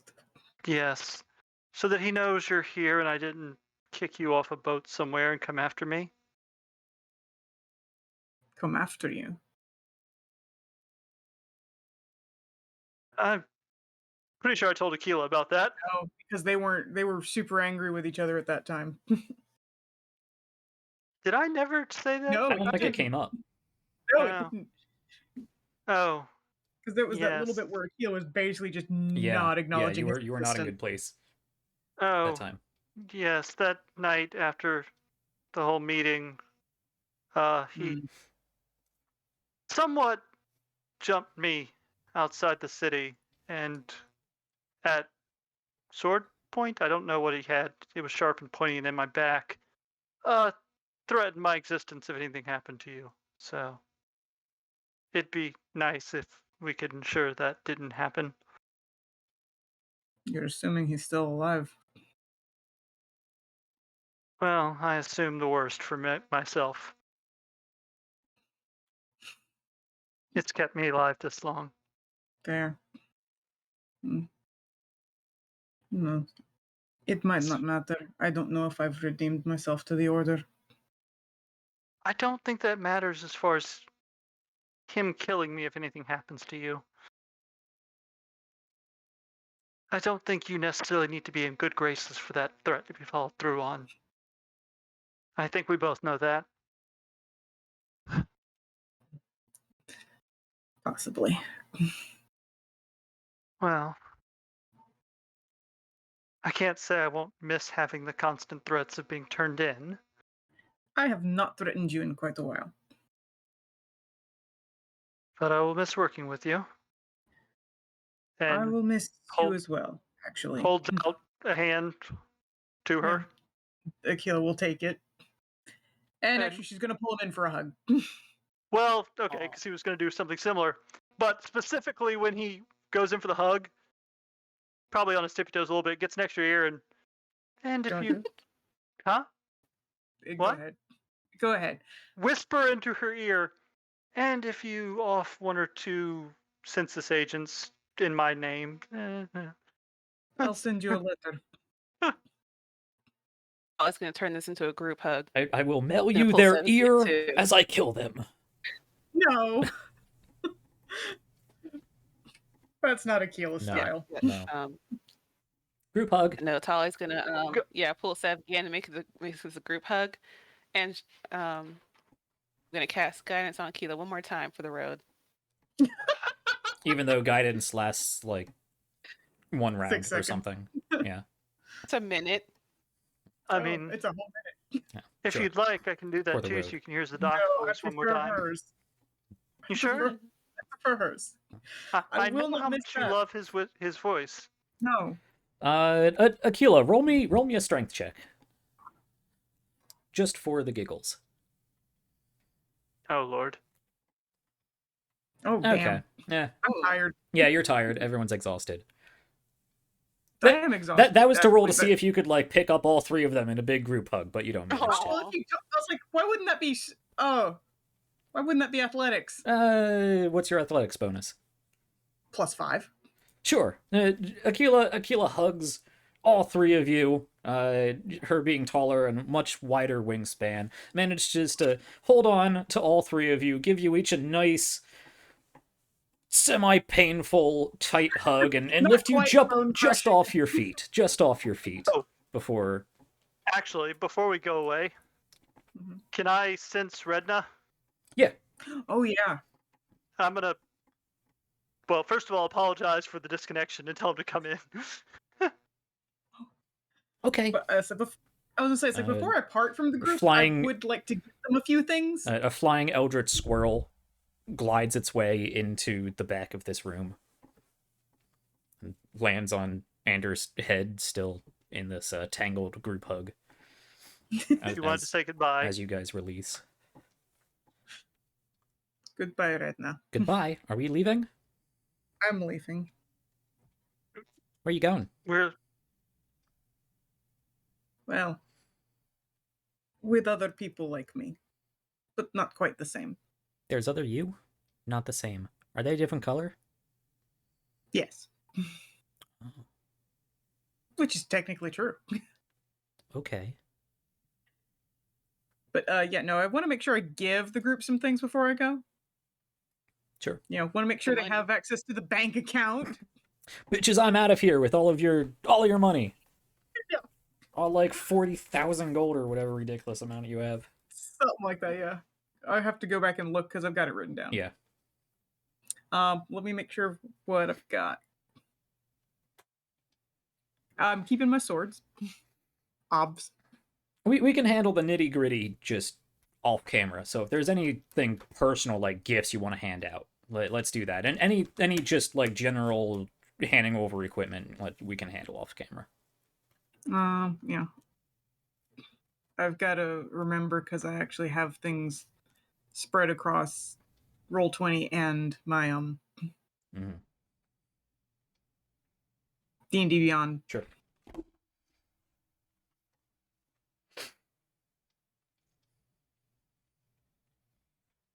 Oh yeah, they can have my mirror, the narcissist mirror. Once again. Yeah, once Anything again. of actual emotional significance. Right. Oh, I know. That's just one of those. It's like I've carried this for so long. You can have Right. it. Well, we only have half an hour, so if there's not any big emotional thing. No, I well, have again, one. Tali's gonna reach into her pouch and give Aquila a carved wooden necklace that has a little wolf on it, little pendant. It's wolf like pendant. a wooden beaded like Witcher necklace. Yeah. With a little wolf in the front, and be like, this was supposed to be your Shard's gift. Shard's Day gift. I Shard's didn't have Fest. time to find a little Shard's Fest gift. Yeah, I didn't have time to find a little pot for you to smash, but here you go. There's a pot like right over there. Ooh, okay, I'm gonna go put it in there and be like, here you go. I'll smash the You have pot. to wait until you have to wait until it's fest. There's another pot like over there. Okay, I'm gonna go grab that. You grab it off Like, don't between smash the this shards and run over and throw it in a different pot and don't open this up until later. Okay, fine. That's so I'll Tali. wait. I'll wait. Okay, Thank you for the present. welcome. I will miss you all. Miss you too. Yes, Ender, I'll miss you as well. Yeah, she didn't say anything. I know. At least we can write each other letters and stuff. There's Hopefully. always sending. There's always Anders' book. Well, I was going to say, are you going to have to erase my name from number that of one? Aren't you? names, yeah. Oh, the There's always tablet. Got to sending give and them the letters. tablet. Mm-hmm. Yeah. Hand the tablet off. Well, I suppose if you were leaving, I should return the armband to Regina. That's up to I thank Aquila. you. Because Aquila would still technically be a member of the People's Ascension. Oh, okay. And on top of being a pack leader, could also potentially open up her own chapter of the People's Ascension down here. It's one of those. Like, Ooh, do that. no. I wasn't sure if Yeah. rededicating herself to the You're a member for life as far as the guild is concerned. It was it was Shliva's prerogative to pretty much renounce herself. Yeah. It's like, who knows? Our I paths figured may I said cross that. again one of these days. I guess with one last hug / pat on the shoulder, yeah, head out. And one more guidance because that first one ran out. She used that on smashing the pot. It's scattered all over the place. Let me do this one, Tali. Let me do this one. No! No! Reaches out and touches Aquila. So with that, the lot of you make your way to the door and down the street. This is when you give your final farewells, hugs, pats on the back, creepy oily tentacles in the back of brains. I'll say I want to and say goodbye. 4 of you go one way, 3 of you go one way, and the other goes further into the city. Yep. And with that, we'll fade to sepia unless there is any other important business you guys have here in Sann'Kett. I don't think so. I So, think that was everything. with that, we will fade to sepia as they split, the camera watching from an upward angle as three of them go one way and the other goes to the other side of the screen.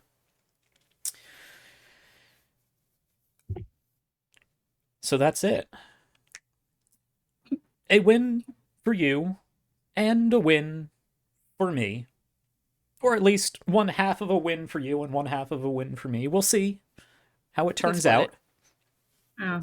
You did definitely kill her. She is dead. You don't have her body, but she is definitely dead. At least for now. Who knows what the census is capable of? But I will tell you, in order to resurrect anybody in full capacity, they have to be willing. It is only the most vile of necromancies that can force a soul back into the body with full capacity. Which, I mean, I'm sure Malkazir or so could do if he was so inclined, but... Probably gets that at level like I'm gonna say, 20.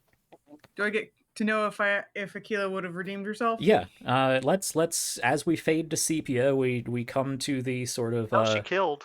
post I know game post game chapter blurbs about how everybody is doing at this point, because we're likely going to pick up when we get back to this game probably several months in the future once you guys are back. So, Aquila, I will let you ask specific questions and I will let you narrate, but I will tell you that Mix Black does put in a good word for you with the Querent Order. Details the thoroughness of your investigation, your dedicatedness to it. You did manage to more or less keep up the ruse that Ander came up with, even if he did get onto it. Is still going along with, you're a very competent and dedicated agent. And through some negotiation and the investigation of the arcane census and whatnot, you are reinstated into the Querent Order. Would you want to be placed back under Adderhast's purview, or would you like to set up your own pack here in Sann'Kett as a pack leader? Okay, first question: is Adderhast alive? Adderhast is alive. Yay. I Why will tell wouldn't he you. be? Do you Yeah, want to who know died? now, or do you want to make this decision? That's right. I mean, go ahead and tell me. Okay. It was Braig Kerrigan. Oh, okay, her. Yeah, What's that? Another pack member. another of her Oh, pack. okay. Sort of the Braig. mama figure of her pack, if I remember. Yeah, sort Aw. of. Has a sometimes kind of meh with Adderhast. Mm-hmm. You Oh, killed not her anymore. mom. Not anymore. Nope, not anymore. It seems that she died mysteriously in her sleep.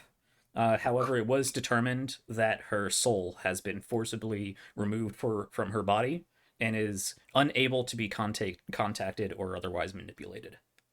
Okay. Like, they used all resources they could. They could not resurrect her. They could not commune with dead. They could not find the soul out amongst the celestial planes if it was just sort of out loose, ready to be, reincarnated or whatnot. Okay. So, like, her soul is gone, or Right. at least inaccessible. Obliterated.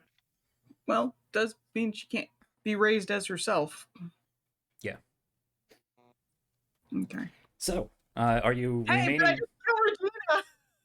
What's that? But I didn't kill Regina. No, you didn't. You did not kill Regina or Adderhast. With that, however, if you do, I will say, actually, at some point in the very near future, the manacle around your arm just disappears in a Right. pink poof as it disappears. Actually, it heats up to a searing pain, like incredibly painful, before it poofs away and disappears. Leave a little brand on her. No, a little bit of a Aw. burn, but not a brand. Nothing permanent. No. I will say, you do get a sense of disappointment and just a hint of playful anger. Well, Hmm. better than full-on anger. Yeah. So the question remains. Well, you are choosing to remain in Sann'Kett. Yeah. So actually, with that, whether if you would ask to be or default to being placed under Adderhast's command, that would recall you back to Neos Noah. So your decision to stay here means that you're effectively a free agent, and you are free to set up a pack if you would like to. Well, I was going to say, yes, I was mostly going to just, like, sort of write him, sort of ask for his blessing to set up a pack. Yeah. I assume you exchange a much larger letter, sort of detailing things, asking how things are going. That's when you get back in correspondence. What happened to Braig, and a lot of good job, congratulations. Hope it works out, and yeah, you do get the blessing that you are clearly a skilled agent with the Empire's interest in mind, more or less. He does know you. He doesn't say more or less, but you get the gist from context. And yeah, he thinks you're, again, more or less ready to be a pack leader. Though he will remain at your disposal for advice and assistance probably gonna want in the that. future. Yeah. He says that the pup grew a lot in a single year, but us wolves grow quickly. Oh. So with that, Aquila is reinstated into the Queerance. Over the next few months, you begin recruiting new Therianthrope potentials, and all of the trials and rites and rituals and whatnot that entails. And you remain in Sann'Kett to help root out treachery within the Arcane Census and continue your investigation into Demoliba and what may remain of the Weavers. Is there any other questions you might like answered, or other things you would like to narrate about the, not end of Aquila, but the end of her story, at least as we know it?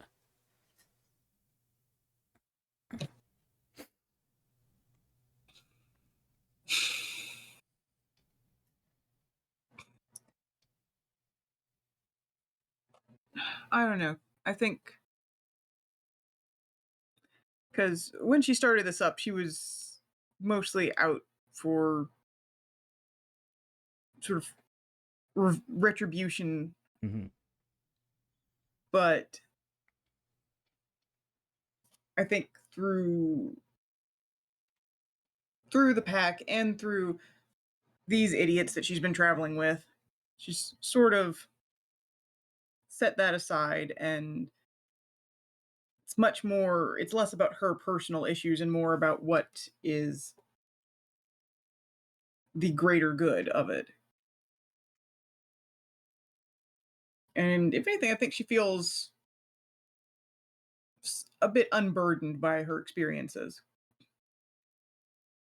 These idiots being one of the ones that got the plan together to get your ass back in your good graces of your order, I will point out.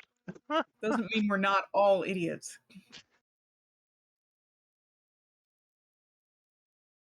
Speak for yourself, Anders a diabolical genius. Y'all just don't know it yet. You're not very good at diabolical. Y'all just don't know it yet. But So, yeah, unless there's anything more, Taylor. I don't think so. Not Okay. really, because she's mostly going to have to disappear into shadows. Yep. Back to the proper role of a querent. Doing her job correctly. A secret agent. Unknown. Largely unknown. A whisper in the night. Very large whisper. Yes. Okay. The rest of you, I will say, getting in contact with Saramov, he does have access to a teleportation circle that he is willing to he's willing to give Sevgi the coordinates for it. However, he urges that it only be used under the most dire of circumstances and should not be abused because it is his personal teleportation circle for his own use and security. Hmm. You do teleport into. You originally teleport into a room that is pitch black, magically black to the point where you cannot see even with dark vision. You are greeted by Saramov's voice, who greets you cheerfully as lights turn on and you find yourself in an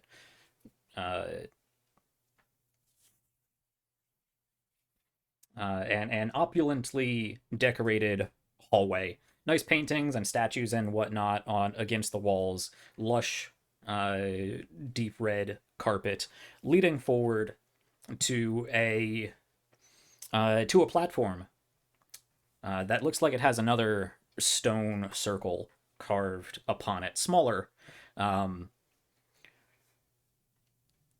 and actually looks like a much more refined version of what you just used in the back of the boutique, a sort of one-to-one teleportation. And you teleport someplace else. At that point, you do teleport into darkness again. You are asked to hold hands with each other as you are led out somewhere. Equivalent of hood on the head. Pretty much. And you do find yourself at the at the porch of his estate in Genovium. Not Genovium, Carquin, in Carquin. Since you are here, he invites you to have a meal with him and debrief. We can get to that. Yada, yada, yada. Eventually, you make your way back to the guild hall. You properly debrief with Regina and catch up with all of your friends and colleagues there. Let's just go down the list, and we have about 15 minutes, though I'm happy going over if there's anything in particular that we want to play out. Barring those actual debriefs, because I don't want to get into those actual debriefs, we can start off with, if we need to cover that, we can cover that in sort of, that we can use that as sort of recap when we pick back up, but we don't need to do a full debrief tonight at the end of the chapter. So it really comes down to if there is any narratively climactic role-play conversations that you would like to have amongst the group or with other people's Ascension I have a guild question. members. Yeah? How's Eula take Aquila not coming back? With the conversation amongst the group, she... Talia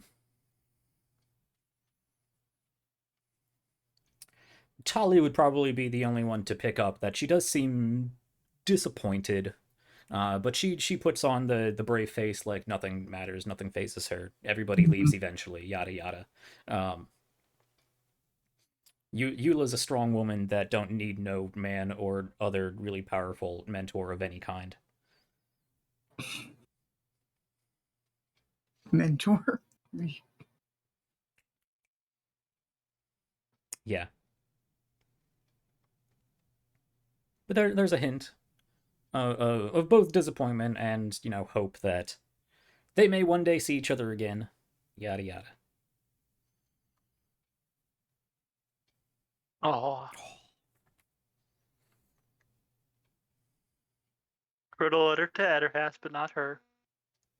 I mean, eventually, I'm sure there'd be correspondence. Outerhast was more pressing. Yeah.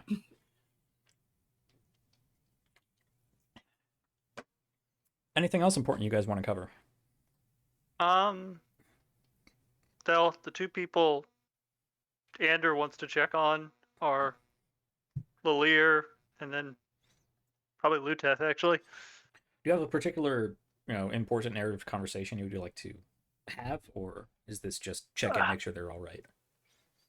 For Lalir, check and make sure just he's been all right. That things are still going in the correct direction as far as, choices he's making in his In the with downtime Lieutenant coming up, we can work out how you two Fair. proceed in his mentorship. Fair. With Luteth, actually, honestly, Ander feels like shit after all that. Nothing about that felt good. Yeah. So, kind of looking to just spend some time with someone that he's enjoyed spending time with, and yeah, kind of just looking for some comfort after all that, because yeah, Okay. that didn't feel good, and he doesn't feel good. Yeah. That he both went down a weird path during part of that, and then pretty much stabbed someone in the back to reverse it. So, yeah, mentally not doing super hot. Okay. Okay. We can explore that off camera and then recap when we pick up. But after your series of debriefs and just some days to yourself and getting things under control, yeah, you where do you have anywhere that you would go on a date with Luteth? Or would you just like hang out in the guild grounds? I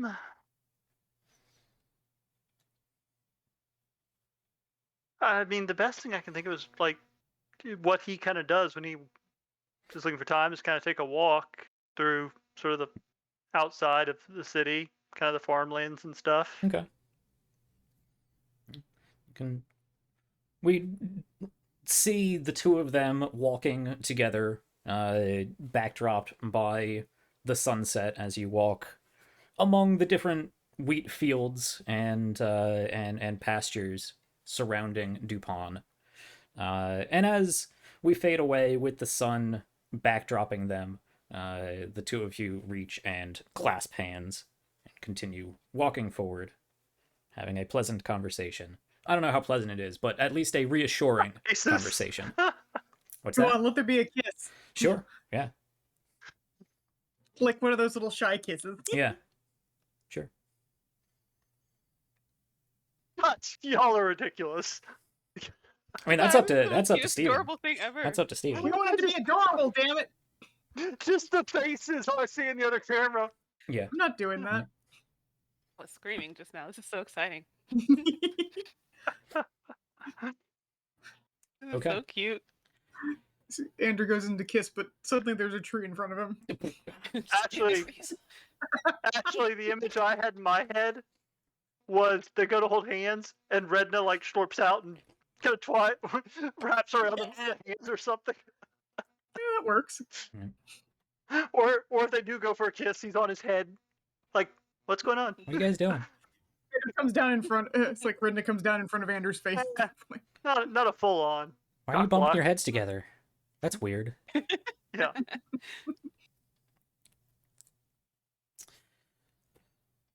Okay. We can leave off with Ander there. Tali, any interesting scenes you would like to leave us with at the end of this chapter?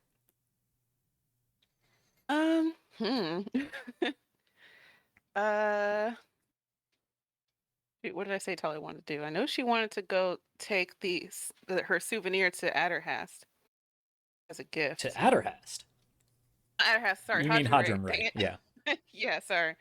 It's the H. Wrong mentor. Yeah, sorry. I was reading while I was talking, so yeah, probably well. Because he lives in, I can't remember. He lives in Kirkland, right? Genovium. Oh, Genovium. Dang. Okay. Hadram Ray? I thought he was in Kirkland.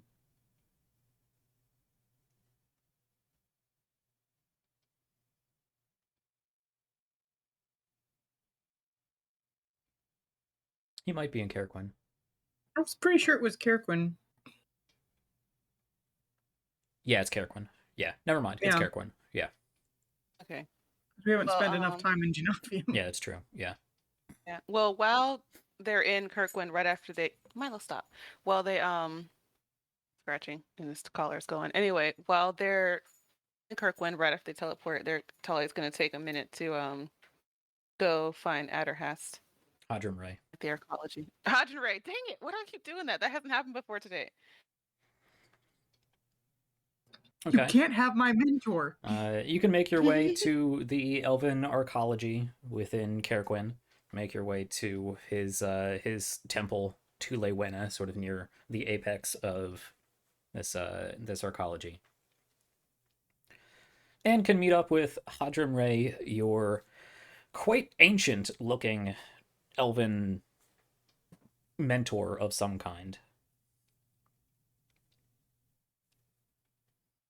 You have a light meal and tea. You can hand over whatever souvenir you have for him. It was a little vial of sand from the desert. Okay. Um, Some Sannite sand. Yeah. All right. And she's probably gonna like try to do full conversation in Elvish. Okay.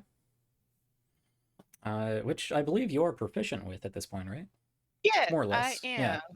So she's gonna use it Okay. to the fullest, basically. Yeah. And Show we off can, a little bit. We can pan away as the two of them have a very lyrical conversation with the elven language.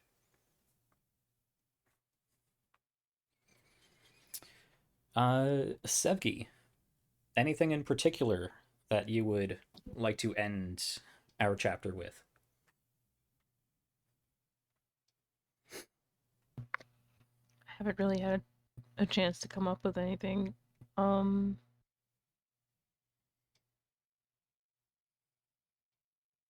I'm not sure right now.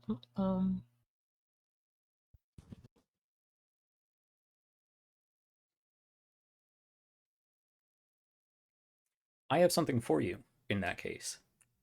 Okay. After spending some time back at the guild hall, a letter arrives,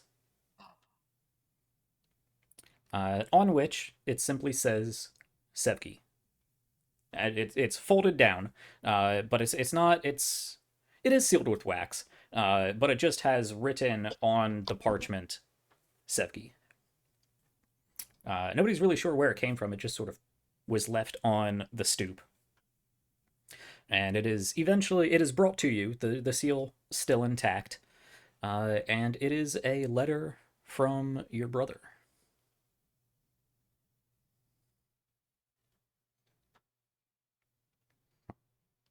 So we look over Sevgi's shoulder as she's in her room, opening up this letter, and it just says, "My dear sister, I hope you are doing well."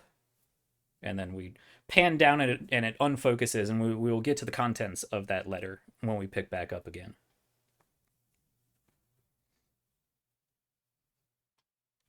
Okay.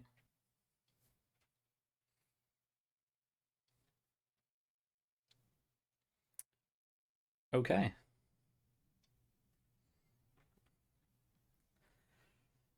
Any other business we think we should wrap up with this chapter ending? Are there any loose ends you can think of that we can tackle in character? Yeah, Okay. unless I'm missing anything. I know, it's like, I'm not there, so. Yeah.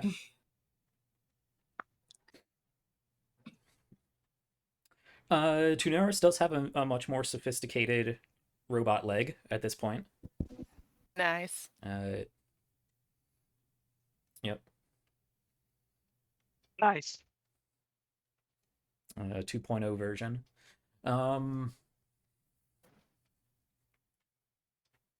Slowly becoming the bionic dragon Yep. man. Yep. So Tali also had another vial of sand for Regina. Okay. You can give that to her. All right. Well, I think we will just leave it there then with the with the sun setting beyond the walls of Dupont, backlighting a still shot of the People's Ascension Guild. And we'll pick up with the continuation of this story next year. So that actually ends us pretty much right on time. That worked out quite well. Yeah, it does. So with that the end of episode 45. We've been 45 episodes in this particular chapter in this year of streaming. It's been just over a year of streaming. So a single chapter taken care of. Many more to come, hopefully. Yeah.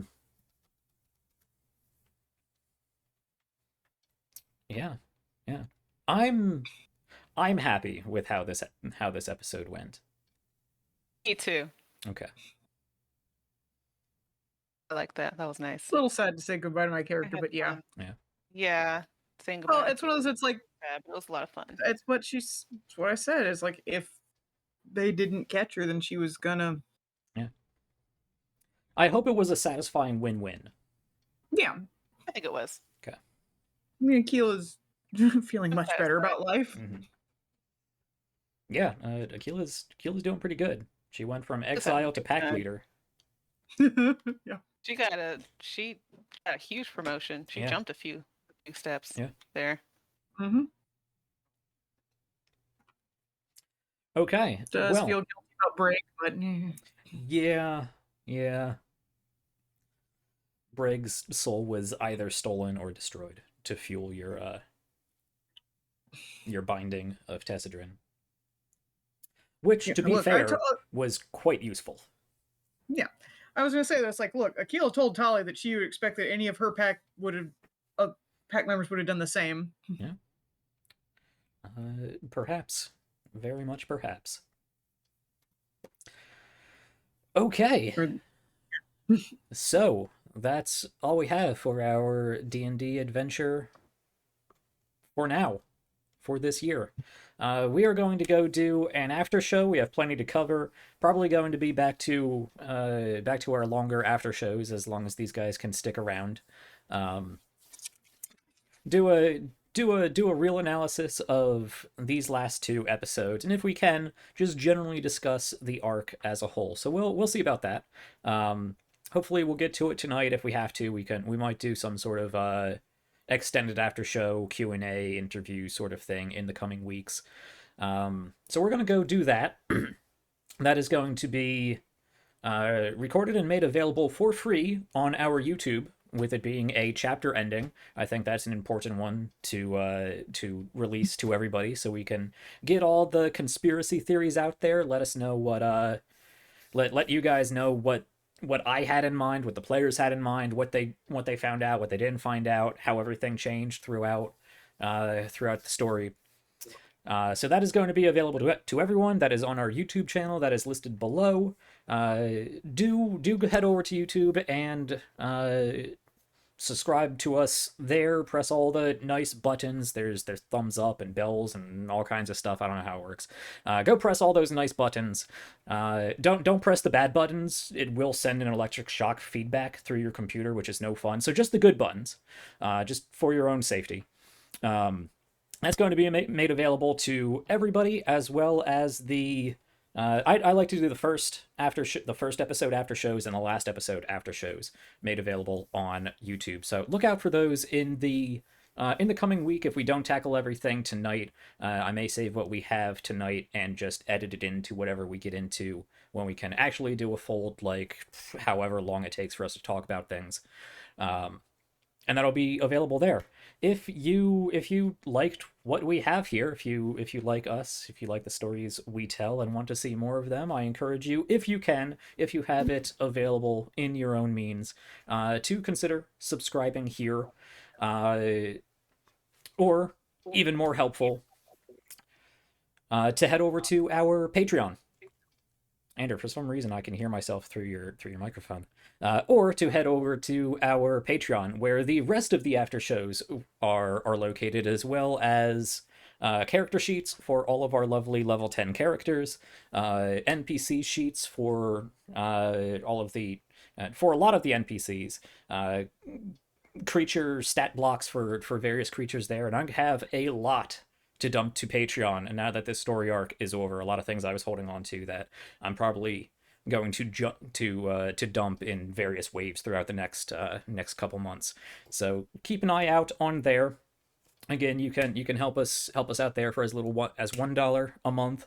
That's just going to access deeper levels of our Discord. So if you're not part of our Discord and you want to say hello, head over to our Discord. The general Discord server is just available for everyone. That's linked down below. You can say hi to everyone, discuss with other fans of the show and whatnot. Drop memes and character art if you have it. I would so love some character art. And the $1 tier and above unlocks all kinds of other various things that will become more in depth and more well supplied as people join in and talk and support and whatnot. So I think that just about covers everything. We're going to be switching some things up in the coming months since this was our last Dungeons and Dragons. So be aware of Discord and be aware of Twitter as to what we're getting up to. We're probably going to be, if not silent for the next 2 weeks at this point. Yeah, if we're not completely silent for the next 2 weeks, then we're just kind of going to have variable content, whatever we get up to. And then, most likely, on November 6th, we're going to pick up with our first episode, the pilot season for my RPGs Uncovered series, in which we have Veil of the Void, who is in chat right now, and Trevor Archuleta, the creator of that. I hope I got the name pronounced correctly. Joining us for Veil of the Void, a fantastic science fantasy system that I am so excited to play. So we're gonna break that down. We're gonna look at it. We're gonna go over character creation, core mechanics, themes, tools, all of that kind of stuff. Dive into a mini series. I have a pretty cool idea for a story that I think will be a lot of fun, and then do a real analysis of the game and see how it turns out. So that's what we're gonna be up to for the rest of the year.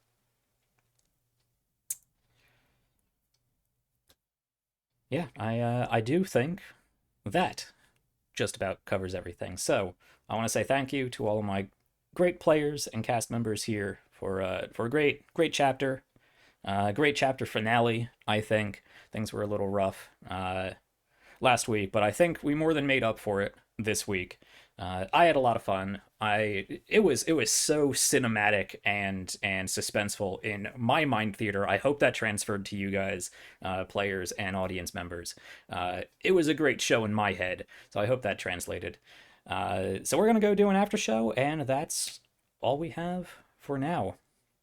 So after a more or less successful journey, when everything's completed best it can be, party members gone, some promoted, some successes, some failures, some new friends, for someone. some old friends and new romances to grow in the background. It is always nice to show your appreciation to everybody with a nice bountiful feast of various heart tomato dishes.